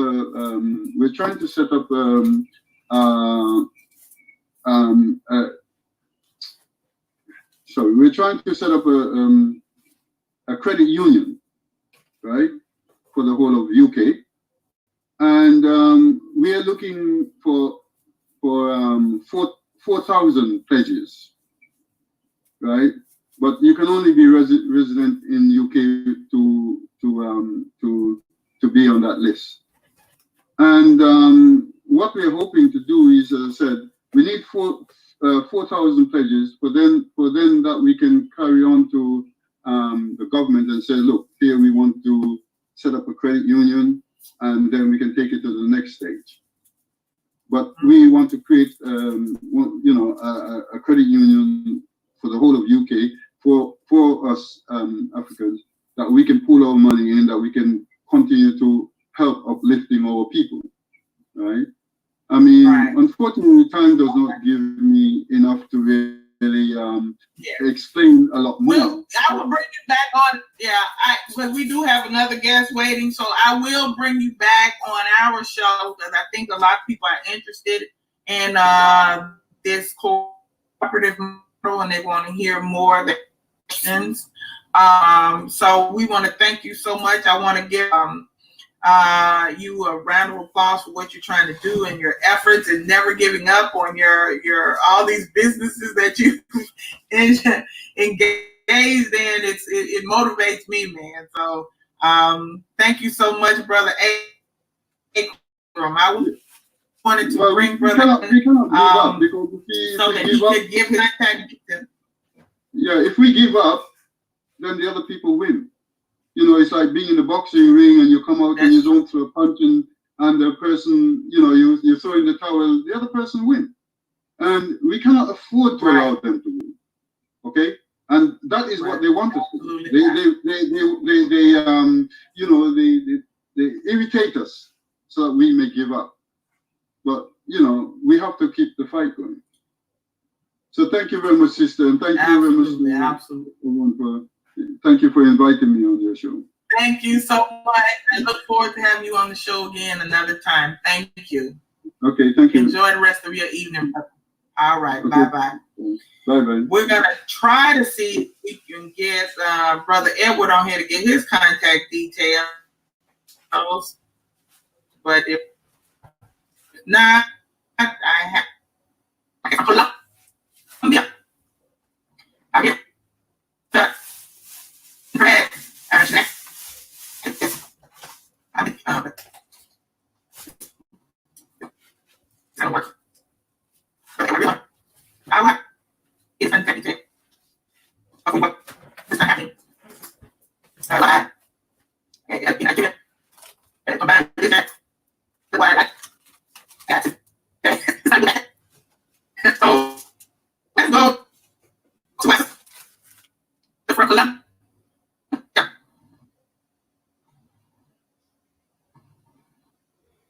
Sorry, family, but there's a bit of interference on the internet. But it is working properly. It's just Sister Yar's internet is not working properly. Hello. Hi, do you hear me well? Hello, do you hear me well?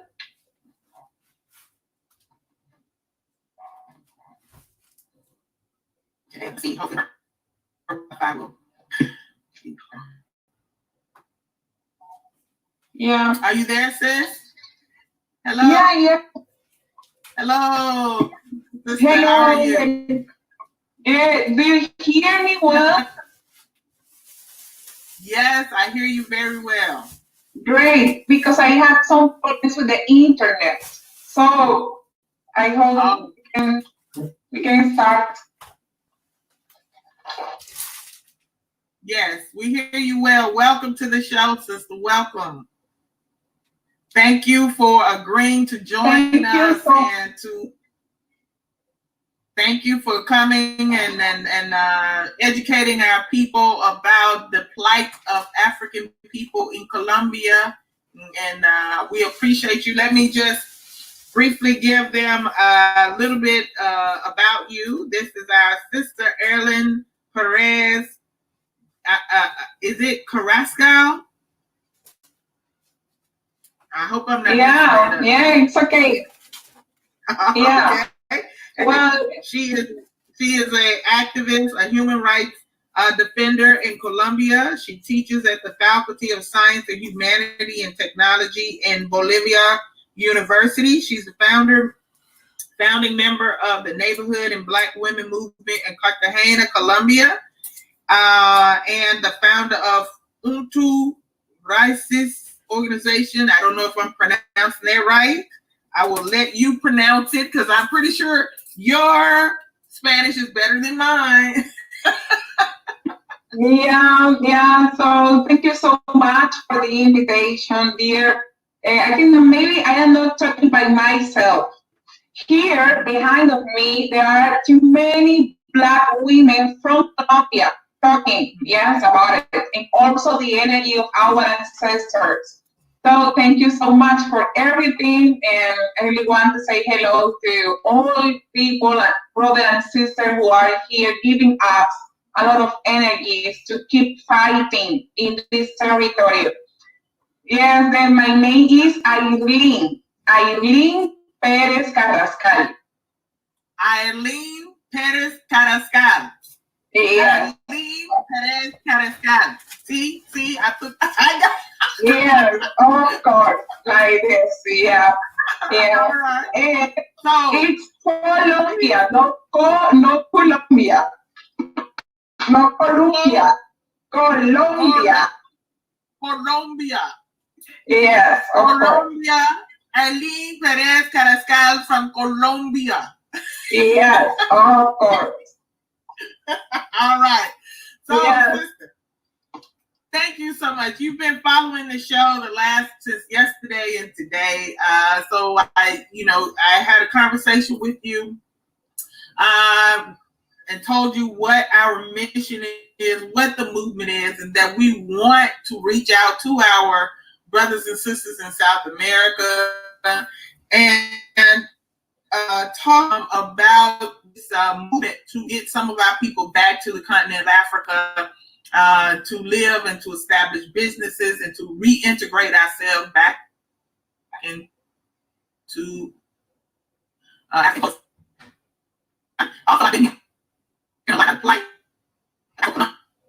can you talk about people about what the condition, the condition of people in Colombia?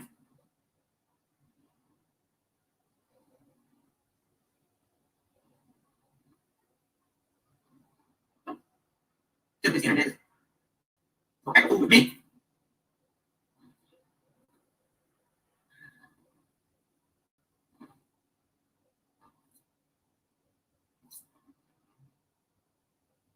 So,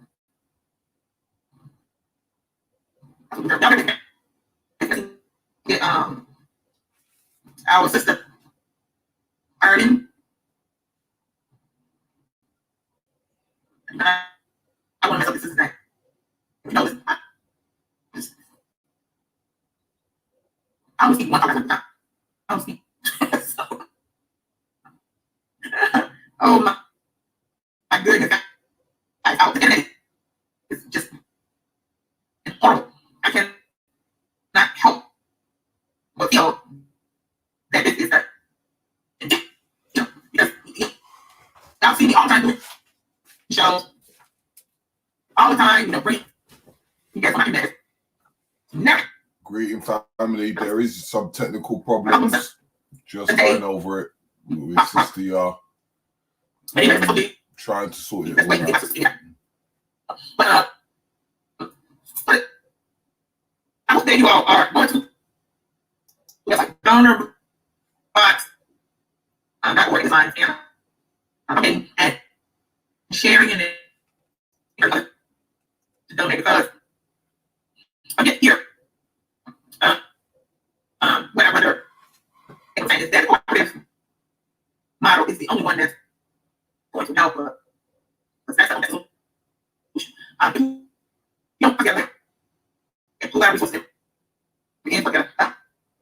You know, it's going to be it's you know, we're making our process work. You know, we're going to be done really. We got to get past this. Not trusting one another and not leaving each other. And we got to work together. You know, he gave examples of how water. Sorry about this, family. Just altercations with the internet. So we don't have to be. No, all we have to do is and get our own self. So that's what to get back on the live stream. And hopefully, she can get back in and continue.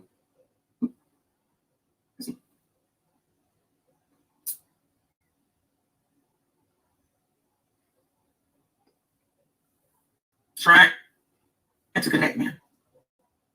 He's trying to join me. So, I'll feel that we do us contact. I have her contact information. Just easy. And type in the that's here. What do you type in? Afterwards.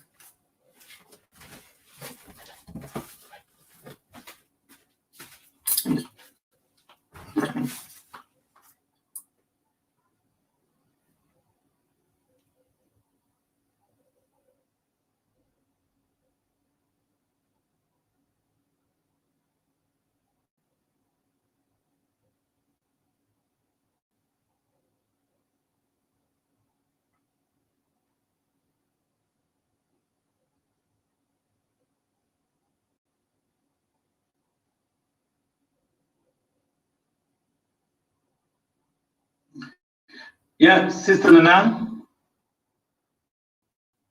Hello.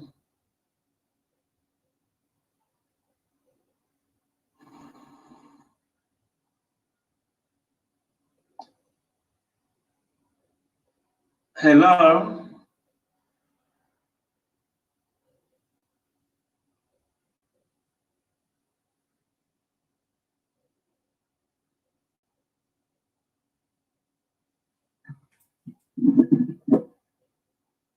Hello. Hi. Hello. Hi.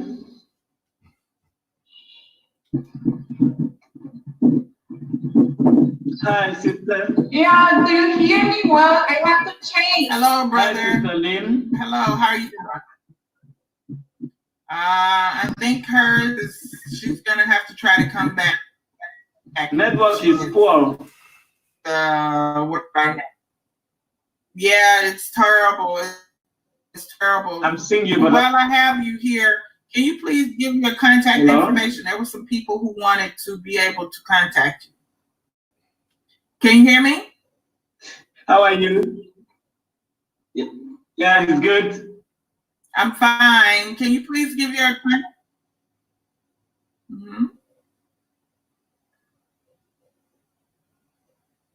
Yes.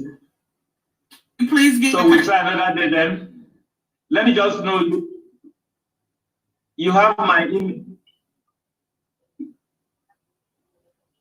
Yes, but yes, I'm hearing you. I have sent my contacts to your WhatsApp.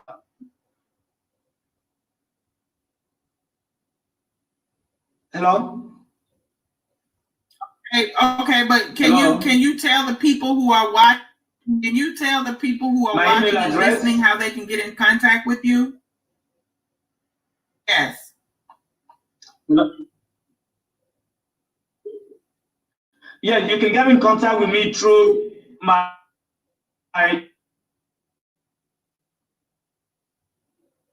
email address. Can I give it? Hello? Hello? Edward, can you please tell address? Yes, please. Network is terrible. Sister, yeah, I have sent.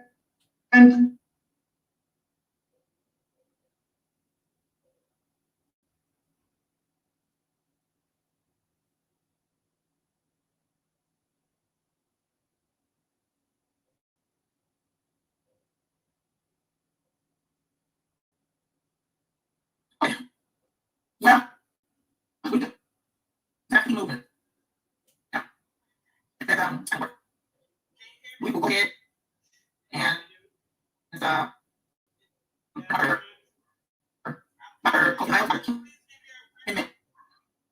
Shockley and hopefully Airling will be able to get back in. Oh.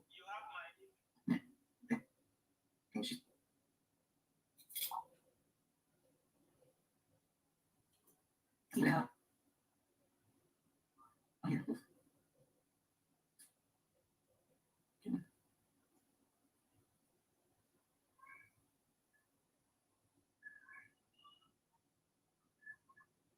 Very sisters.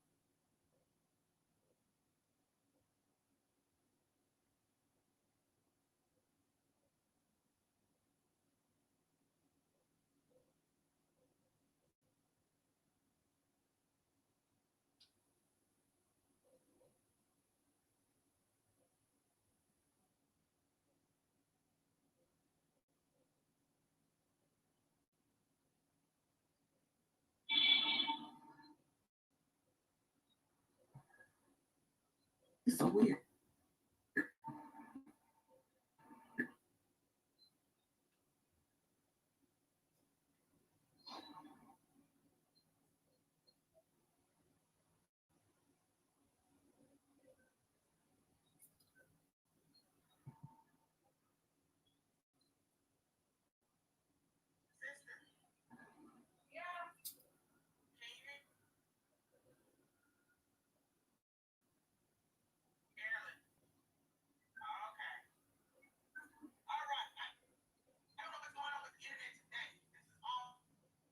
Sister. Yeah. Can you hear? Airling. Okay.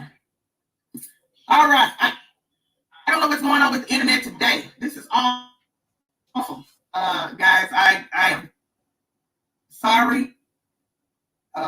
This has never happened on my channel before. It's very odd. It's very strange to me. As often as I do these channels, this is very, very weird. Hopefully I can get the sister back shortly. But in the meantime, let's bring on our two brothers, Dr. Kemet Shockley and Dr. Kofi LeNile. How are you doing, brother? Doing good, sister. How are you? Can you hear me? I'm all right, thank you. Thank you very much. Yeah, I see what's going on. I do hear you. I don't think. Yeah, I don't know what's going on with the reception. It's like they don't like. I don't think they like all this talk about us going home. They must be doing something to the reception. That's how I was feeling about it too. Sister, can you hear us? I'm telling you, it seems intentional to me. Huh? He just asked if you could hear us, that's all. It's never happened before. It's not a bad day. It's not cloudy. It's not raining. It's nothing. Exactly. There's no reason why this should be happening. You know There's what? no reason why this should be happening. Anyway, show. Thank you. Thank you for having us. Thank you. I want to introduce you to the Afrikan Telethon, the Exodus Alliance Telethon. Please, brothers, I will give you the floor and let you introduce yourselves and talk about the Ka Institute and your work. Please go ahead. All right. Brother Kofi, you want to go first or me? Oh, it's all yours. Okay, all right. Brothers and sisters, it's an honor to be here. I'm Kemet Shockley.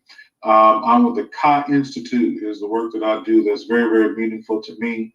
It has to do with education, consulting. We also make films. We work with Sister Ya. Our work was going to be with her. If it hadn't been for COVID, we'd be recording everything and making sure that there's a record for all the work that we're trying to do together to try and get ourselves where we need to be. So we definitely appreciate the work that you're doing, Sister Ya, with the Sankofa repatriation movement. I can't think of anything more important that's going on in the world today than this. Even the incidents that happened with the brother in Minnesota and them killing him, these are all signs and signals that we need to go home. So I'm happy to be here, and I look forward to the conversation.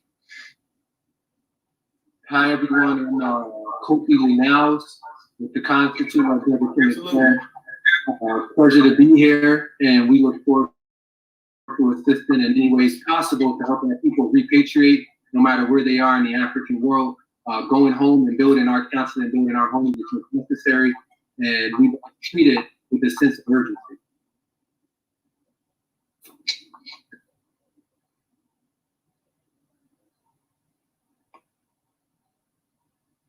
All right, beautiful. So you all did some work documenting the Palenque people in Colombia. Can you tell our brothers and sisters about that? Yes. Yes, and in 2017, we created a film that looked at the Palenquero people in Colombia. The Palenquero are Maroons. For those who aren't familiar with Maroons, Maroons are African people who freed themselves during enslavement and created free villages, different spots in the Americas. The people of Palenque in Colombia are the first Maroons. From what we know, they established their village in 1603 and have been sovereign ever since. We documented what's going on in the village. How is African culture alive and well? How are the people using African culture to support their economy, support their families? And then what exactly can we learn from those who are using African culture in the present day to solve their challenges? And Palenque, what we found is that there's no divorce, no crime. The elders police the community, that they use dialogue to handle all different things. We felt that it was a model that African people can look to when we're thinking about how to solve our issues and how to organize ourselves. We were able to document that in film. And if you go to our Facebook, the Ka Institute, that's our Facebook. So you can look at the bottom and look at how we spell Ka Institute. And on our Facebook is actually a free link to watch the film on YouTube. Okay. Oh, go ahead, brother. No, I mean, you covered it. That's the work we've been doing in Palenque. And one of the things I just was going to add one little thing. It's important. Yeah, it's important for people to know that the reason why we created that film is because when we get home, which is where I hope to see the majority of us at, is headed home. We want to make sure that we're in the right mental space when we get there. We don't want to carry the same habits, some of the same habits we all have here at home. So what the Palenqueros teach us is that we can fight and we can also win. So how do we fight and win? Palenqueros, the Maroons, have given us a wonderful example of how we can fight and win in the war. That's all I was going to add. Sister, just to let you know, we are experiencing some delays from you. So we see you a little bit frozen. At least I do see you a little bit frozen over there.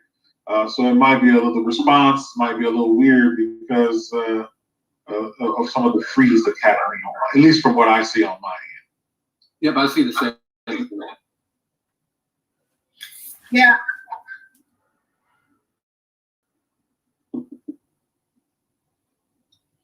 I'm here. I don't know what's going on. I'm trying, if I get in cell phone, if I a laptop. So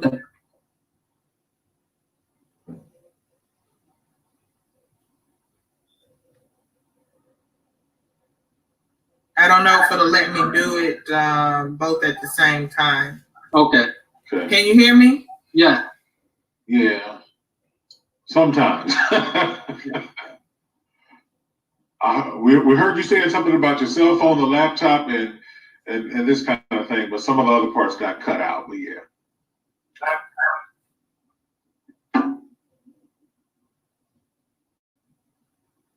All right, y'all.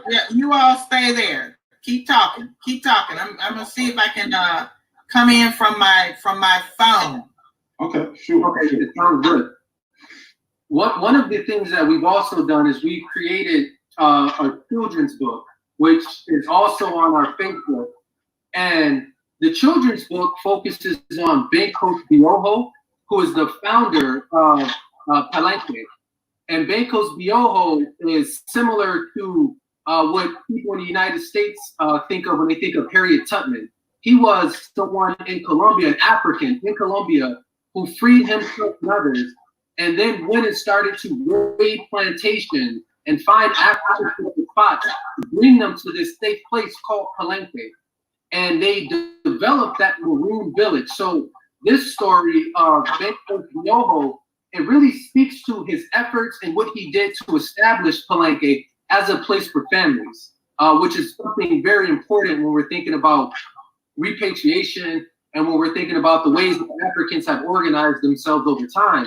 Then about families and how do we collectively bring families together to establish community, to establish villages, and to establish cultural norms that will govern us. And in our book, that focuses on Bekos Bioho, we try to cover that and the importance of always understanding who you are and where you come from, no matter which situation you find yourself in.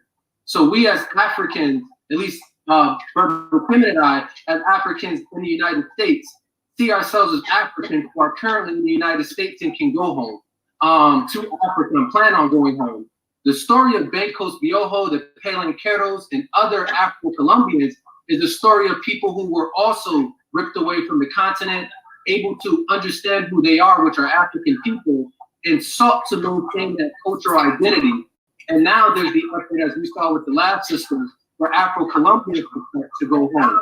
So we look at our work as a part of that, the African world movement to move our people back to the continent and repatriate. That's right. Yeah.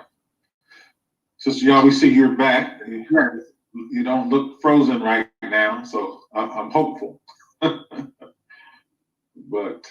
as Brother Kofi was saying, the Pan-African. I'm really frustrated. Yeah.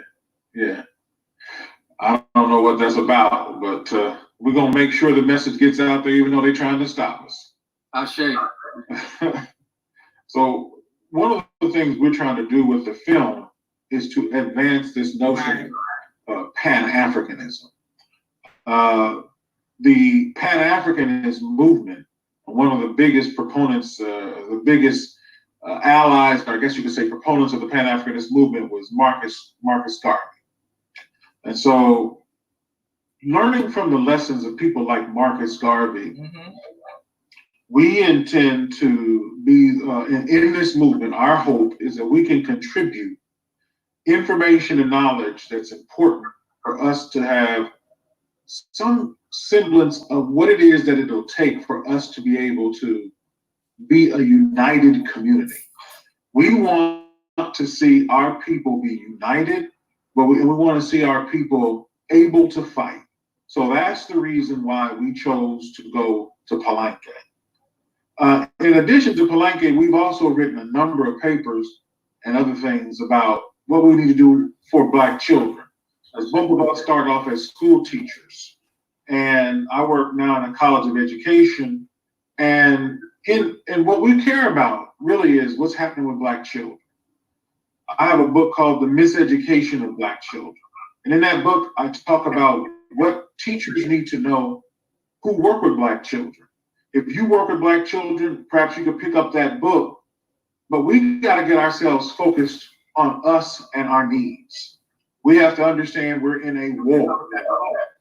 And so, sister, what you're doing is giving us something that's mighty in the war. I call it a war of irreconcilable realities. We, in fighting this war, should be at home so that we can fight the war from a position of strength.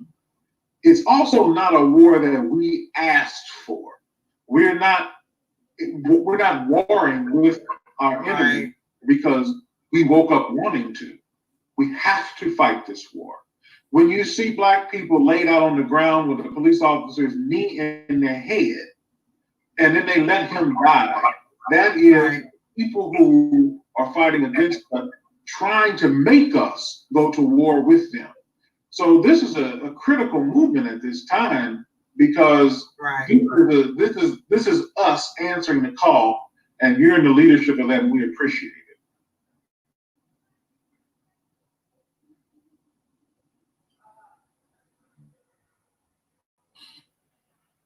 That you're doing and documenting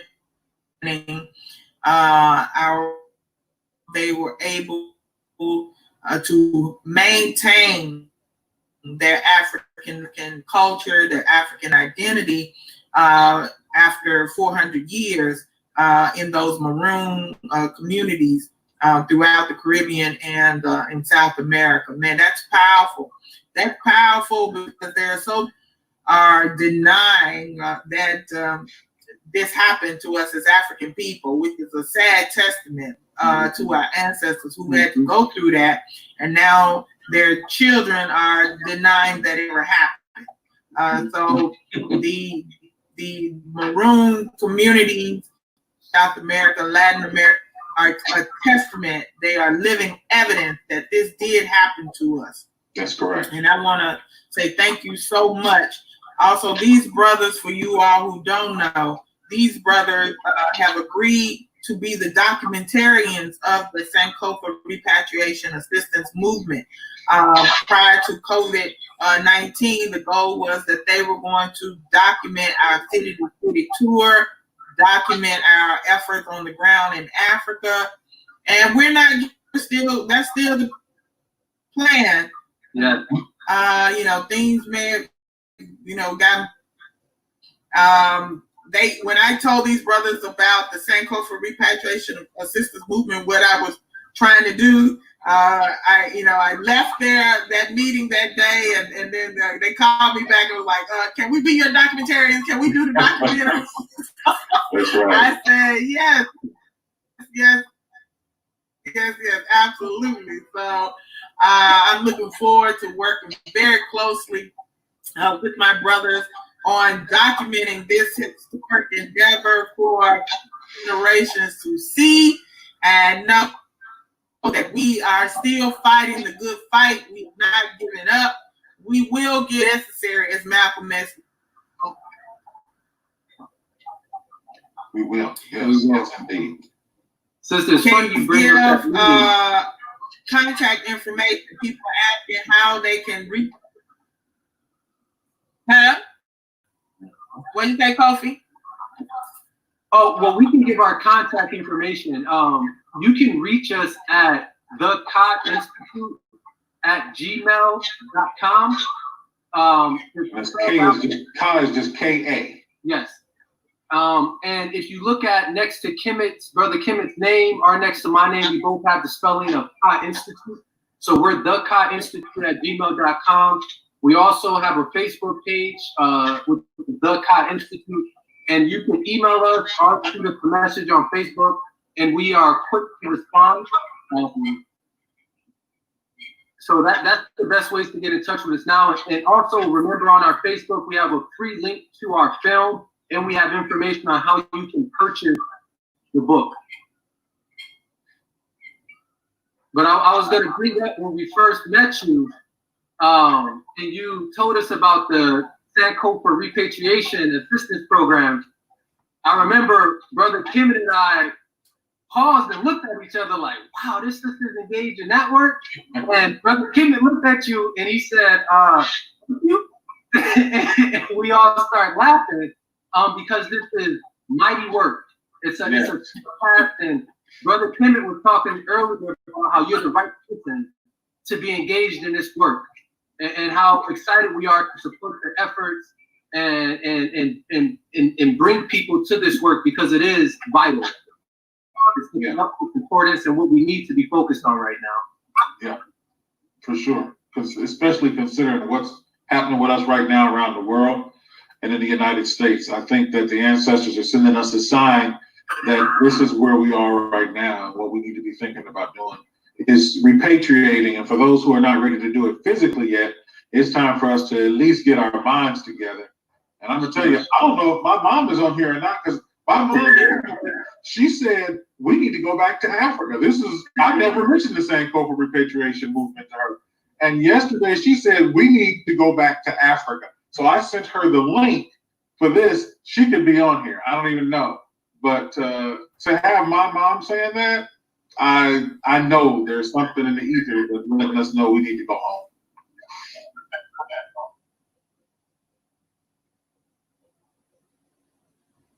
Sister, you froze again, but I see you a little bit. Kofi, is she frozen on your end? Yeah. Yes. Yeah.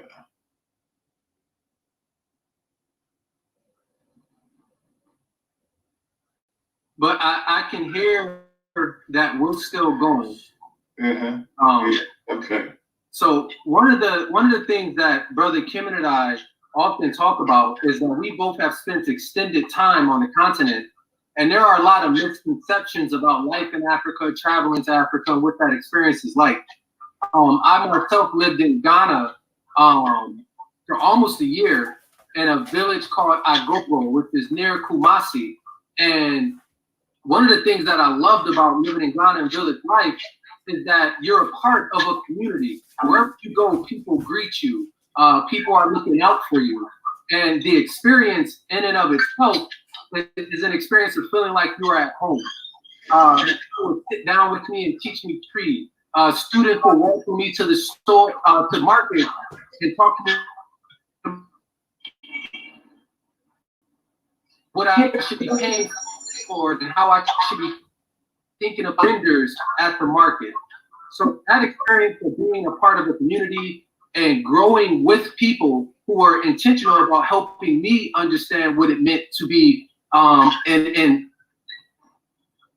something that I'll always remember, and something that I think a lot of people are looking for, that sense of community, that sense of being a part of people who take their life experience serious and are investing in their children, which means they're investing in their future. Brother Kim, and I know you've traveled to more African countries than I have.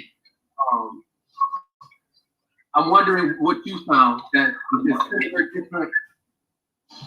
Man, just like you said, you know, I've been to Senegal, I've been to Ghana, Nigeria, I've been among the Nubians in Egypt, etc.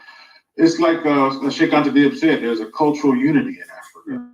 And this is our chance, because among us, within us, is that same cultural unity. Who we actually are at our root is African people. And we have brothers and sisters all around the world. Sister Arlen, I see you over there, and I don't know if I met you when we were in Colombia. How you doing, sister? Hi. It's good to see you. Have you had a chance to see our film about the Pelenqueros? I think here I just heard information from Obokese about Pelenqueros people, and it's really interesting. And also we have men, no? We have women who always are fighting against racism and looking for freedom. So Bengo Kuabo is an reference for other women, actual women who fought for freedom here. Yeah. There's just general reception issues going on, but as the sister was saying, you know, just in terms of Bankos Bioho, and Brother Kofi said this earlier, he's sort of like the Harriet Tubman of Colombia, a very important and central figure. But one of the things that I find interesting is that he's totally left out of textbooks. Yes. You don't see anything in the curriculum, at least in the United States. You don't see anything about Bankos Bioho, an actual warrior. In fact, you don't even see anything in these textbooks about maroonage. The only people we see in the textbooks that are Black, in historical textbooks, etc., are the losses that people of African descent have had. Our greatest wins are in the maroons. So what I was curious about, Sister Arlen, is just in Colombia, how much of an emphasis on learning about the maroons, the Pelenqueros, how much of an emphasis is there on learning about them in the school curriculum in Colombia? Yeah, I think that maybe, okay, so thank you so much again for trying to connect. I think that maybe the access of internet, it's a right, yes, it's a basic right, like food in this time. We are facing a crisis, we are facing a pandemic, and we need access to internet. Most of the descendant people in Colombia, in Cartagena, don't have access to internet. It is a structural racism, right? So thank you so much for the invitation, and all people who are hearing us about curriculum, about education. Here in Colombia, also we have problems. We are still living a colonial system. right? So in education, for example, if you go to primary or high school, you are going to see textbook who talks about the history in terms of the oppressed people. No? They say and they talk about the history, taking into account, and little boys, European people's history, European people's voice, and it's inviting. We cannot see narrative, we cannot see our real history on textbooks. Then, for example, my case, when I was in primary school and high school, most of my texts came from people. Can you imagine what kind of history I read and what kind of history I knew about me and about my family? Then here it's important. But the most important thing is that we are in resistance, we are fighting again. I don't realize about my history, I don't realize about what was happening to my family because of the social movement knowledge. Because of the social movement also they foster knowledge, they build knowledge. For universities, they are white, private universities, white people. This is in the school, white people. The teachers, white and elite people. They are vendors, for example, at the university of work. The people get few after the same are fruit vendors, for example, or women who clean the Yes, there are two black professors that teach at the university. And me, Airling, that come from a poor and marginalized neighborhood. It's a business. Wow. So in the entire university, there are only 2 black professors? In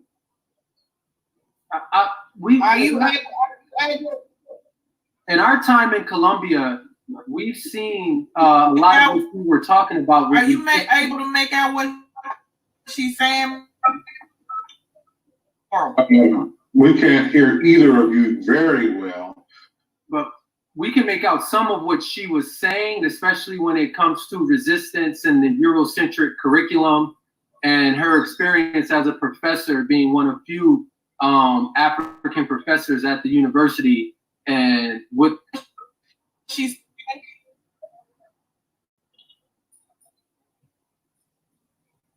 but there's some lag. Yeah, I can hear in our time in question. Excuse me. I can hear who is asking the question. Sista, yeah, or you? I was asking a question about African resistance in Colombia. In our time in Colombia, we've seen, whether it's in Cartagena or the Pacific, or even the last time we were in Bogota, there was an Afro protest happening in the capital. African people in Colombia are fighting against oppression, fighting against white supremacy. We were wondering, in relation to repatriation, what are Afro-Colombians thinking about taking that step and moving back to the continent and leaving the white supremacist system in Colombia behind? Yeah, well, it's something new here. People don't know about this program, no? People don't know about it. And I think that maybe it could be a new process for us, but also we have our own resistance process inside communities. And people are so attached to the political process, but it would be great for them if they can go back. Maybe starting like an experience, like trying to know how is everything there, because they don't know. And after that, they cannot allow, they can go there to stay. But here in Colombia, the resistance process is something that is attached to our skin, it's attached to our soul, right? have rural areas and we have urban areas. The process of fighting racism in those two different contexts are totally different. In rural areas, communities, Black communities, they are fighting against the projects of development who are trying to take them away because of the displacement. It's about the capitalism system. We are fighting against capitalism, we are fighting against colonialism, and we are fighting against also the patriarchy as a Black man. So in these areas, people live ethnic conflict, right? And also they are fighting against the multinationals and the big enterprises who want to take their resources. And most of those multinationals control other countries, right? And also they are approved by the political elite from Colombia, the governors. Now we have a right with governors, and they are the same who are on the power for a long time of independence, right? And they are white people. So here in the urban area, people who live in cities like Cartagena, we are fighting against the same model of development, the same capitalist system, but another way. For example, we are fighting against gentrification, right, in the communities. We are fighting against the model of development who wants to build hotels for tourism, but it is equal that we have to displace our communities. And we have to go to the neighborhoods because they have to build the hotels for rich people. Yeah? So there are two different ways, but it's the same system, economical system that have an unequal distribution of wealth. Then it's something really complex, but new generation, we are aware of that. We know that our power is the political awareness of what's happening here in Colombia and what's happening here in the city. Thank you. Yeah. And our experience here, I don't know how much we cared about what happens in the United States, but our experience here is an experience of resistance as well. Fighting against a system of white supremacy that allowed for police officers to engage in pretty much public lynching, modern day public lynching, murdering Black men and women in the streets. There's this system that purposely undereducates our children in the public school system. And when we advocate for real education for our children, such as African-centered education, it's purposely defunded, it's purposely spoken negatively about in text and on television. And our efforts to fight against the system intellectually, physically, spiritually, are all, in essence, is almost like we try to group it or herd it into one area and then attack us from all these different positions to destabilize what we're doing. So we look at the Shanaqua Repatriation Assistance Program as an effort to provide stability for people to make the transition that's needed to get into a place that is pro-Black. I know from our experience in Colombia, people there have spoken about that the United States seems to be a very pro-Black nation. And it makes us giggle. We go, oh, I don't know what you understand about what our experience is like. And when we have those conversations, we're surprised how similar our experiences are. What you're experiencing in Colombia versus what we're experiencing in the United States. When we talk to people in Brazil, they're the same. We're fighting against a global system that looks to terrorize us. So it's interesting hearing you speak and talk about how you guys are fighting against the system in the different ways that the system manifests, whether it's racism, whether it's multinational companies, whether it's just blatant white supremacy or white stereotypes. So we hear you and we can empathize with you because our experience is very similar. I would almost go as far as it's the same.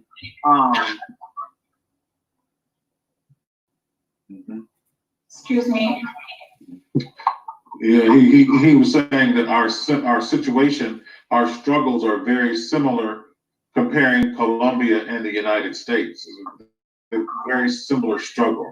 And I'm sure probably a very similar struggle all around the world, considering that we're dealing with the same system. Different people running the system, but the same system of white supremacy. Yeah. Of course.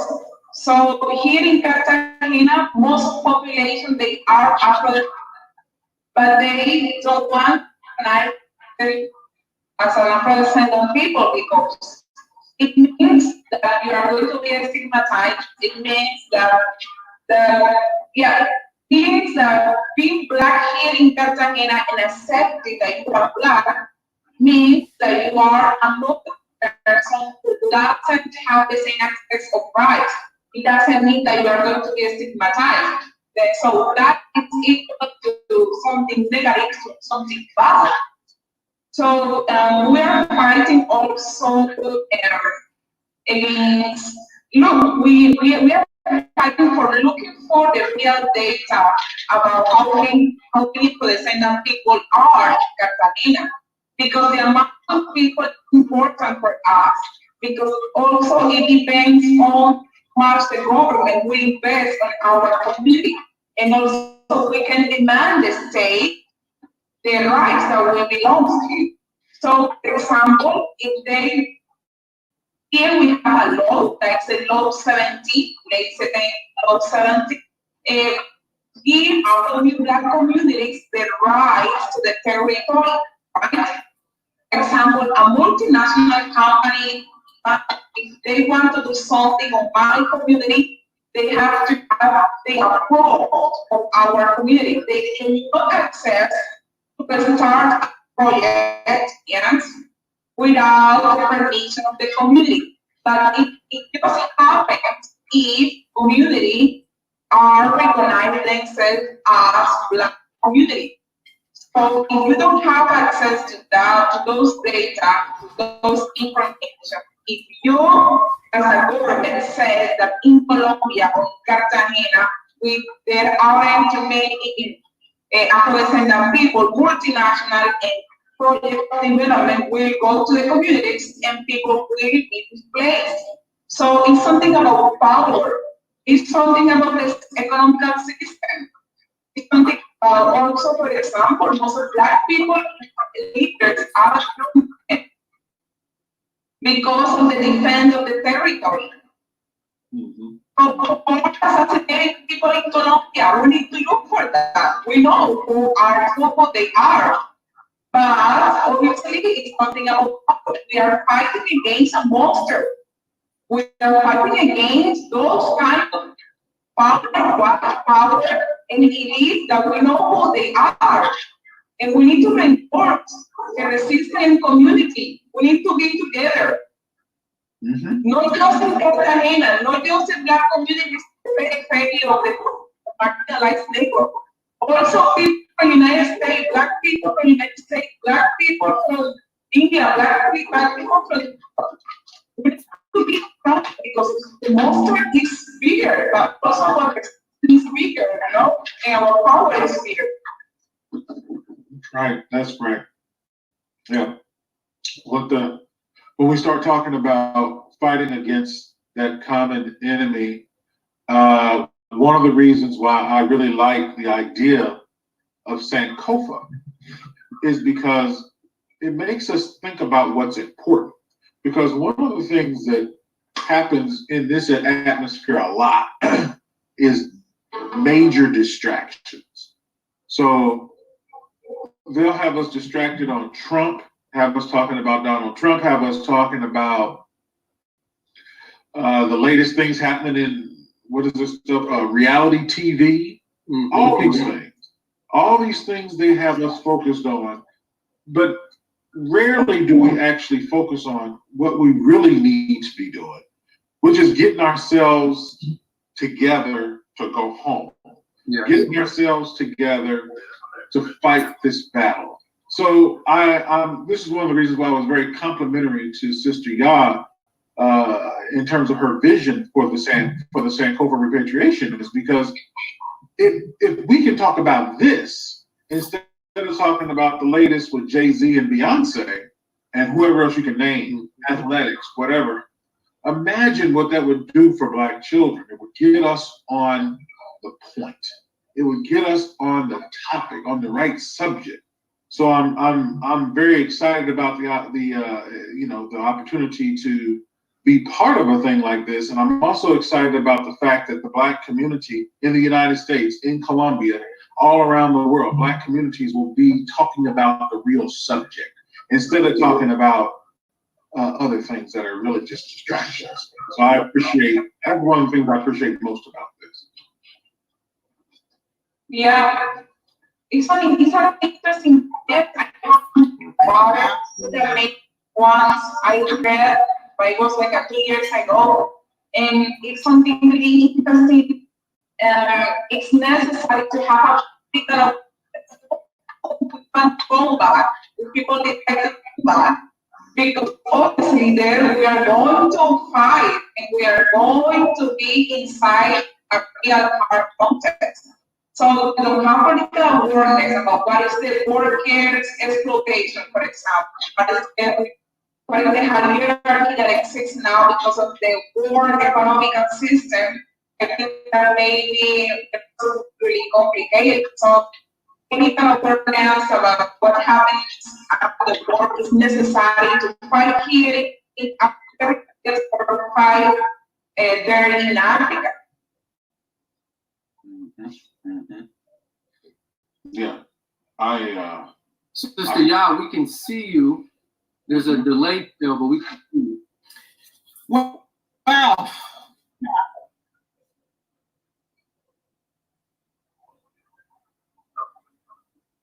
All right.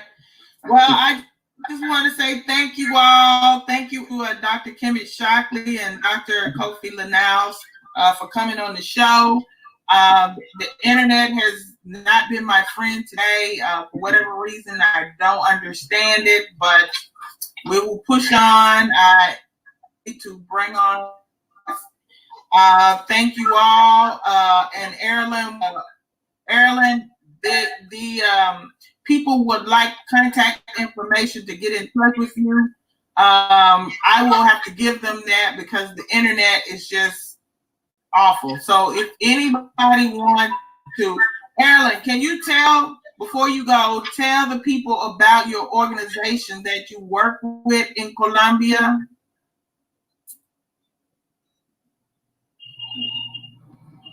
Yes, we are an organization that works for Afro-descendant people dignity.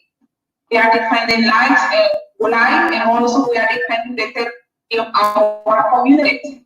So it's a Black movement, a Black women movement that focus on youth people on the marginalized neighborhood. So we are trying to get something autonomy. We have, and now in this context of 19, there are many people, most of the people who are dying in the city are Afro-descendant people, families.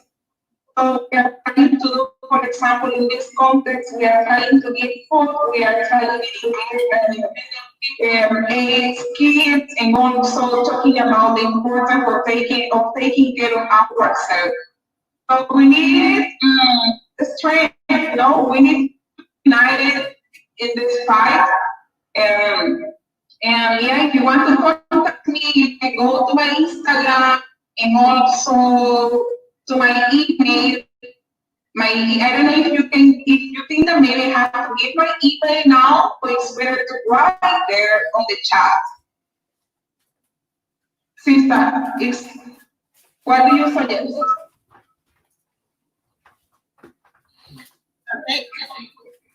Okay, because the internet is so bad, anybody that wants to get in touch with any of the guests, okay, if you want, just contact me at admin@sankofarepack.com, and I will give you the contact information for everybody. Yeah, I'm so sorry about the internet today. Yeah, so you can go to Instagram and look for me like Airling Perez 93, AIRLINPEREZ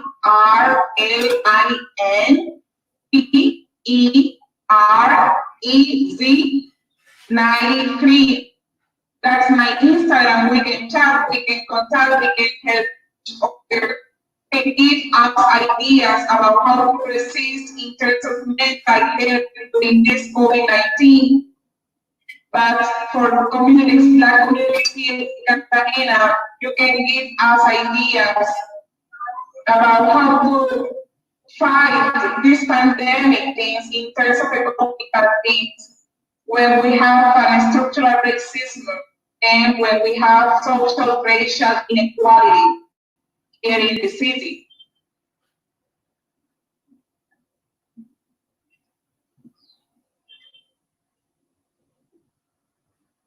Okay. All right. All right. Thank you, brother. Thank you, sister. I appreciate your time. Let me go ahead and let you all go and get prepared for our next guest. Thank you so much. Appreciate you. Thank you for the invitation. Bye. I don't know how to do it. All right. Bye-bye.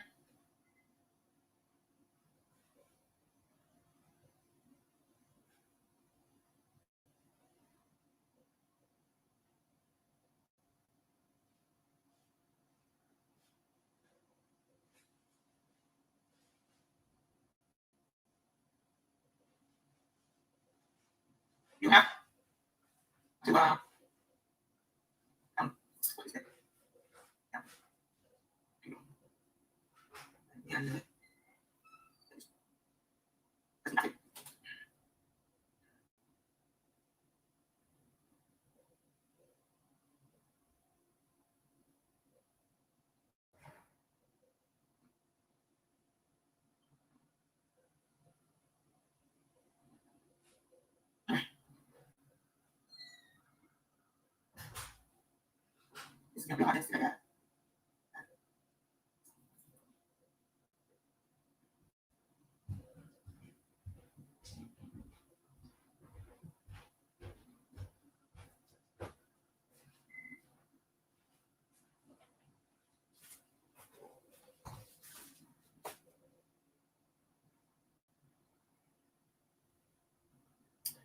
Okay. We're just waiting on our next guest, brother Alfa Kuabo is supposed to be here. Let's see. Oh, there he is. Let's see if we can. If it works, hey, I mean, golly, this has been a hot ass mess.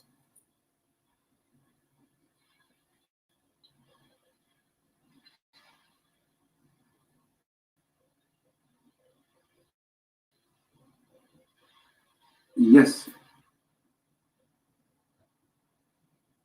How you doing, sister? Brother. I'm fine. How are you doing? This, you know, the devil is messing with me in this internet today. It's been terrible today with this internet. Right. They're trying to disrupt what I'm doing. How are you?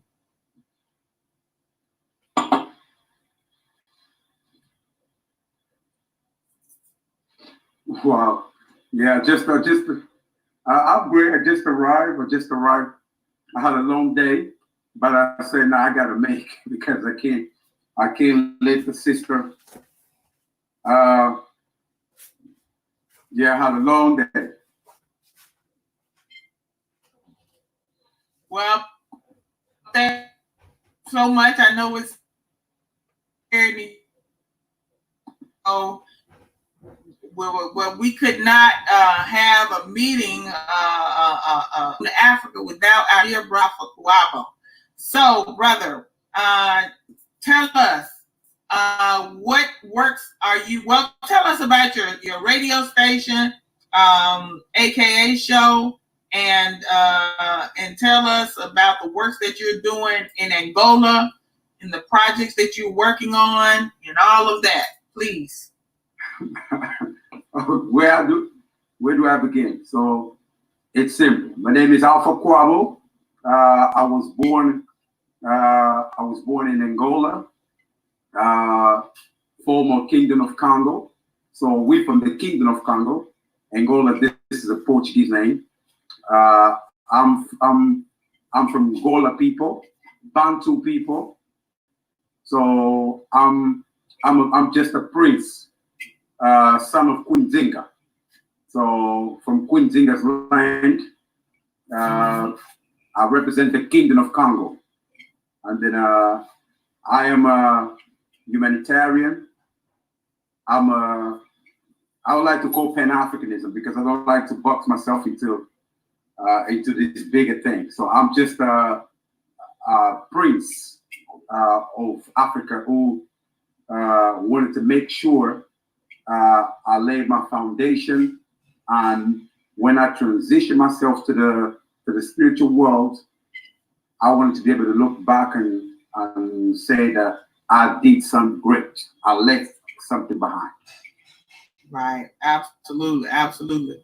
And but you have a lot of programs and projects that you're working on, orphanages and things of that nature. You're trying to build something. You have some land over there in Angola. You actually have a program where you bring people from the diaspora to Angola. I think it's called Sankofa, right? Yes. Tell us all about that. Yes. So obviously, born in Angola, I left Angola when I was really young. I moved to Portugal. Then from Portugal, I moved to the UK. From UK, I began to travel the world. I was a member of an organization called Worldwide Activists that went around the world to make change the society, change the political structure, the communities in different countries. Then I did a computer science here in the UK. So I began to, since I was young, I began to fall in love with the media and understand the media is a powerful tool to be able to communicate and to be able to change people's perspective and views. And that's why I got into this media world. Not only being in front of the TV, but understand the media on a very scientific standpoint. How to build radio stations, how to build TV stations, how to be able to effectively send a communication that goes to people's brain. And that's why I, obviously, as you know, I'm working on these radio station. I got a program called AKA Show, and the main focus is really to connect all of our brothers and sisters all over the world to be able to educate, promote, emancipate, do anything necessary to use our platform. I call our village, AKA Show, Radio Dynast is a village. Obviously, you were one of our guests. Our main focus is to connect the the 4 continents, the Caribbean, the Africa, the Americas, and the Europe. Everybody one platform to share knowledge, ideas, strategize. How can we do to better ourselves as a people, to keep building our nation, to keep promoting our culture, our love, our unity. And this is our main focus, to make sure we come together one platform to teach each other and then learn from each other. Right. Absolutely. Absolutely. Now, you are a very outspoken person in the UK on your show about the things that these creatures are doing to our people. Did you hear about the brother that was killed here in Minneapolis on the streets just we woke up this morning. The video is floating all around the internet. Police officer put his just basically put his weight of his body with his knee on that brother's neck, and even with the brother saying he couldn't breathe, and other police officers were trying to push people back, keep people away, while this other police officer just literally killed our brother in the street and took his lifeless body away. And it was on the news this morning that the brother died from what was done. And these type of things that continue to happen to our people. And you are a very outspoken brother on these type of things. Have you heard about this most recent today? This is the most recent one, and I'm pretty sure it's not going to be the last. This is just more evidence that we have to get away from these people. I keep saying the last show we did went really viral, and then I also promoted our platform. The last show we did it together. We gotta understand that we are at war. Number one, coming from a military family, so the first thing is to understand who is the enemy, who's the friend. So the biggest problem of some of our people, we don't understand that this current situation, it's a perfect time for us to understand what can we do? What can we do to better ourselves? What can we do to better our community? What can we do to better ourselves as individuals? To fix ourselves? This is the perfect time, just so we understand that we are at war and we must need to unite globally. We must need to unite globally to set foot in our continent, but at the same time, fix our communities right here. So it's a big responsibility on our shoulder, and that's why I've been doing my part to make sure I got one foot there in Africa, one foot here in Europe, just so when this continent collapses, I can have my total body, food, anything back home, and we can be able to move.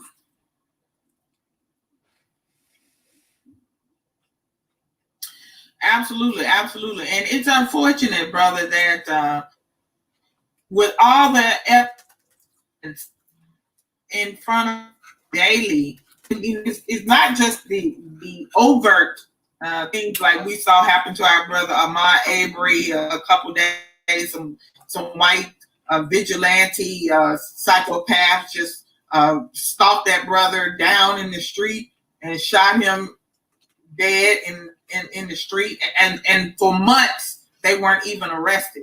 Nobody, but for the fact that one of the animals put out a video, showing what they had done, we wouldn't have known about it. The people, we don't know how many of our people that this is happening to, that we don't get to find out about it. And this is why it's so important that we come together and unify and understand that we are in a war for our survival. This is not a game.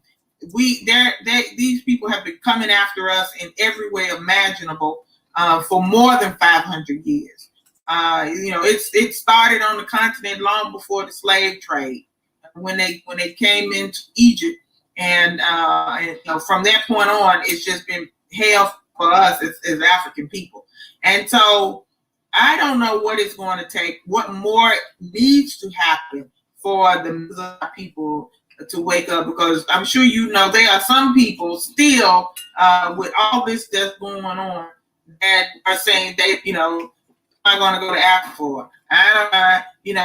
They don't want to go over there like us, all this type of stuff. Well, the people here don't like you either. You know what I'm saying?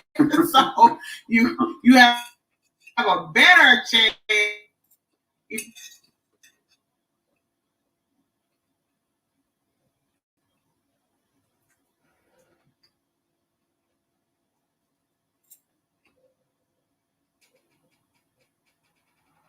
You got it? You still there, sis?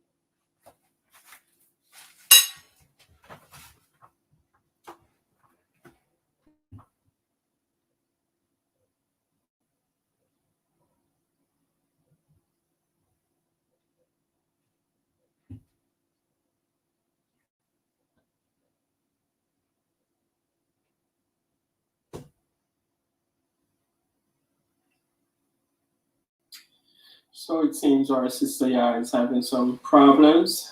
So I'm just gonna try to fill in and see if she comes back on. And also our brother Alfa Kuabo, he's not on also. So we're gonna wait until they reconnect.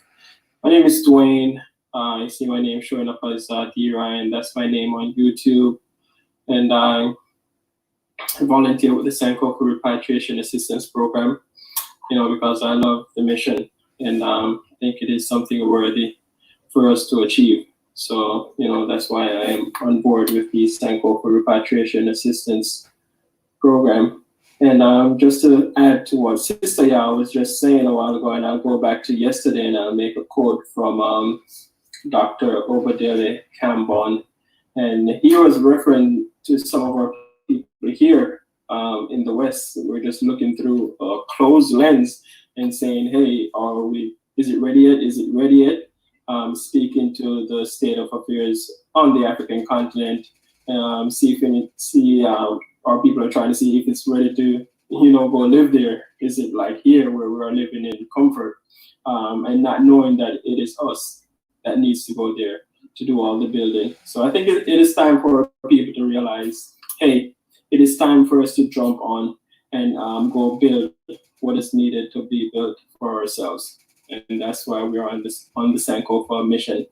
And I think that's why a lot of our viewers are on board also. And a lot of our contributors throughout all the live stream from yesterday and up until today. Sister, are you back on? Yeah, the internet is really getting me frustrated. Yes. Yes. Anyway, it's I don't understand it. This is the oddest thing to me. Mm-hmm. It's very, very strange. Yep. So we know what's happening, but we'll make the best. We're gonna work it out. Mm-hmm. Huh? Yeah, we know what's happening, but we'll make the best of it. And power through. So we want to remind our people, to go and make a donation to support us on our mission. You could go to sankofarepat.com and look on the homepage in the main section where it says donate donor box. You want to click on that and make a donation to assist us on our mission. Also, you can go to madeinafricaproject.com and scroll down to the bottom. You'll see the donor box link.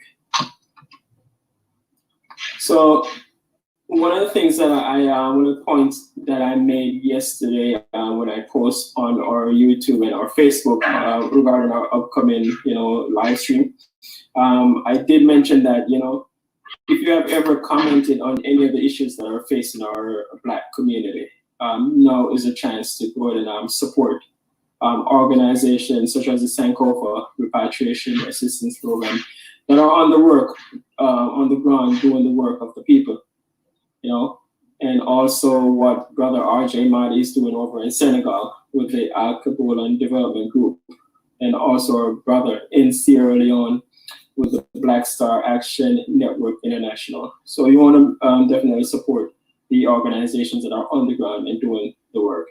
Brother Alfa Kuabo, you're on. How are you doing? Oh yes. You know what? Let me tell you something. Every time I'm doing my show, somebody just happened to boycott my internet. I don't know why. Yeah, it's not mystery that we wonder what's happening. They're on my neck to the point that I don't even care about this YouTube and Facebook anymore. Like not anymore. So there has to be. Let me just make a Let me just make a.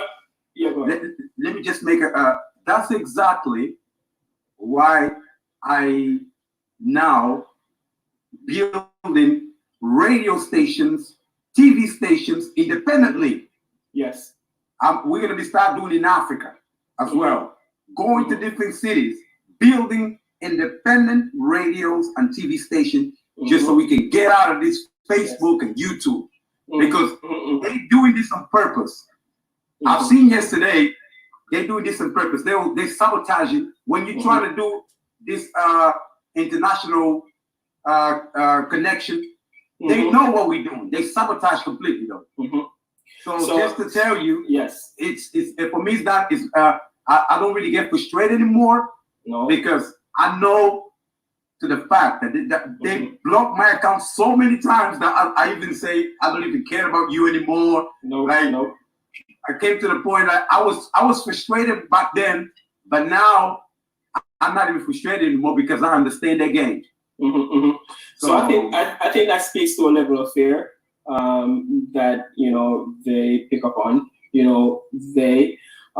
So I think it's a level of fear that they see whenever we start empowering ourselves, whenever we start making moves to build for ourselves and stop being so dependent on others to do for us what we need to do for ourselves. So I think it speaks to a level of fear that is, in them. So needless to say, that is how it should be, and that is how it's going to be. We will press on, and we will build for ourselves what we need to build, and we will press on.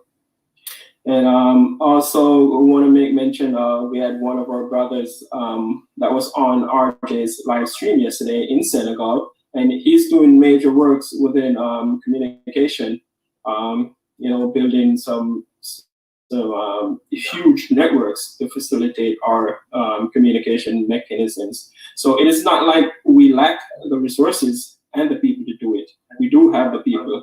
So it is just time for us to act, and move and start building. Absolutely. No, that's can I talk, brother? Oh yeah, sure, go ahead. No, that's exactly, brother. I'm advising by being by somebody who understands media on the technical side. So that's why I advise everybody to begin to build their own independent streaming, just so we can get out of this Facebook and YouTube. Number one, we make them rich. We probably, as a Black people, we the groups that spend more time on the internet. So we give them billions of dollars, of pounds. When they feel like they want to shut us down, they can just shut us down like in a split of a second. So they happy for us to posting pictures of us killing each other. They happy for us posting pictures of us bashing each other. They happy for us to posting posting videos of us entertaining them. Being lost in entertainment. Yeah, they happy. Anyway, they're happy of anything. But once you begin to talk the truth, once you begin to talk, to strategize, they completely sabotage your internet or whatever you're trying to do. So that is why, brother, I've got this. What is it? Yeah, this is a geographic location of my land in Africa. I am. This is the land of my ancestor. So what I'm simply doing is, with my own money, I'm beginning to build. I wanted to develop this into a city. Yes. So I want to make sure this city, it might not be on my lifetime, but I'll set up the foundation just so we can have our own communication system. We're going to have our own military system. We're going to have our own economic system. We're going to be having our own houses, our own agriculture. We're going to be have everything our own. So whoever comes to this city, they better be Black or African. So that is why I'm with my money, with my own money, with my family money, we're building, we're developing this own city. It's the videos out there. I've been posting a lot of videos. I've sent in elders. I took elders with me yeah. So we're actually doing it. So we're not wasting much time because we understand this continent's collapsing. So we're not wasting time. We're doing ourselves.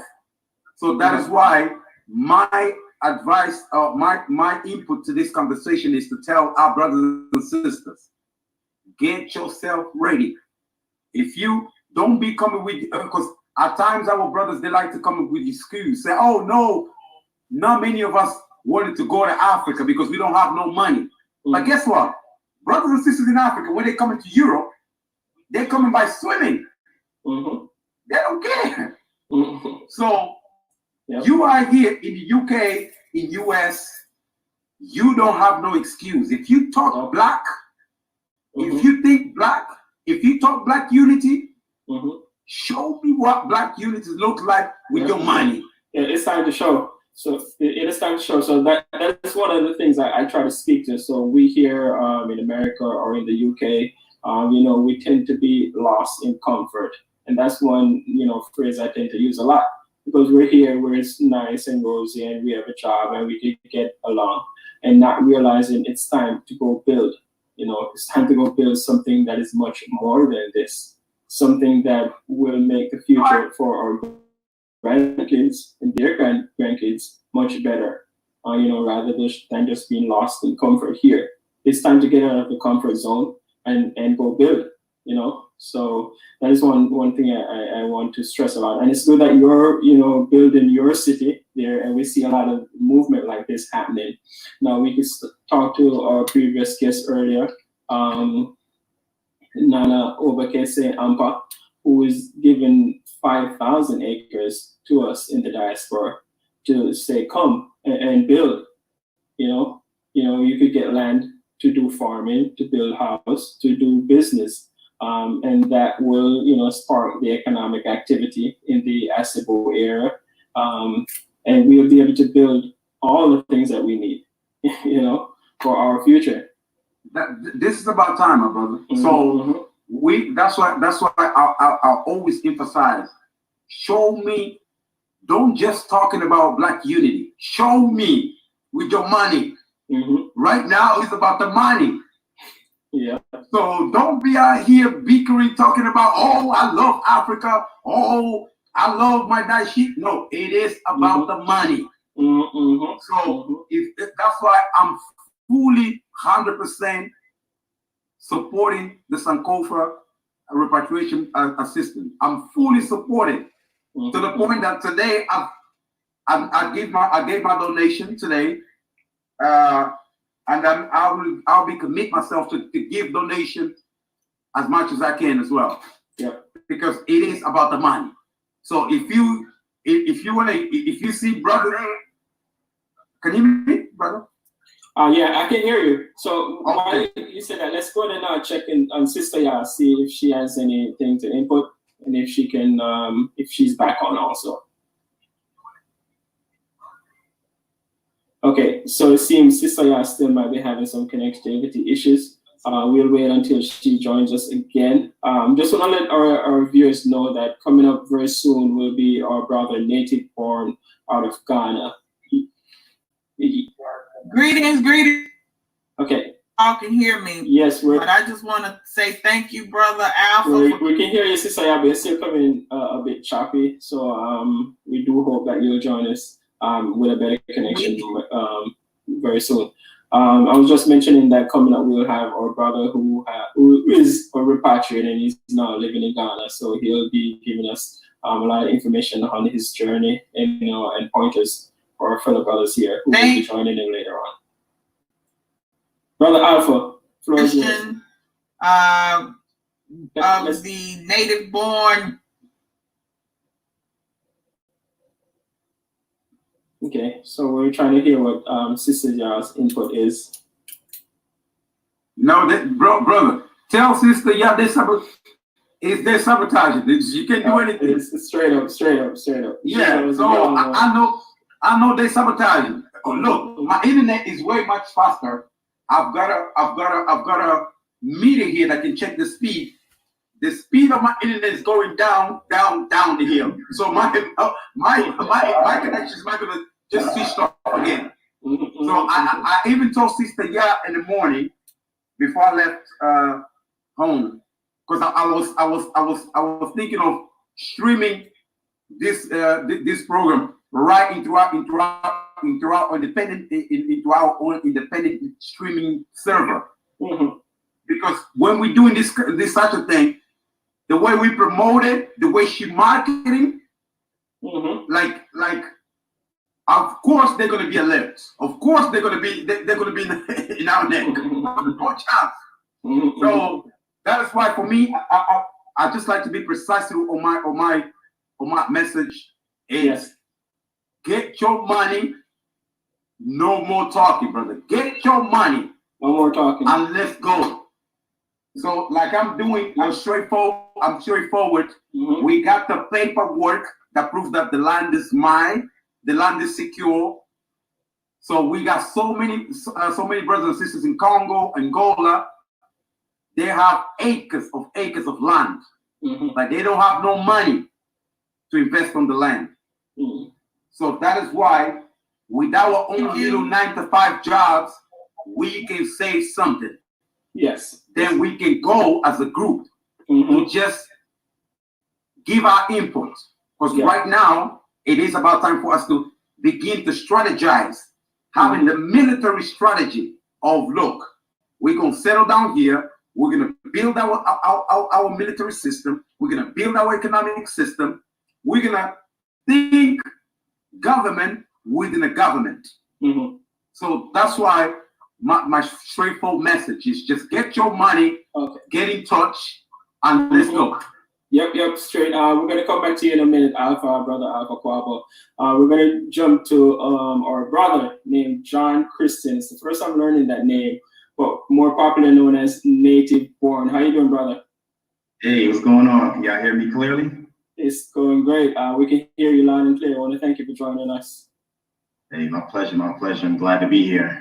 Okay, we're glad to have you, and I'm sure our listeners will, learn a lot from what you have to offer. So real quick, can you go ahead and just give us a little about your background and how did you start to consider moving to Ghana, and when did you actually make that move? Okay, yeah, man. I'm originally from Hartford, Connecticut. My wife, she's from New Haven, Connecticut. So, we've been married for the last 17 years. That's my high school sweetheart. We always wanted to visit Africa, live in Africa. We always wanted to explore different parts of the world. So we was dreamers. And when we got to the point when we moved to Ghana, it was because my best friend growing up, his father is from Ghana. So I've learned about Ghana, my whole life. And he gave me advice. He told me the things that he was doing back in Ghana. He's from Kumasi, so the Ashanti region. So for 25 years, he was sending money back home, building little by little, and set himself up for retirement. So we was really excited about visiting Africa, but Ghana was a choice because of the large expat group, because of it seemed like there was more opportunities there, and also that's what I knew about. So we took our chances, even though we was a little afraid. We went ahead and made it happen with our children in 2013. I have to admit, when we first went to Ghana in 2013, we did it out of, I should say, fear. We're afraid of America. Look what's going on. Let's just get up out of here. And we made that move. And we stayed there for 6 months. We end up running out of money. we got the reality check, y'all. You know what I mean? We got the reality check of what it takes to live in Africa. And we basically regrouped back to America. And then in 2016, we moved back with more of a plan. And not because we were afraid, but because this is what we wanted to do. You know, we're travelers at heart. We love our culture. We love our heritage. We want to learn more about who we are and be connected with our people on the continent as well. So yeah, that's how we made that move. And you have to be courageous. You have to have belief in yourself and not be fearful, because you know, as it says, the Most High doesn't give us the spirit of fear, but power, love, and a sound mind. So you have to understand that you have power. You have to understand that whatever you do, you have to do it in love and have the right intentions.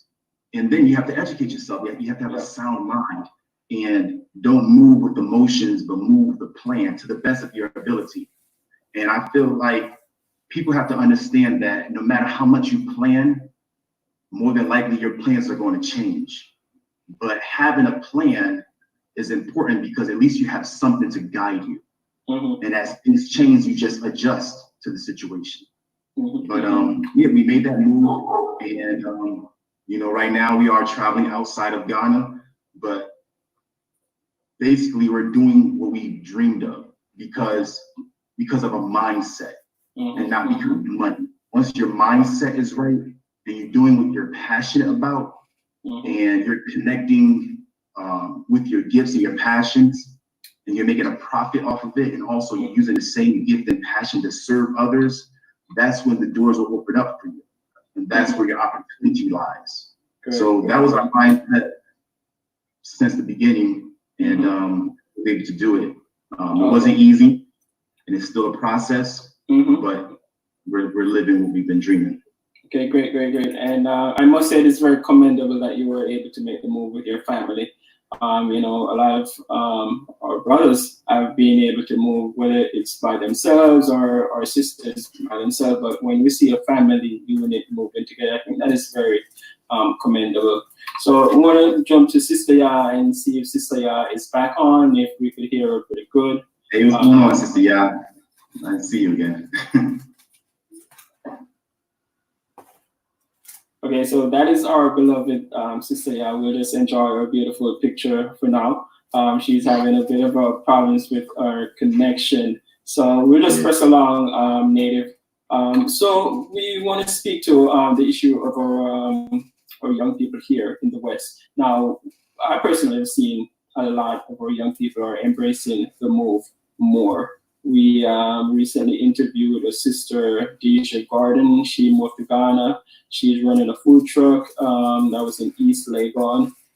We have seen another sister from the UK move to Sierra Leone, and she's running a business over there. Her YouTube channel is, I think it's called Young in Freetown. Also, and then we have our beloved RJ Madhi. He's very young. He moved to Senegal, and he has his entire family over there. So we're seeing a lot of our young people are embracing the idea.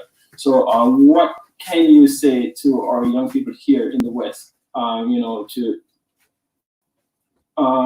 show them that this move is very important? It is for a worthy ideal. Yeah, I think it is important to at least visit, and if for some reason you don't want to visit, at least have a connection in some way to Africa, because whether we know it or not, Africa is the future, especially for us, you know, descendants of Africa. I want them to know that we have options. Like, don't get stuck where you are. Understand that you need options because the world is changing, and that's why I love to travel, because I have the opportunity to meet different people, understand different cultures, and build up my network globally. Like, you know, we're going for that global brand, but at the same time, you know, home is Africa, and it's nothing wrong having multiple homes. It all depends of who you are. You may not only have a place in Africa, but you can still have your home in America, the UK, Asia, wherever you want to be. It's all about what resonates with you. So I'll give the kids in the West and those who are watching this, the advice is know what you want. know what you really want and go after that, and don't let no one deter you from anything else. You know what you want, so go after that. If you want to visit Africa, come and visit Africa. If you want to live in Africa, come and visit Africa so you know what it takes to live in Africa.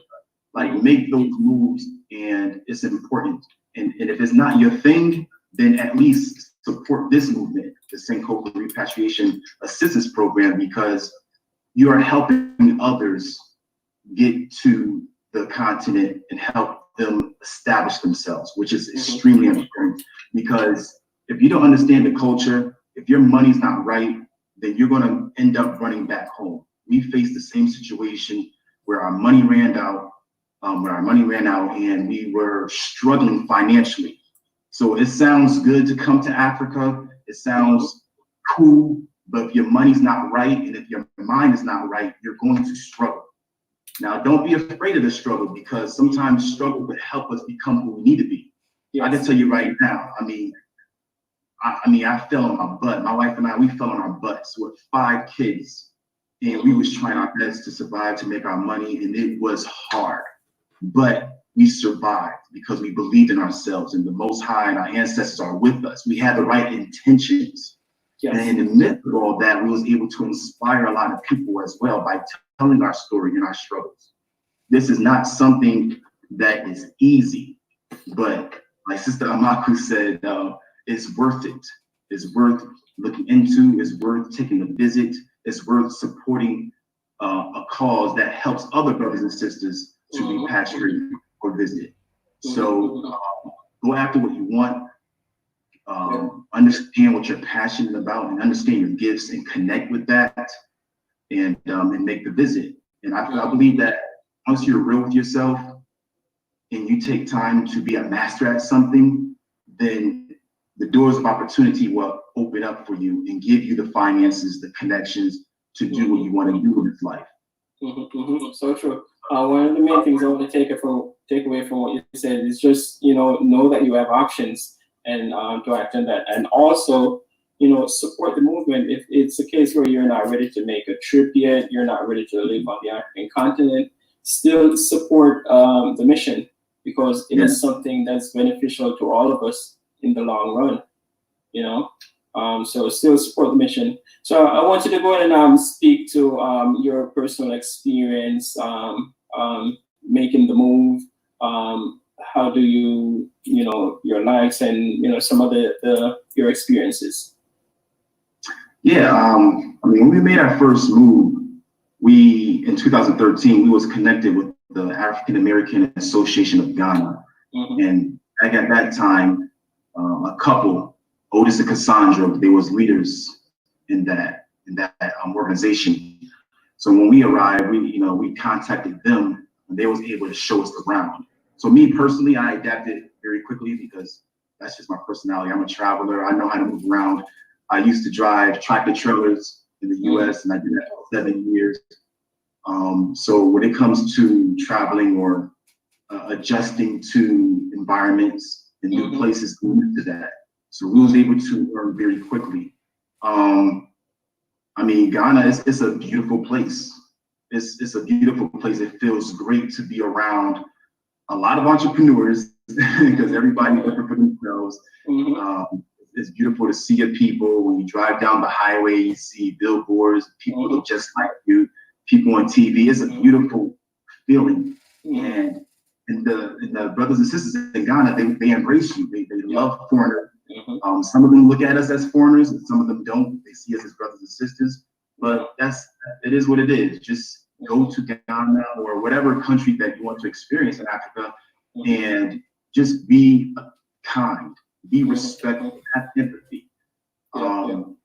Figure out ways that you want to assist or be a part of the community, and what positive things can you contribute to the community.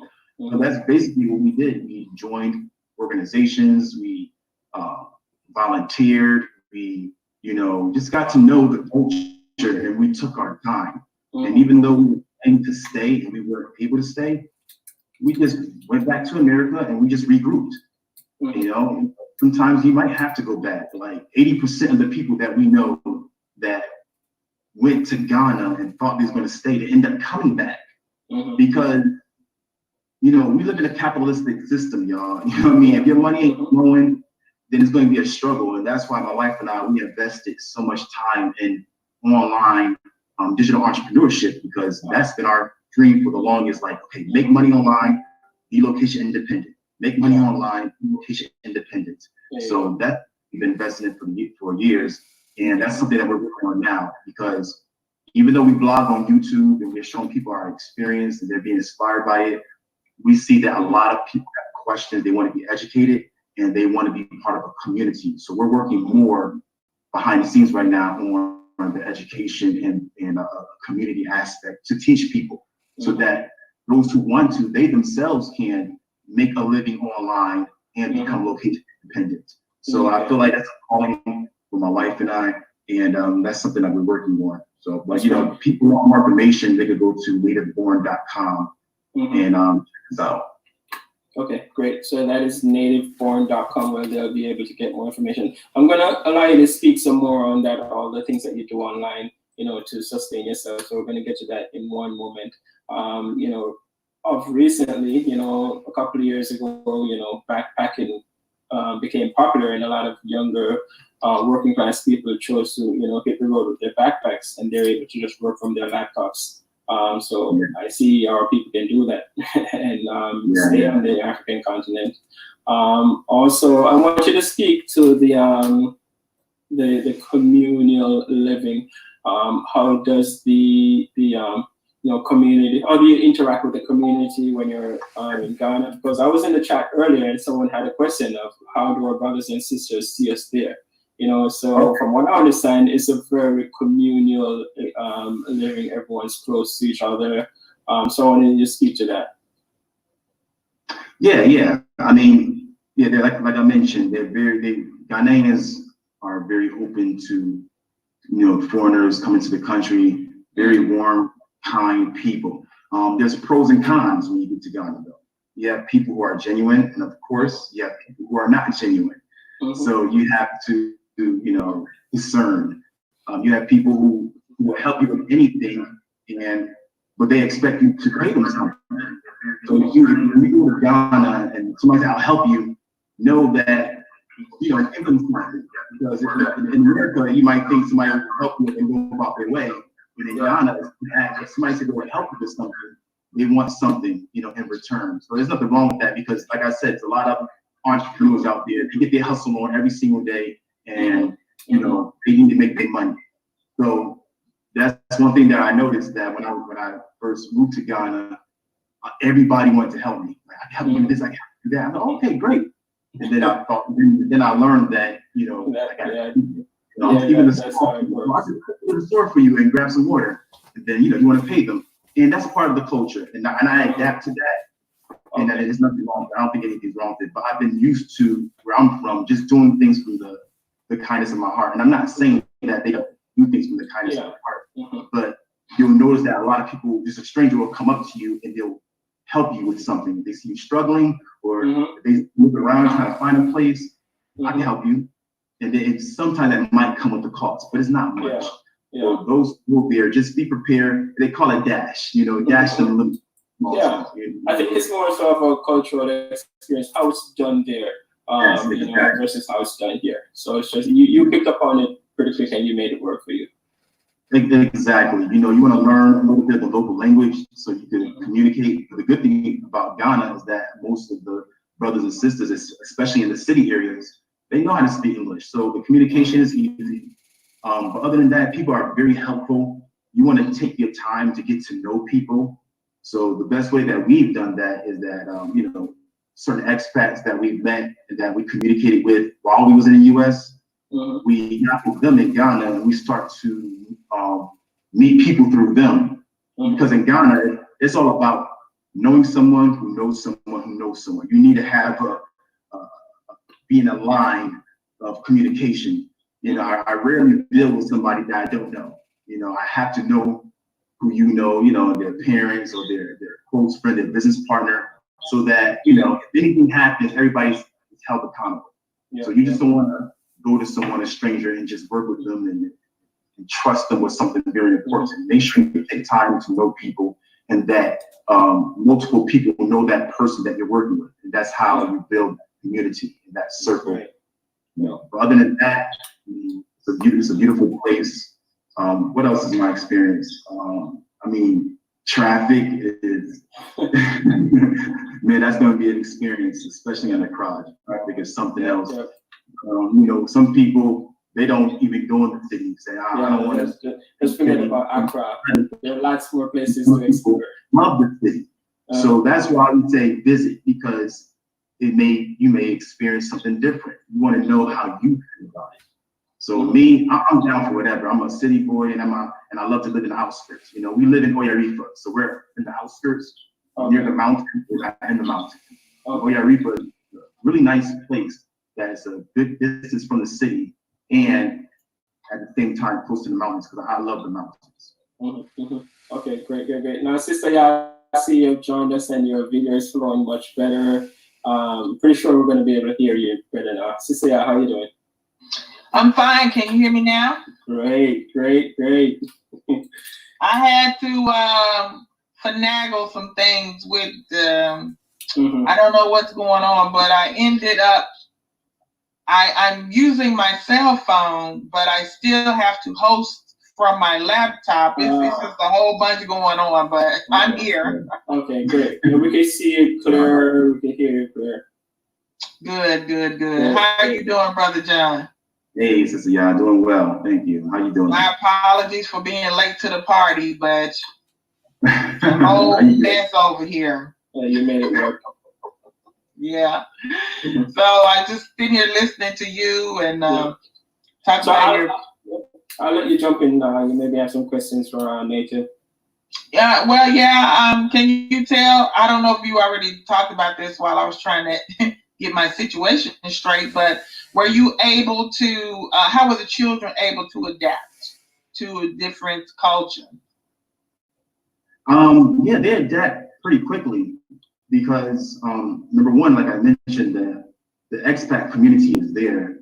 So there's also, expat kids there. I say expat just to, let you know that we're from outside of Ghana, but, they were there and they were able to learn the language from them, and the school that they went to had other Ghanaian children. So children are children. Like, once you get past the cultural part, they're just kids. Everybody wants the same thing. So they were able to adapt.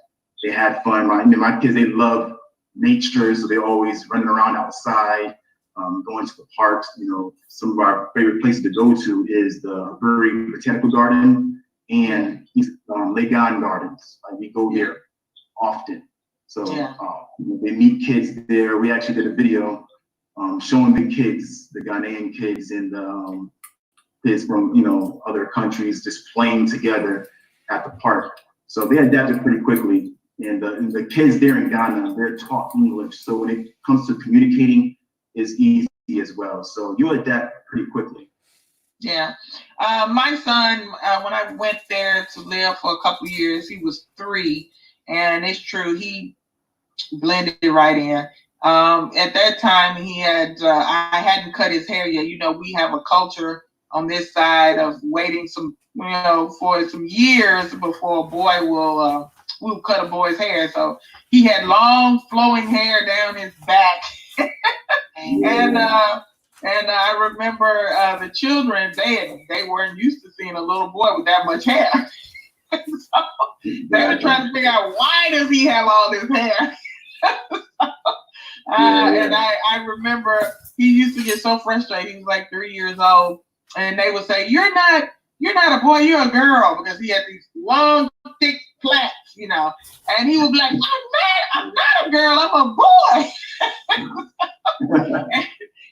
But he loved it so much, man. He's always saying, Mom, when am I going back? I want to go back to my friends in Ghana. So I got to get him over there. I mean, he was in school there. The children were, because they're so curious, because, he came from somewhere. So they all want to be his friend and talk to him, because he's this new little person from somewhere. And my daughter at the time, she was 17, and it was basically the same thing for her. She would have girls come up to her and say, "Oh, can I be your friend?" They just want to be her friend because she was different. She was from America, so they want to talk to her, be around her. Yeah. So, but I think, they really had a good time. It wasn't until Doomsor got really bad. Doomsor, woo, back in 2014, that dang on Doomsor, lights out, was horrible. And we dealt with it for a while. But now my husband and I, we're constructing, so we're definitely going to be putting in solar because, lights out is, when you're not used to lights out, I can do lights out for maybe a couple hours, but when you start talking about 8, 10, 12 hours, I need some electricity. You're right. Sometimes you forget about those things because you get used to it, but that's also some of the challenges, that the electricity is not consistent. And it actually depends where you live, because if you're in like upscale area, your electricity may be off for like maybe 4, maybe 8 hours. But if you're not in that location, you might be out for a few days. So I've learned that well. That's true. That's true. We were over in North Legon, so it wasn't that bad, but it was still bad. I mean, bad for some people that coming from America. It was bad. I'm not interested in. Listen, I still choose Ghana or Africa with all of its inconveniences. I still choose that over America because at the same time I had, peace of mind, and I felt my children were safe, and I just felt overall it was just a better environment to be in. But I want our people to know that there will be some challenges. There will be some adjustments that have to be made. But you can overcome it, and then that's why it's so important for those of us who have some ideas and skills and expertise to go over to help, implement. And we had a brother on earlier today, Brother Edward, over in Nigeria, is asking brothers and sisters from the diaspora to help him because he does have a plan for alternative energy, but he does need support. And we do have a lot of genius on the continent of Africa. So we put them together with those of us coming from the diaspora going back to the continent, and we put our genius together and our resources together. There's absolutely nothing we can't accomplish. So I absolutely believe that with all my heart. Yes, I agree. And that's why I love your program, because it just shows that if we do things together, we can get a lot done. And I personally believe that the more of us from the diaspora come to the continent and invest, those inconveniences won't be too much of an inconvenience. It's like we have to be the ones that invest. We have to be the ones that help mold Africa in the way that we would like for it to see, and also, for the way that the brothers and sisters on the continent would like to see. So when our brothers and sisters on the continent, they want us to come. They want us to be interested in investing in Africa, but they want you to come with your skills, your money. They want you to come on a positive note with even your connection in the U.S. or Europe. They want you to come with those connections, because they know the value of where these first world countries have. So use the resources and bring it over to the continent and create something not only for yourself, but for your children and their children. So I'm all about options. I love to, have different options around the world and have a network around the world. Yeah. And that's just me. Some people are like, hey, I like to be in one place. Everybody's different, and that's one thing we have to remind ourselves. Not everybody is going to be interested, but that's why we also said that at least be a part of it and invest in this program, because you'll help others. And then maybe down the line you become interested, and then you have something already in Africa for you. Exactly. So no matter how you feel about Africa or the experience, just be a part of something to assist us who wants to go, who wants to invest. And then you never know how it will be able to assist you later on in the future. So it's a beautiful thing. The land of our ancestors, we should have a connection, because all different countries around the world and different people from different backgrounds, they are investing in Africa for a reason. Absolutely. And we have to be wise enough to do the same. It's not a race. This process it's a marathon. Yeah. So small steps is going to pay out in the future big time. Absolutely. You're absolutely right, brother. I'm a firm believer that, I know everybody's not going to want to go, but you never know when that day may come when you need somewhere to go. When you need, all Chinese people know that if something happens, they have somewhere else to go. You know what I mean? Even the white people, they know they can go back to Europe. They know they can. You know what I mean? And Lebanese people know they can go back to Lebanon, and so on and so forth. But if we don't, what's wrong with having some options? What's wrong with having somewhere else to go in case you need to go? There's nothing wrong with being global. Being a global people. We navigated the globe first anyway. We came up out of Africa and peopled the whole world. So we don't have to get stuck in this mindset that, I'm just gonna be in America. No, be global. No, and you can always come back over here. Nobody is saying go to Africa and don't ever come back, but be global. Travel over there, see what's available, see what can be, what you just see. Go to South America, go down and see what's down there. You know what I'm saying? I've met so many of our people who won't even leave their neighborhood, let alone start talking about getting a passport and go to other parts of the world. I don't know where that type of thinking come from, because that's not us as African people. You know what I mean? We're comfortable. I say, we can become very comfortable. That's why, you hope your mind up. That should be normal for us. But sometimes when you're comfortable, you're stuck in a certain mindset. I believe it is time to change our mindset. We have to become global thinkers and understand. That's why we're here, Native Born. We do help when it comes with education. We have a course that's called Relocation Blueprint. That with my wife and I, we're explaining our travel experiences. And now we're working on something to help people when it comes to digital entrepreneurship, because I've done so many consultations throughout the year, and the many things that I speak to my clients is about relocation, travel, and making money online. So we're trying to create something that's going to be more effective, where we can help people with that, because money is an issue, and that's part of our contribution when it comes to repatriation. We're not the people to come to when it comes to repatriation. But when it comes to like digital entrepreneurship and you wanting to be location independent, that's the role that we play. But the relocation blueprint does explain our experience in Ghana, and also just how to travel globally.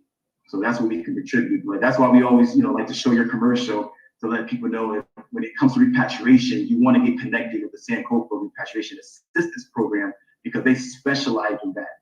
As for Native Born, we're just going to tell you our experience, and we can help what we can. But our niche is helping people when it comes to mindset, when it comes to entrepreneurship, because really it's the mindset that has to change before you get the money. People think, I need money to do this, I need money. And in my experience, it were times that we didn't know how we were going to get the money, but because we had a mindset and we believed in ourselves, and we took time to plan and follow our intuition and meditate and pray and being positive, then you open your mind up for information that can lead the way. So it's mindset, not money. Get your mind right, be respectful, be responsible, and be creative, and you'll be surprised at what will open up to you. Absolutely, absolutely. Thank you so much, brother. I'm going to try to get our we appreciate you coming on. I know you had to get up early in the morning over there. You're in I'm in Thailand right now. Thailand. Yeah. What time is it over there? Just 6 o'clock now, 6 a.m. Yes. We appreciate you getting up. this time of morning to join us and participate in the Exodus Alliance Telethon. That really means a lot. And thank you so much for supporting the Sankofa Repatriation Assistance Program on your channel. It means a lot to us. Thank you so much. And with that being said, I'll let you go ahead and get back to your family while we bring on our performers. Powwah and PhuCha are going to, we have a surprise guest coming up after Powwah and PhuCha who wants to speak to the people for a couple of minutes. She's a queen from the Congo. So that was a last minute addition to the show to close us out. She's watching now, Queen Yaethbay from the Congo. And thank you so much, brother. I appreciate you. All right, fam, gotta take it easy. What's up? All right. Black Power. All right, peace out. All right. Let me get our Dwayne, I think I'm gonna let them have the whole screen because they're gonna perform, I think. So all right. By all means. Thank you, Sister. Yeah. All right. Thank you for all your help. I appreciate you. No problem. Okay. Hey, greetings, everyone. Peace. Black Power. Black Power. What's up? How y'all doing? Hey, Sista. It's been a beautiful day today, just as it was on yesterday. Yes, it was. We are so proud of you for putting this together. We have enjoyed everybody that we watched today, and I'm sure that they can say the same. It's been a beautiful day. Yeah, they were trying to mess me up with this internet, but Dwayne, wait a minute, Dwayne, I gotta get him out. He's hold on. Okay, all right. Okay, so I want to say thank you so much. I appreciate you all for coming in to close us out. Yes, looking forward. I know it's gonna, whatever you do is gonna be something powerful because you two are a Black Power couple and great musicians, great performers. I love you both to death. So should I just give you the screen and let you do your thing? Yeah, it'll be fine. You know we gonna rock it. All right.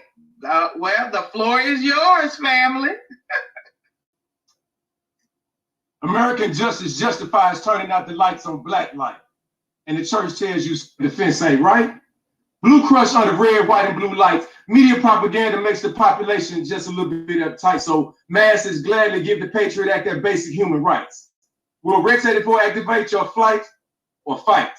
Remember New Orleans, behold that I asked for it not once, but twice. Blacks can't populate right because of disease graves filled with our youngest seeds who didn't believe population control in the form of CBD-19.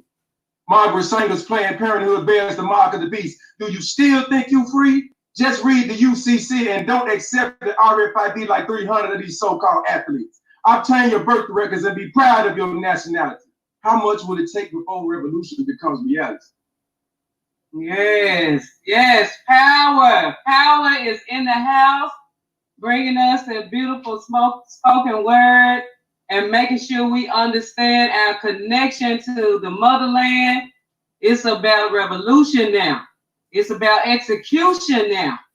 It's time for us to stop in our tracks, pack our things, prepare ourselves, organize, galvanize ourselves, and get ready to go home to Mama Africa. We are PhuCha and Powwah. We are Black revolutionary, pan-African, powered-centered, African-centered, Black love, traditional of Black love that you need to see and witness. And anybody that know us know how we are. And if you don't know us, now you know. Go Powwah. What else you want to do for us? Oh, We man. got some Listen, I special got a bunch of pieces that I've done over the years, but I'm trying to make sure that I stay in accordance with everything that's going on for Africa Day, because that's our #1 focus right there. So I'm gonna do this piece right here called Black Shit. This Black Shit piece right here, I've done it. This is one of y'all's favorite too. All over the world, all over the world, basically, a few different countries. So I haven't done it in a minute, but I'm gonna get to it because I know my sisters love Black shit. All right. So you tell us you're tired of that Black shit. That Black shit, that Black shit, that Black shit. That means you're tired of that. Teach me something about myself back when my people used to walk with gazelles and drink fruit nectar from seashells and drink fruit nectar from seashells and built our huts on horizons from Ivory Coast sea swells, and how at age 8 years old we identified the aroma of how simmering lion steak smells. Or how the crying day in the life of a man-child was him coming into his manhood, a young warrior at age 12. Or how we used to map the stars. Or how shaman kept healing herbs in hand-blown glass jars. Or how we preserve and embalm our ancestors. Back when we had names that shook rooms like Shango, Ogun, meaning thunder, and iron. But nowadays, you niggas is tired. You tired of that Black shit, that Black shit, that Black shit. You tired of that Black shit peering into your painful past, providing proof that millions of slaves died through the middle passage through the Atlantic to this land of the moon, baby. The red-haired, blue-eyed, white-skinned cats out of the tribe, father-born lies, baby. Took the shackles off our bodies and placed them on our minds. And it seems like that kid's the hardest to find because we've been deprived of what's rightfully mine. We've had the language cut from our tongues, forced to accept another's religion by way of the gun. We were burned at the stake because we worship the sun. We're all nations, earth people, forever unequally yoked with the rest of this world because there is no equal. We're descendants of royal blood, y'all, which makes us a watered-down sequel. But no, you niggas is tired. You're tired of that Black shit, that Black shit, that Black shit. You want some good old boy, stay in your role, nigga casserole. Served up with some chitlins and watermelon in a bowl, and if the price is right, hell yeah, you'll sell your soul to get rich quick type shit. Never speaking in your public about government, religion, and especially some Black shit, because y'all some new niggas. Ones who will fight for the right to live next door to that Akosua dude and have him educate your children too. Saying to the word that there are no race barriers, just shades of gray hues. Believing that Abe Lincoln and the Constitution gave you some inalienable rights to you. Saying that people living in the projects are just lazy and they're there simply because they want to. Leeching out the government, blood weaving their hair and living on welfare. See you singing the same sucker ass Republican blues, misconstrued, thinking that home loan for you would be as easy as it was for white Becky and white Bruce. But no, no, no, no. So I'm gonna continue kicking that Black shit. Now open your eyes to revolutionary change. Reparations is rightfully mine shit. That mind enlightening red, black, and green shit. That teach you that kings and queens was explain our affinity for the finer things type shit. They stole us, they sold us, they owe us type shit. Dig this shit. That burn Hollywood bird turn off that reality show. Poets now have control type shit. See, this is that Black knowledge spit by poetic prophet, aka that Black shit. Give thanks. Yeah, that's a piece right there. Sister PhuCha, we getting our power bank together right here now because we got some little power issues. I right just there. had to come back to say that's my shit. That's my shit right there. Wow, you know I love that. Okay, I'm gonna go. I'm gonna go there. Yeah, like that with yeah, actually feel really good. That poem is about, that poem is probably about 15 years old. 16 years old. I wrote that poem. We was turning our corners in our knowledge, and we was trying to, we was just talking about initially trying to get to Africa and dealing with things, and we was just around different people that was going through a lot of different things. And one of my sisters at the time, she was like, "I don't want to hear nothing about that African shit. I'm not hearing Black shit." And I was we just going back and forth. She was a good sister, you know, so you want to fall out with us. So it inspired me to write that poem. So yeah, so I'm gonna do one more while Sister PhuCha get ready. It's called excuse my paper. I usually don't use paper, y'all. But it's been a minute. So I'm knocking the dust off, and I am available to come do anything for anybody, anywhere. You know what I'm saying? Yeah, so I do book out, so we're gonna do it like that. So this poem was written, it was like 18 years ago too, but it's a good one. It's called My City. And where we are is down in Tennessee. My city laces us with a sweet elixir, and also potent mixture of past and present, both sweet and bitter. See, my city is sweet like sun-brewed tea served in my mama Geraldine's mason jars. Southern stars define our women, protected and given the proper elevation by the soulful and gentle. See, my city produced the melodies of Isaac Hayes, Al Green, and my daddy's partners, the Tim Prees. See, these were the soundtracks to The Dreamer and The Dream of Martin Luther King. So now that I got you in my city, let's take a look back. Take a deep breath and smell the cotton and the thatch sacks that contained it. My city is packed with memories of picking in its pluck from willow trees and strong like strange fruit. Hey, Schwab isn't the greatest store on earth. It's the only one who would do business with you. My city is laced with larceny. Field Street swiped for me to beat in my heart and called it the blues. See, statues are record of those that lynched us, tar, feathered, and hung us. But wait. My city is home of the Berkeley estate where slaves lay in wait for escape along the Underground Railroad to give us free.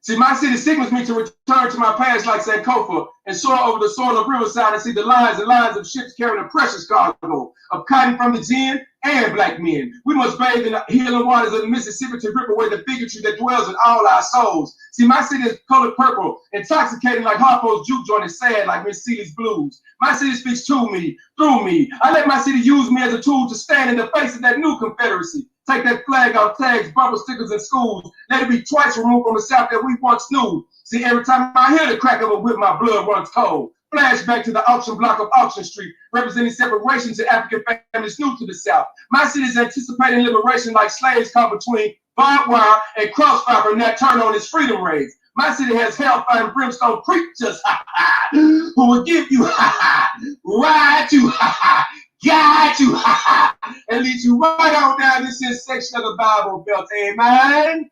Amen. Amen. But it's going to cost your ass 10%. See, my city forces my elders to have nightmares of April showers raining, watermelon seeds and chitlins while black-faced lawn jockeys tapped their bare feet to Al Chosen tune, reminding them of impending doom if Master's harvest was late. My city is Virginia, Carolina, Louisiana, Tennessee, Mississippi, Georgia, Florida, who still can't live down the horror of the smoldering rosewood. Let it be understood that my South is complex.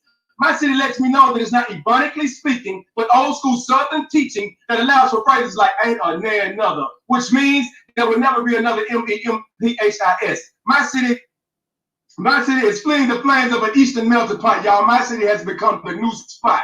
See, my city produced the KKK. Now my city produces the PPP, pinpointed political poets who spit CPR from their mouth. Critical poetical revitalization of life to resuscitate life in its old dirty South. That is electric. Oh man. Oh my goodness. All right, y'all ready to hear from Sister PhuCha? No, not yet. We're gonna keep this fire burning right now. I'm just gonna intervene for 1 second because these poems were written in the early 2000s and they're still relevant just as a book by Dr. Amos Wilson, by Dr. Henry Clark, by Dr.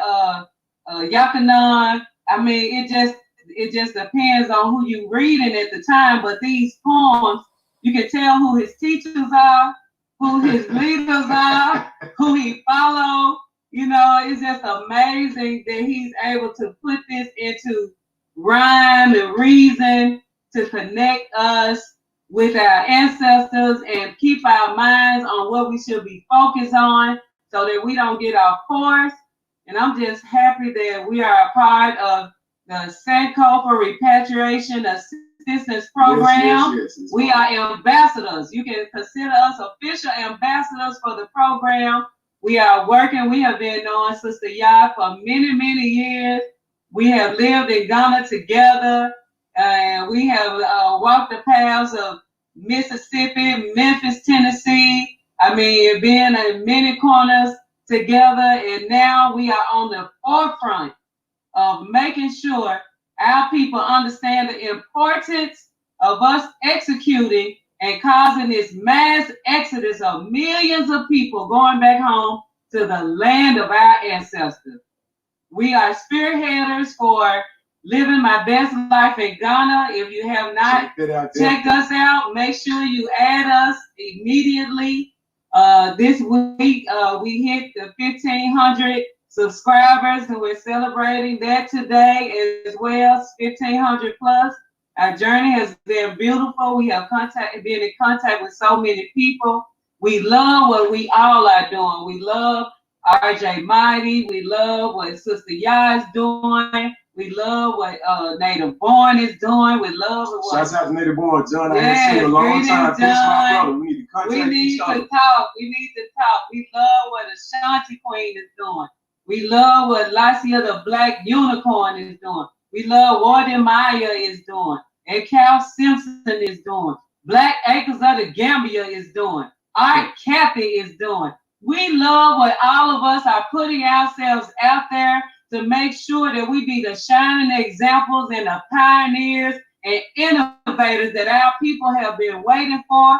And it's not just us. It's not just left up to us. It's for all of us to do something. That is really our purpose in life. We're always sitting around wondering what it is that we're supposed to be doing. We are supposed to be doing service on top of service, not to the white man, not no servitude, working for minimum wage and little or nothing, not able to take care of our families, because if we do service for the people, the money is going to come regardless. The finances is going to fall in place. We're going to be focused. We'll understand that spirituality and financial is all intertwined in one. Culture, codes, customs, heritage, everything, all of it.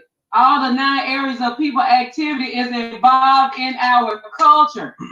And that's what we have to understand. So that's why we're doing this, because we understand our role in this whole thing. So I'm going to let Powwah go ahead and get back to this fire. I dare not interrupt this flow because it's burning and it's exactly what we need. Go, baby. Okay. Well, this one right here I did with some brothers a while back. It was actually 3 parts to it. I don't know how we did it. Not long, but if you put 3 parts of this together, it's long. But we did because we was feeling it right here. And it was a dream I had one time, so I turned it into a poem. It's an actual dream I had a couple of times in succession. And I turned it into a poem. It's called Stuck Between Darkness and Daylight. Stuck between daylight and darkness, my ancestors take me back to the heartbeat of Sankofa. In my dreams, returning me to my past pain.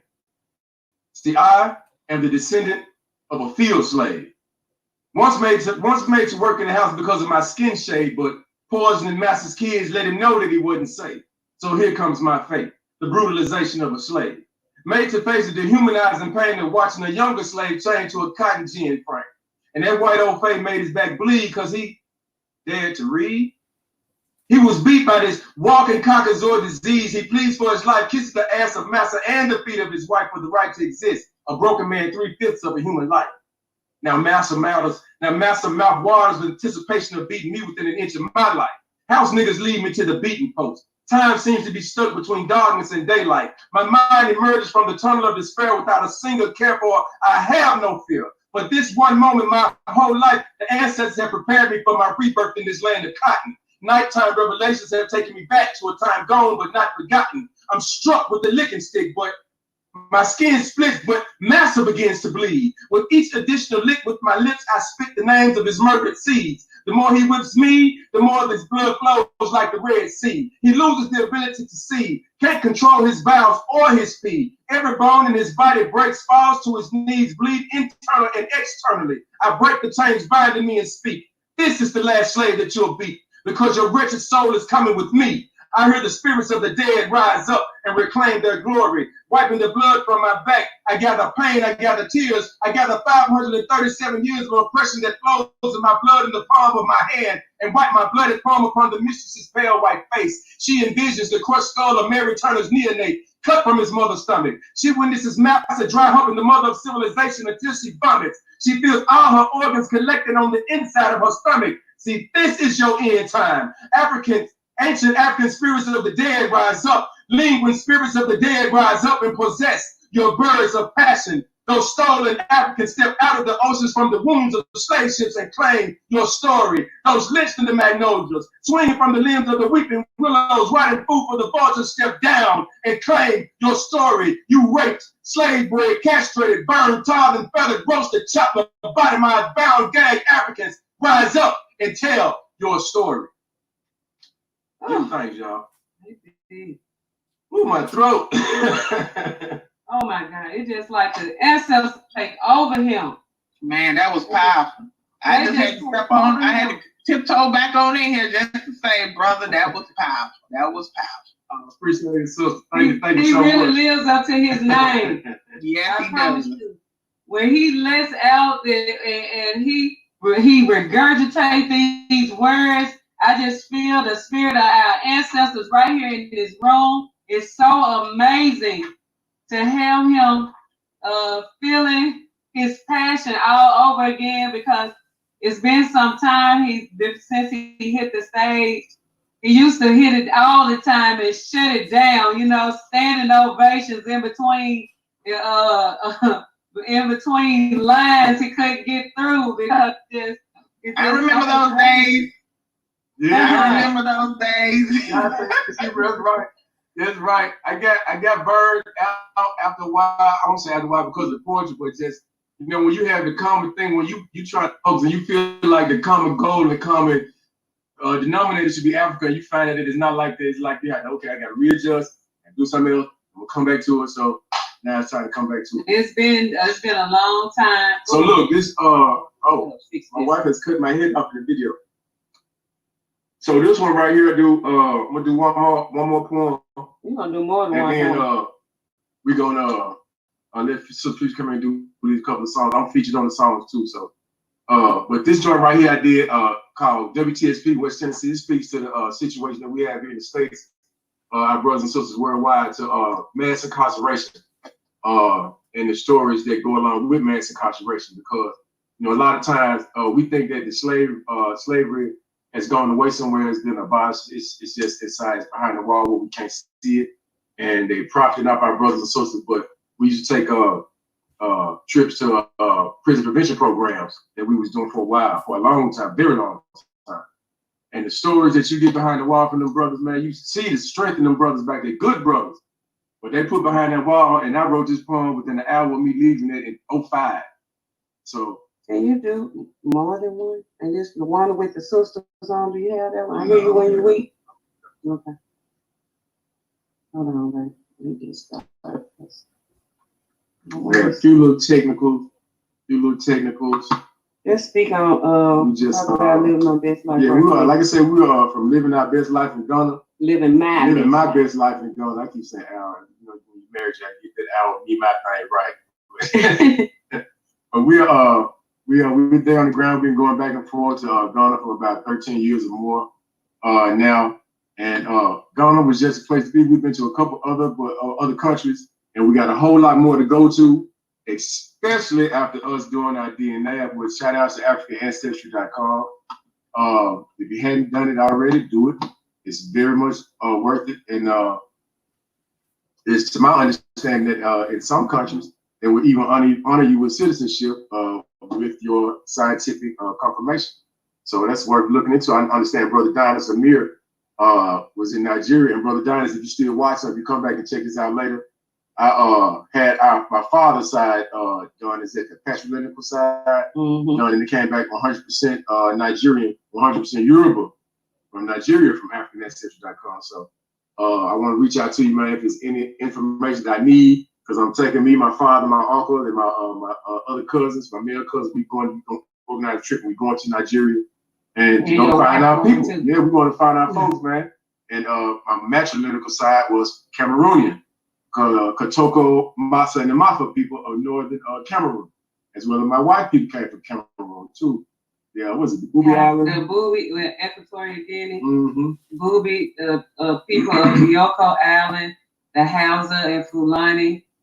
I mean, it's just a beautiful thing to know that you're walking around your cousins, your long lost cousins, your long lost families, and one day, because of all of these developments and the African genius, we will one day touch and agree with our family that we were snatched away from so many years ago.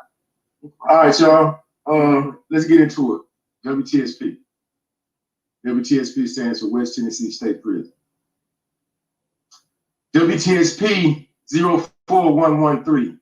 WTSP 04113. That number is the new name for me. It's stamped on my badge larger than the God-given name that my mother gave. WTSP is detaining me. WTSP is retraining me, institutionalizing my brain. And here, I'll never be the same. Every day I battle going insane. Those fucked up choices I made as a youngster cause me unconditional pain. 04113 time to sleep. 04113 time to eat. 04113 time to pee. At age 14, y'all, robbery with no gun introduced me to juvenile detention. At age 16, I was sent to West Tennessee State Prison. I'm 19 now, y'all, and I'm caught in the mix. And I won't see the light of day again until I'm 36. WTSP is detaining me. WTSP is retraining me. WTSP renamed me 04113. See, I'm a predator in this here system. My biceps measure about 46 inches. See, strong on robbery and kidnapping caused my conviction. And for all you young cats out there that sag them jeans, that represents an open invitation to your rectum, which will hold multiple penitentiary erections. And you can try to fight back if you want to and receive 6 inches of cold steel in your midsection. Boy, WTSP is detaining me. WTSP is retraining me. WTSP renamed me 04113. I will never see a tree again. I will never be a free man to begin to learn from my mistakes. I exist in this penitentiary in a climate of pure hate. Turnkeys beat me as opposed to rehabilitate. Y'all corporations now own this place, paying me 17 and 50 cents a day, making Wilson and Franklin footballs. Y'all, I'm a corporate slave. Telling the public about 23 hours on lock and 1 hour to play. In reality, it's actually 1 hour recreation every other day and 47 straight hours locked in my cage. WTSP is detaining me. WTSP is retraining me. WTSP renamed me 04113. Give me a manual to survive. I came in this penitentiary with 3 years. Now I'm here for as long as I'm alive. Because some queen wanted to rape me and attempt to take my pride. So I shanked him 57 times until he died. Now every night, I'm the portrait of how a grown man cries. Help me deal with the murder of my mother. Help me divorce this heroine as my lover. And help my son, born in prison, to his convicted felon mother. WTSP is detaining me. WTSP is retraining me. WTSP renamed me 04113. After 34 years, I still can't get these sounds out of my ears. Hearing a grown man weaker than you get screwed, screaming up and down these tears. But what can I do? I still got 20 years left to serve on my sentence too. The smell of flesh and blood right inside the country. Seeing your now insane best friend on psychotropics beating his meat. It's 95 degrees in West Tennessee, but in the hell of this penitentiary, it feels like it's 2020. A riot's brewing and the world acts like he can't see. CEOs rolled my cell and took my only weapon away from me. And little Joe just got his brains beat out at work camp number 3. And there's razor wire as far as my eyes can fucking see. WTSP is detaining me. WTSP is retraining me. WTSP renamed me 04113. My God, I know you haven't forsaken me. That's why every chance I get, I tell these junks to stop regurgitating these negative images that you see of me. I wind up right here in this U.S. penitentiary right next to me. Prisoner 04113. And for all my comrades, brother-in-law David, Big Nick, Amir, Animal, Big Herb, Mac, Brother Spook, Powwah shots you a 21-gun salute. Give thanks, y'all. Wow. Powerful, powerful, powerful.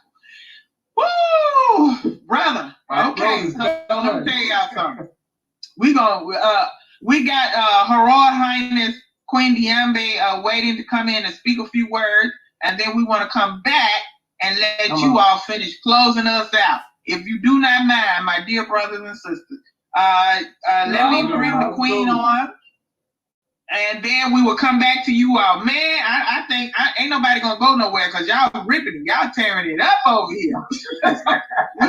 We'll be right back. We'll be right back.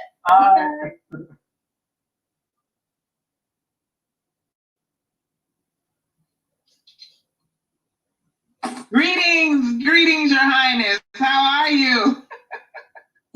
everyone. I'm very well. I'm very happy to be here with you today to celebrate, Africa Day. And thank you very much for inviting me and for taking some time to allow me to address, the people who are right now online with us. So it's really a great pleasure and an honor.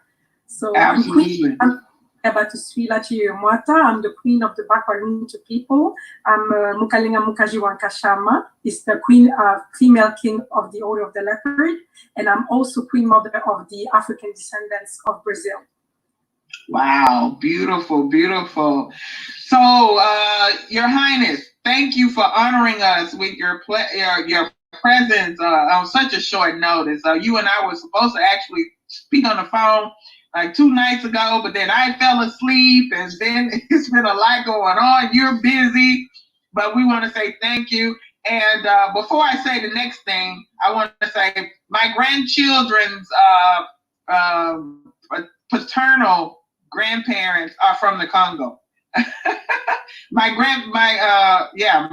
grandchildren speak and understand Lingala. Wonderful. That's my well, yes. So what do you think, what do you want to say to us in the diaspora who are the descendants of kidnapped and enslaved Africans who were forcibly removed from the continent, and now we seek to bring ourselves back home after all these centuries?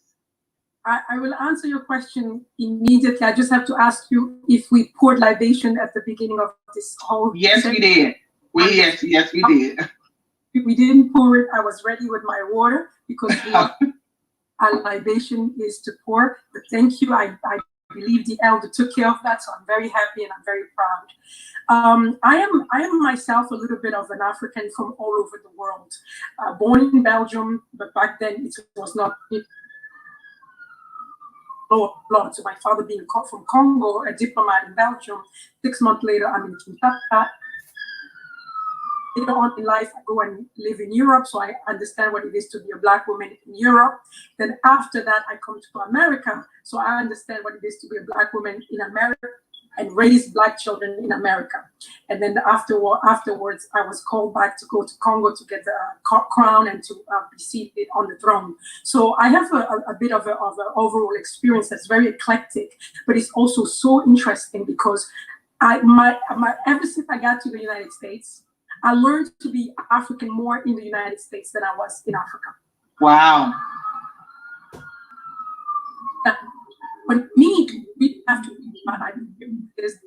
we're very similar, but yet again, we don't really know about it. You just mentioned something very interesting. You said, how would you address, people like me, the children of Africa who were kidnapped and captured, kidnapped, human trafficking that went on and they were taken away and then they were treated, abused, excessively abused, in this new land, so-called new land. To that story, there is the other part that we don't often address. It's the story of the families that are losing their loved ones, being brutally taken away from them. And the societies that we have, the kingdoms that we have, the structures, the civilization, all our knowledge, all our ways of life, all our organization, all the peaceful civilization that we built, all of them be destroyed. So from one end, you have people that are taken away, but on the other hand, you have people from whom people are taken away.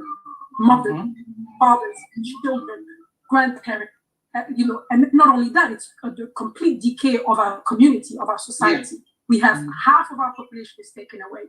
But then the thing is, oftentimes we don't think about what happened over there.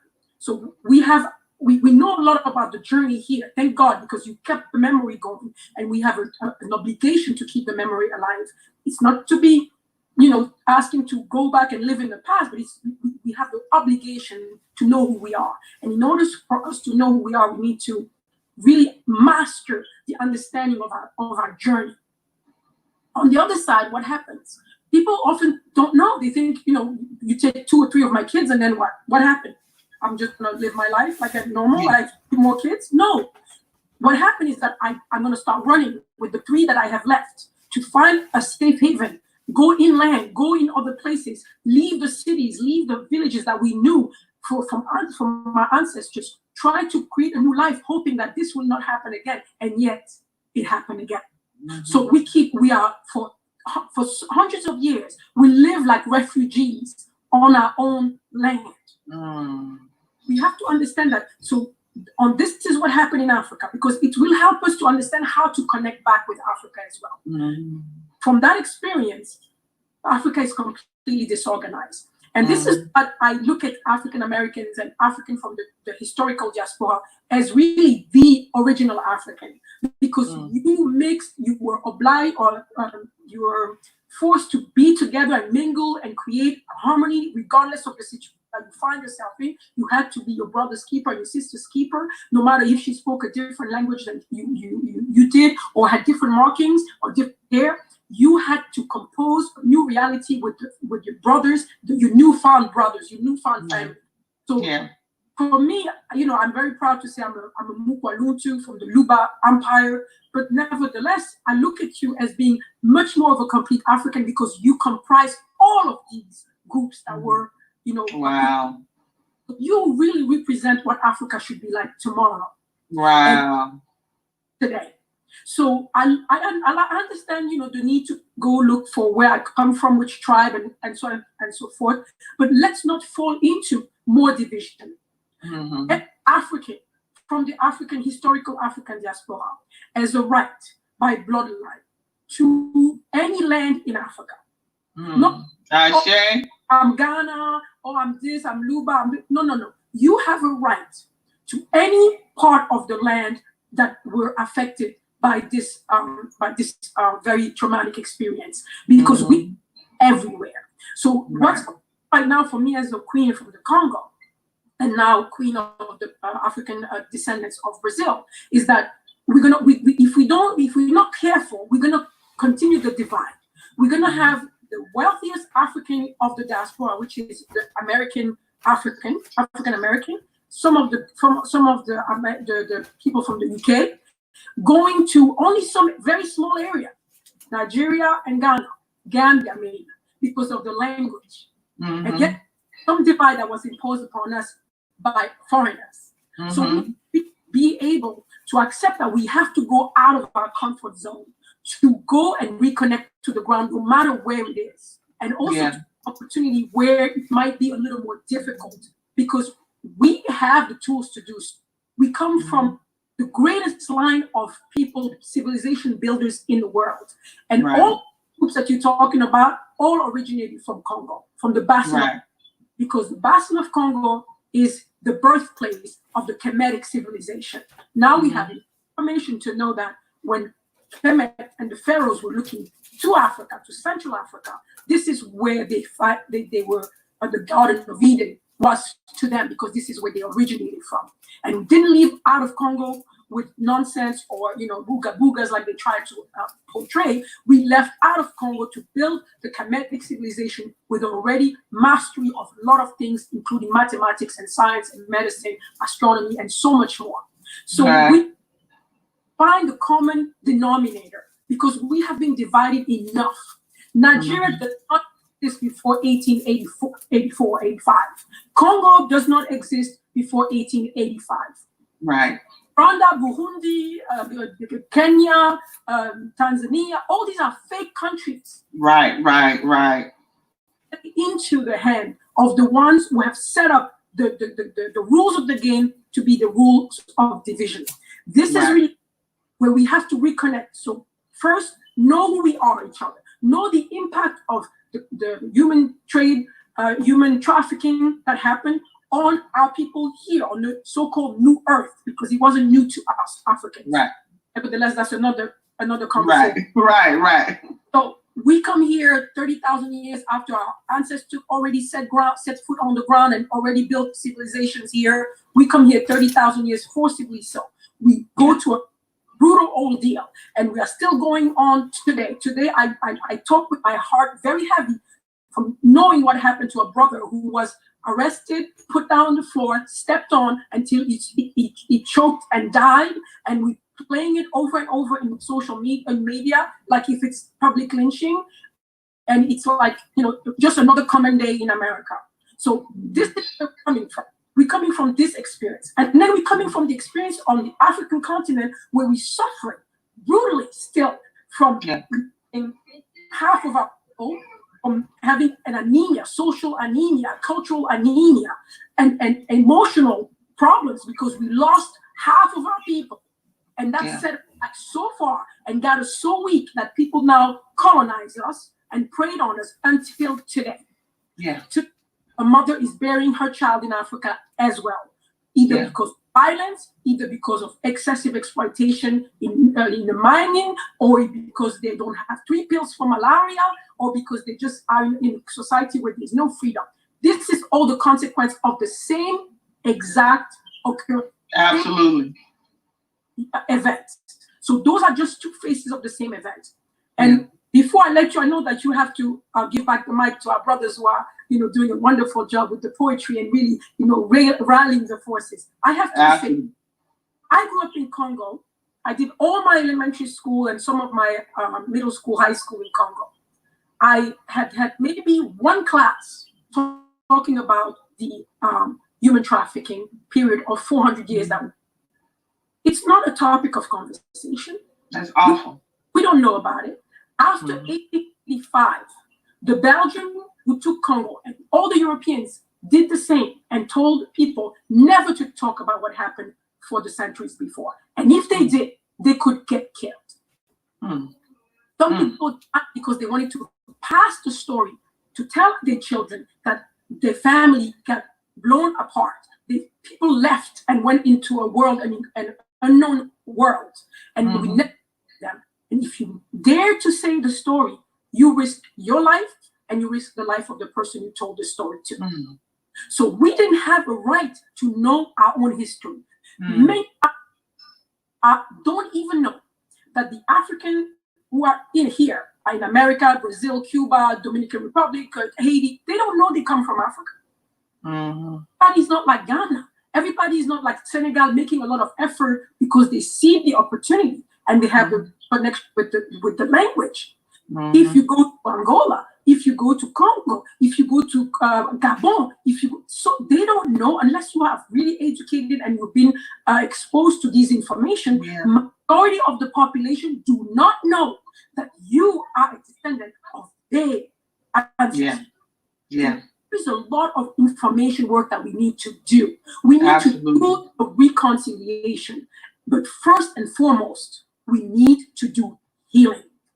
Because we never were able to mourn our departed ones. We were left with an empty space in our heart, in our mind, figure what happened, and then on top of that, they imposed amnesia onto an entire people. So we in the Western world, we have the power to ask for this reconciliation. We have the power, we have the knowledge, we have the meaning. So we have to take on the big role of going towards our brothers and sisters in Africa and to work with, so they understand and they recover the memory and they make the space so we can welcome you. Because if we don't do things the right way, what I don't want is for you to come back home and then for you to now start having a ghetto type of life where on one side there is the African descendant from the ancient diaspora, and then on the other side there is the African from the continent. We cannot afford to lose this opportunity because this reunion will give us the strength and the might to restore ourselves and to really highlight the essential values of our ancestors, the values that when we built the most amazing civilization that has never been equaled till this day. Have to also be careful not to look at Africa and thinking that we will come there and we will show them how we do this. What is do when we go to Africa? You just want to become another millionaire, another billionaire, and then what? We have very wise to not make the same mistake and to precipitate Africa in the abyss of this insanity that we call so-called civilization today. How now to play a guardianship role, a custodian role, and tell our brothers on the continent that it's important we preserve our culture, we preserve our languages, we preserve our knowledge, we restore our knowledge, we restore the ownership on what Africa has accomplished and Africa has contributed to the world. We have to do that for our identity and for us to gain the strength and the velocity that we need to create this synergy. So my job, all since I've been crowned in 2016 and sat on the throne as female king of the Lutu people of the Order of the Leopard in 2017. And my work has been essentially going towards the diaspora to really talk to each other about our history. To let you, when you left, it wasn't a good old day in Africa. When our people, Africa fell on her knees, and that's why she was able to be kicked and kicked and kicked over and over, because we became so anemic that we went to fight for. And also, let's unite. Let's not create more division that we need. Of the diaspora, the historical diaspora, you are the prototype of the African that we need to see tomorrow. We don't need borders anymore. I don't want to see Congo, Rwanda, Kenya, Uganda, Senegal, Ivory Coast, Nigeria. We don't need them. They are causing us. They will put them purposely. All these so-called tribes. We never had tribes in Africa. All we have is family names. Those are family. When they say Ashanti or Luba, those are family names. They're not tribe people. We exactly the same people. We believe the same thing. We eat almost the same thing. Africa is one of the places that has a lot of cohesion. So we have to take effect, get it. We'd love to know eventually where we come from. And if you are very careful, you will see that the dates on these DNA tests are not more than 200 years or maybe 3. But those are not from the beginning of time. So there's been so many mixing between us from the origin that we have to be ones who say stop. Today, Africa doesn't have the ability to unite. We in the diaspora can show them how to do it, because you know what? Our ancestors did it. And so thank you so much.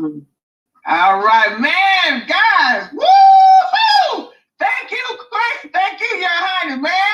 We going out with a bang. You see how they tried to stop us, and then listen, you see the ancestors working. Do y'all see my ancestors? My ancestors showed up and showed out for me today when they tried to destroy what we was doing.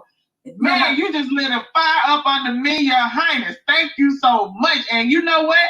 We're gonna talk, because I want to bring you back on the show on our channel to continue this discussion. Because what you just laid it down. You just laid it down. Ain't nothing else really to be said, but we're gonna talk some more. So thank you so much, Your Highness. Mwah.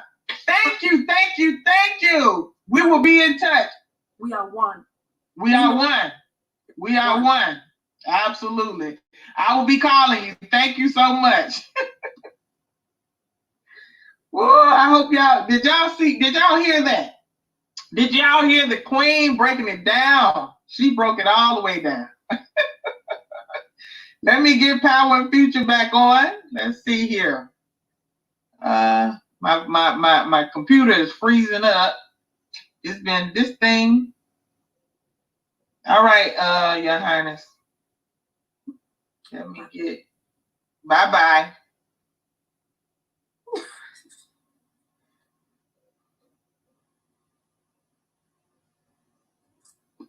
All right, guys, bear with me.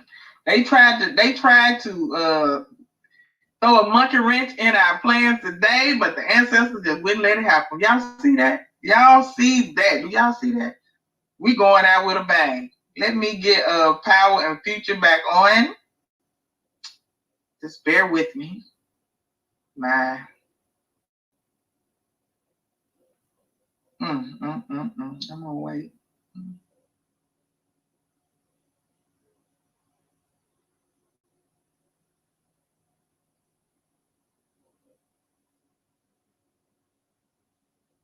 Let me see here.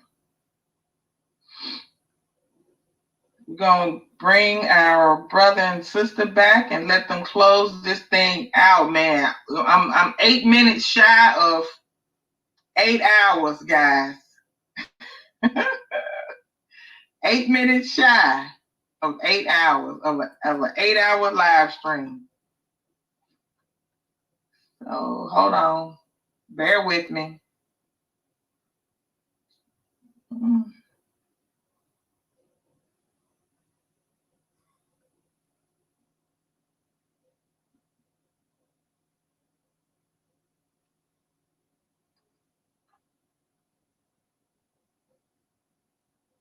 So while I wait for this laptop to do its thing, let me just say, if you haven't already donated, please, please, please, please, family. I think, you all see the urgency and what we are trying to do, what the Exodus Alliance is trying to accomplish. We're not playing. We are dead serious. We want to help our people. We want to get you back home. And like the Queen said, we need reconciliation. Because honestly, I'm just going to keep it real. I never thought of the legacy or the impact from the perspective that she gave of how families were being impacted by those who were taken away. I've always looked at this thing from what happened to us, being put in those dungeons and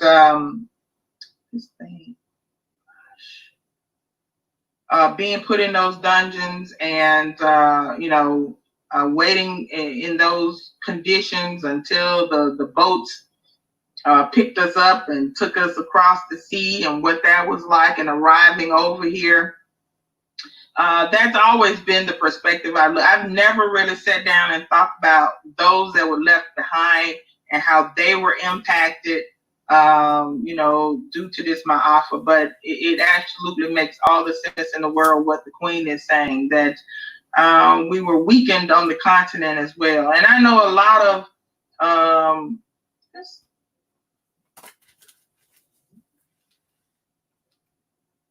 see, these people are playing games now.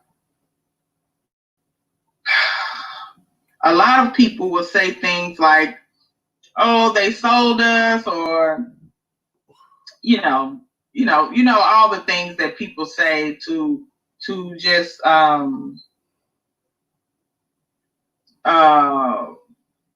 disconnect from Africa, or to not have excuses for not going back, and not why you want to go to Africa, and they don't like us, and this is one of the things people would say. But that is a very short-sighted way of looking at it, not looking at the full picture of what happened.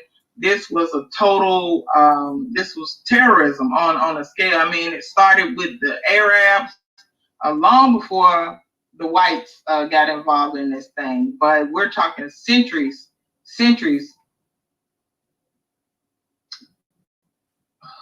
What, guys? I'm trying. Y'all just don't know how frustrated I am. My last few minutes to get through to close this thing out, and it's still an issue. Just bear with me, please. I'm coming.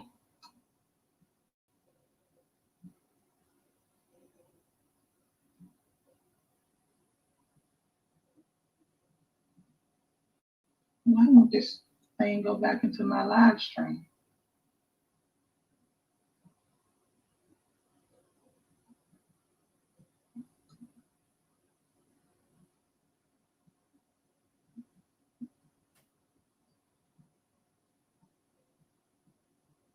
Ain't this thing literally will not go back inside this live stream. Oh my God.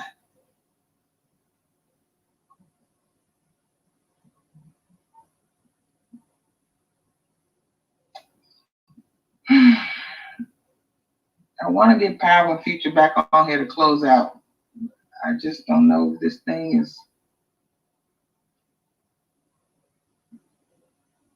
Bear with me. I know y'all been with me all day, and I appreciate it. Y'all been hanging tough.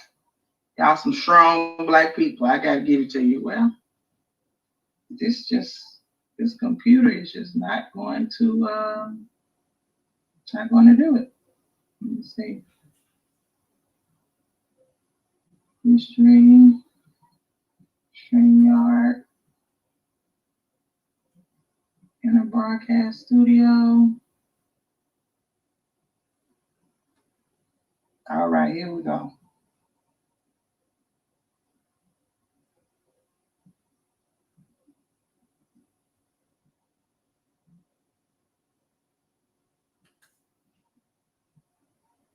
All right, here we go. Here we go. Here we go. Yo! All right. Welcome back. Right, can't stop, won't stop, sister. Yeah, we here. We gonna wait till midnight past to the morning service. We ain't going nowhere. Man, what did y'all hear the Queen? That was powerful. What? I'm ready to go to the cargo then. Let's go. Woo! I got to get her back on the show, guys. Woo! Wait, anyway. Please do, sister. That was amazing. that you know, all that she shut down all the nonsense of people talking about, oh, they sold us, oh, they don't want us, oh, all that. She shut all that shit down. That's all did. And that's who was supposed to shut it down too. She is the absolute authority on it. Yes, absolutely. All right, I'm finna go on and turn it back over to y'all. All right. Wow. All right. Let me we're gonna enlighten y'all with a little more. We're gonna do a song that Powwah and I did together. One of my favorite, right? Written. It was written by yours truly, by me. And the album is called On Everything I Love. Yes, and if you want to purchase the album, please send me an email, livingmybestlife@ghana@gmail.com. Also, if you want to purchase Powwah's album, he has an album as well. You can also send us an email and we'll go from there, okay? So let's hit it back. That I'm his only girl, and no one in the world can give him satisfaction like the sneakers buy. He says that I am really fresh, just like Jamaican said. Some Billy on the earth that you pop a tongue, and just like my favorite drink, I can take it colder, I can take it thin, 'cause he's sweet, soothing, and he's satisfied, all the time, like wine that's tapped from a palm tree in Ghana sunshine. He's so fine, just naturally divine. He's my sugar, honey, ice tea. He is so pleasing to me. I'm trying hard not to say shit, but this boy, he's really it. Yeah. He is such a special treat. He makes me have a sugar pit. I tell you, this boy is the shit. He is so pleasing to me. I'm trying hard not to say shit, but this boy, he's really shit. Come on. He makes me, I tell you, in time, like wine that's tapped from a palm tree in Ghana sunshine. He's so fine, just naturally divine. Like my life soundtrack, my personal thing joint, they not for me ever since we rolled that first joint. Sugar, honey, iced tea. I see you feeling me like Michael Jackson used to sing about the good team. I heard with fire. Morning rain on the island of Antigua. Papa get him, so I'm doing what I need to. Do you right so I can make you a believer? Sweet anesthesia, make you have a seizure. Sugar, honey, iced tea, girl, I'm trying to please you. Oh, whoa. That's sugar, honey, iced tea, y'all. That's one of my joints off my latest album. On Everything I Love. If you like what you hear, make sure you send me an email if you want to purchase the albums. We are here. Support your own music. Black power, African centered, black love is the key. I'm telling you.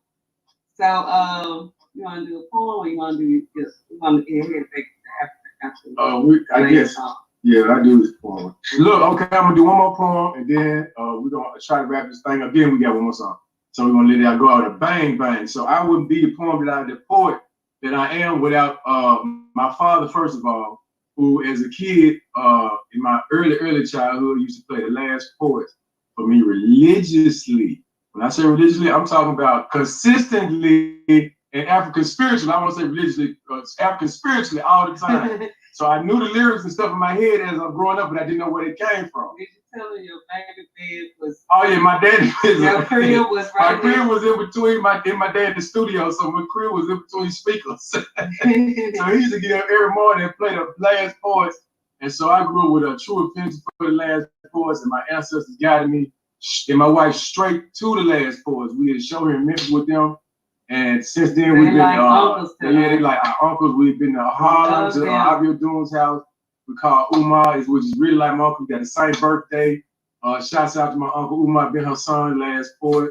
Abiodun, brother Baba Tunde. I love y'all, man. Y'all. And then they even told me once, it's like, you are dubbed one of the last poets, the new last poets. Yes, so they did. I take that to heart, and just so whenever I do poetry, I always do it with them. But this is a poem I want to do. It's called The Blues by Uncle Umar being her son. And I try to live up to it because this is big shoes to put on, but hey, I'm Powwah. So I feel like I got to walk in the light of them that came before me, and they were some great men. So here it is, The Blues. True blues ain't no new news about who's been abused. For the blues is as old as my stolen soul. I sang the blues when missionaries came passing out Bibles in Jesus' name. I sang the blues in the hull of slave ships beneath the sting of the slave master's whip. I sang the blues when the ship anchored at dock. My family was being sold on the slave block. I sang the blues being torn from my firstborn and hung my head and cried when my wife took her life and committed suicide. I sang the blues on the slave master's plantation, helping him build his free nation. I sang the blues in the cotton field, hustling to make the daily yield. I sang the blues when he forced my woman in bed. Lord knows I wish he was dead. I sang the blues on the run, ducking the dogs and dodging the gun. I sang the blues hanging from the tree, desperate to break free. I sang the blues in town, cursing the master when he wasn't around. I sang the blues in all his wars, dying for some unknown cause. I sang the blues in the high tone, low moan, loud grunt, soft funk, hard grunt. I sang the blues on land, sea, and air, about who, what, when, why, and where. I sang the blues in church on Sunday, slaving on Monday, misused on Tuesday, abused on Wednesday, accused on Thursday, Friday, live on Friday, and died on Saturday. Showing I'm singing the blues. I sang the blues in the summer, fall, winter, and spring. I sure know the blues is my thing. I sang the backwater blues, rhythm and blues, gospel blues, St. Louis blues, Crosstown blues, Chicago blues, Mississippi goddamn blues, the Watch blues, Harlem blues, Memphis blues, gut bucking blues, funky junkie blues. I sang the up north cigarette cup corpse blues, the down south strung out up the side of my mouth blues. I sang the blues black. I sang the blues blacker. I sang the blues black as I showed up sing about my showing up blue blackness. Shouts out to Uncle Umar. Man, baby. Uncle Umar did that poem. I listened to that poem ever since I was about 2 or 3 years old in my crib for my daddy playing it when he came back from Vietnam. I'm blessed to have my Baba back from the Vietnam War. And all the struggles that he went through, that's somebody I'm gonna definitely get on the live stream one time so y'all can meet my daddy too. The awesome African he made me who I am, him and my mom. So we're gonna get into this last joint, so y'all, we're gonna do this, what's it we're gonna do, baby? That is where my people from? That's where my people from. It's from my latest latest joint called In the Wind. In the Wind. It's available. I got it. I ship it straight to your front door. And I want to just say thank y'all to everybody that has contributed. It's been a beautiful, beautiful day. All the speakers, everybody that was on, I tell you, I'm going to watch this late hour live. I'm going to watch it over and over again. Yes, we are making history. We should be proud of Sister Ya, everything that she is doing, everything she has done with this program, Sankofa Repatriation Assistance Program, SRAP for short. When I tell you, this is genius. This is genius. This is what our African family needed. This is what we needed for this mass exodus of 1 million plus. If we can do 100 million, it's even better. But we are going home. We sick and tired of being sick and tired. We have done all we can. We can go home. And if you don't want to stay, it is your rites of passage to go home where our ancestors are from. So we're going to close out with this last song. That is where my people from. Song 2. Approach the scene, black swag, the king, a slave, smoking, dreaming, sings a living African thing. Gonna beneath, total Lesotho, I must go. Swaziland, Namibia, Cape Coast, what the I need to hit a Paris, France, when I hit the Ivory Coast, from Angola to Morocco. Democratic Republic of Congo. Wait, I patrol, headed to Medina from Gold Coast. Let's go leave a fuck, you know, Tarzan and the shows, cause I'm going home. Madagascar, Zanzibar, a black star shines bright in the stores of Cote d'Ivoire. I built the bridge from Canada to America, floating on my lyrics, bring them home to Africa singing. Headed back to Africa. Yeah. That is where my people from. Let the swords face sick and we can all get healed. See me walking out your jobs and yelling, fuck your jails. Reparations made fair, so my black soul is free. Country hopping from Malawi all the way to Mozambique. Sipping herb I free, giving back the names to iron sheets. Egypt is Semitic, so it's black and belonging to me. But Dasi is a word, meaning thank you and treat. Senegambia, Cameroon to Gabon, we call South Africa, Cape Town, international shakedown. We the cure and the cancer. Question and the answer. It's a global revolution. Everybody get down, napping to the ground, knowing that their face is brown. It's a Central African Republic. You gotta love it, like diamonds out of stones in the most Sierra Leone. Headed back to Africa. That is where my people Africa. It's like without the cook-ups, without the self-blocks. Would you sell out or would you leave like me? I'm shell-shocked. Sick of eating off a broke plate, decided to reparate. Molly Jackson, Dan, beat Atlantic, that flashback, take a long, hard days in the mirror. See Nigeria, Libya, Ethiopia, Somalia, Kenya. Headed back to Africa. That is where my people from. Shout made a participate, both trips and Mauritius. The food is delicious. Ghetto niggas make a militia. Let the real stay real and let the fake stay fake. If you's a bougie type, nigga, stay the hell out of my face. Cause I'm trying to stay suffer free, but y'all ain't with me. And murders and robberies are only where I'm supposed to be. Molly Jackson is Julie, the black beauty. But who shots are made, shots to all of the beauties I'm saying. Headed back to Africa.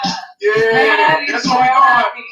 Say, come bring back, y'all. Headed back to Africa. It's gonna be the theme song. That is where my people from. Yeah. Back to You made it back to Africa, man. That is where my people from. Headed back to Africa. That is where my people from. I don't wanna live my life in the South. With your profit, Jim Crow served up like South. I wanna get my ass to the house. Headed back to Africa. That is where my people. I just want to go to African shores, a shore where the place of no return has a door. When I enter, make my ancestors soar, singing, headed back to Africa. Oh, where my people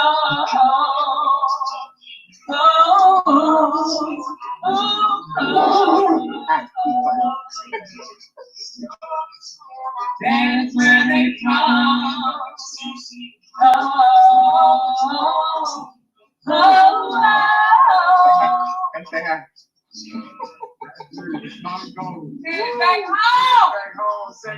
Yes, Ashe. Ashe. Motherland, yeah. Even my dog agrees. Velvet agrees that we are going back to Thank you guys so much, man. I can't think of a better way to close out this day. You guys have been wonderful. Thank you so much, brother and sister. I look forward to I love you guys. Thank you. Thank you. Thank you. It's been a long day. Y'all sister is tired. We finished shutting down. Don't worry about them technical difficulties because the message still got out. It was clear. Everybody came on. It was a burst of energy going on all day. Our ancestors are proud of you, and we are too. Yep. Thank you so much. I love you guys. Black Power. Black Power. Peace. All right, family. Y'all girls tired. I'm finna shut it down. I hope you enjoyed the second day. Please, please, please donate. Tell everybody you know to donate. Visit our website at www.sankofarepad.com and you can learn more about the Exodus Alliance. We have a page there entitled Exodus Alliance. You can click the donate button from there as well from our website. And please visit madeinafrica.com. You can also go there and learn more about the Exodus Alliance. It's time to go home. It's time to go home. It's repatriation time. Thank you all of you that stayed with me from 12 this afternoon up until now. It's after 8. Your girl's exhausted, but I've had fun. We did have a little bit of technical difficulties, but the ancestors still showed up and showed out. So I can't complain. I love you all. Peace and Black Power. Black Power. All right.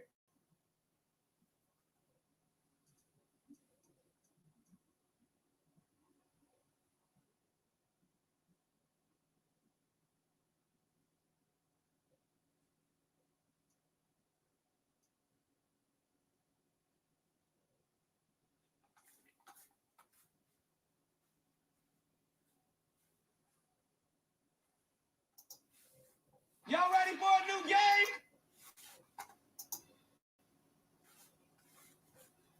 Oh man, what a day, what a session, what a, I don't even know what to say. It's been a long day. We even had Queen Bee Army coming on and she was spitting her fire. It woke up the ancestors. People, I hope you enjoyed what you heard. But we're going to be having a big overview tomorrow.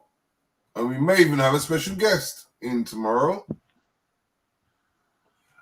But, you know, we're going to have Sister Yah with Dean Oki and probably our special guest coming through. But it's been a marathon. They reeled it right out. It's been a long 3 days for Black Eyes TV 7. We've done 3 long sessions that we've never done before. I hope you enjoyed it. You loved it, you know. And, you know, do rewind to certain parts of it, listen, and you understand it's time to go home. That's true. Real talk. It definitely is. Yeah, I mean, big up to everybody that's joined us. Big up to everybody who's donated. Big up to everybody who's hit that like button and shared out the links. And as Mr. Riggs said, go back to our archives. Look at past videos because you'll be surprised at who we've already had on.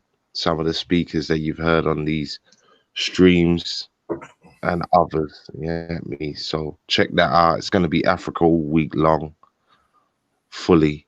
You understand? As Brother Terry said, got a few people. We should be touching the Sudan by the end of the week and a few different places. So stay tuned, stay locked.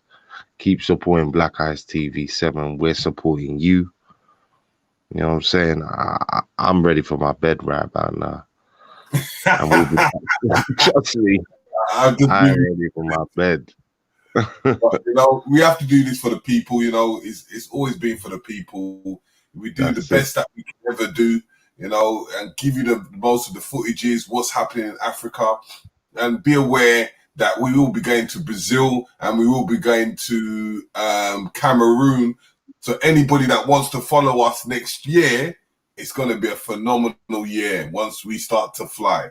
So there'll be the opportunity to go to Cameroon for their festival and Brazil in February. Oh my gosh. The last time I was in Brazil, I tell you this, it was amazing. If you don't save your money now and make your way with us, because we're going in an entourage, it's about the takeover.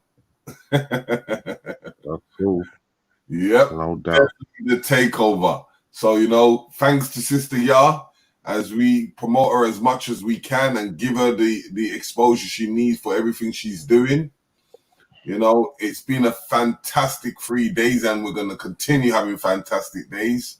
And don't forget, with tomorrow, we're going to be having the discussion with Sister Ya, Dino, Key, and our special guest. Then on Thursday, you know what time it is, Total Exposure. We're going to be doing music, giving exposure to music artists.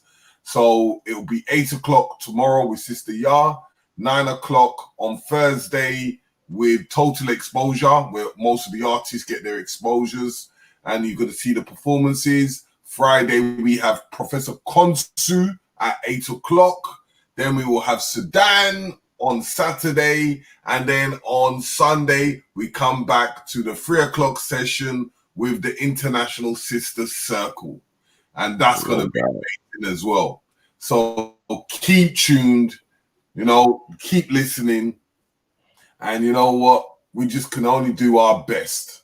And our best is even more extra than best. So, family, I hope you enjoyed. Put your comments. Tell us what you thought about the whole thing. We will be talking about the reviews tomorrow. You know, put in your comments to Sister Ya and tell them how you felt about what she did with the telethon marathon for 2 days. Wow. That's just amazing in what it is. You know what I mean? Not, you know, I don't know how people can do that, but you know, it is what it is and it's worth it.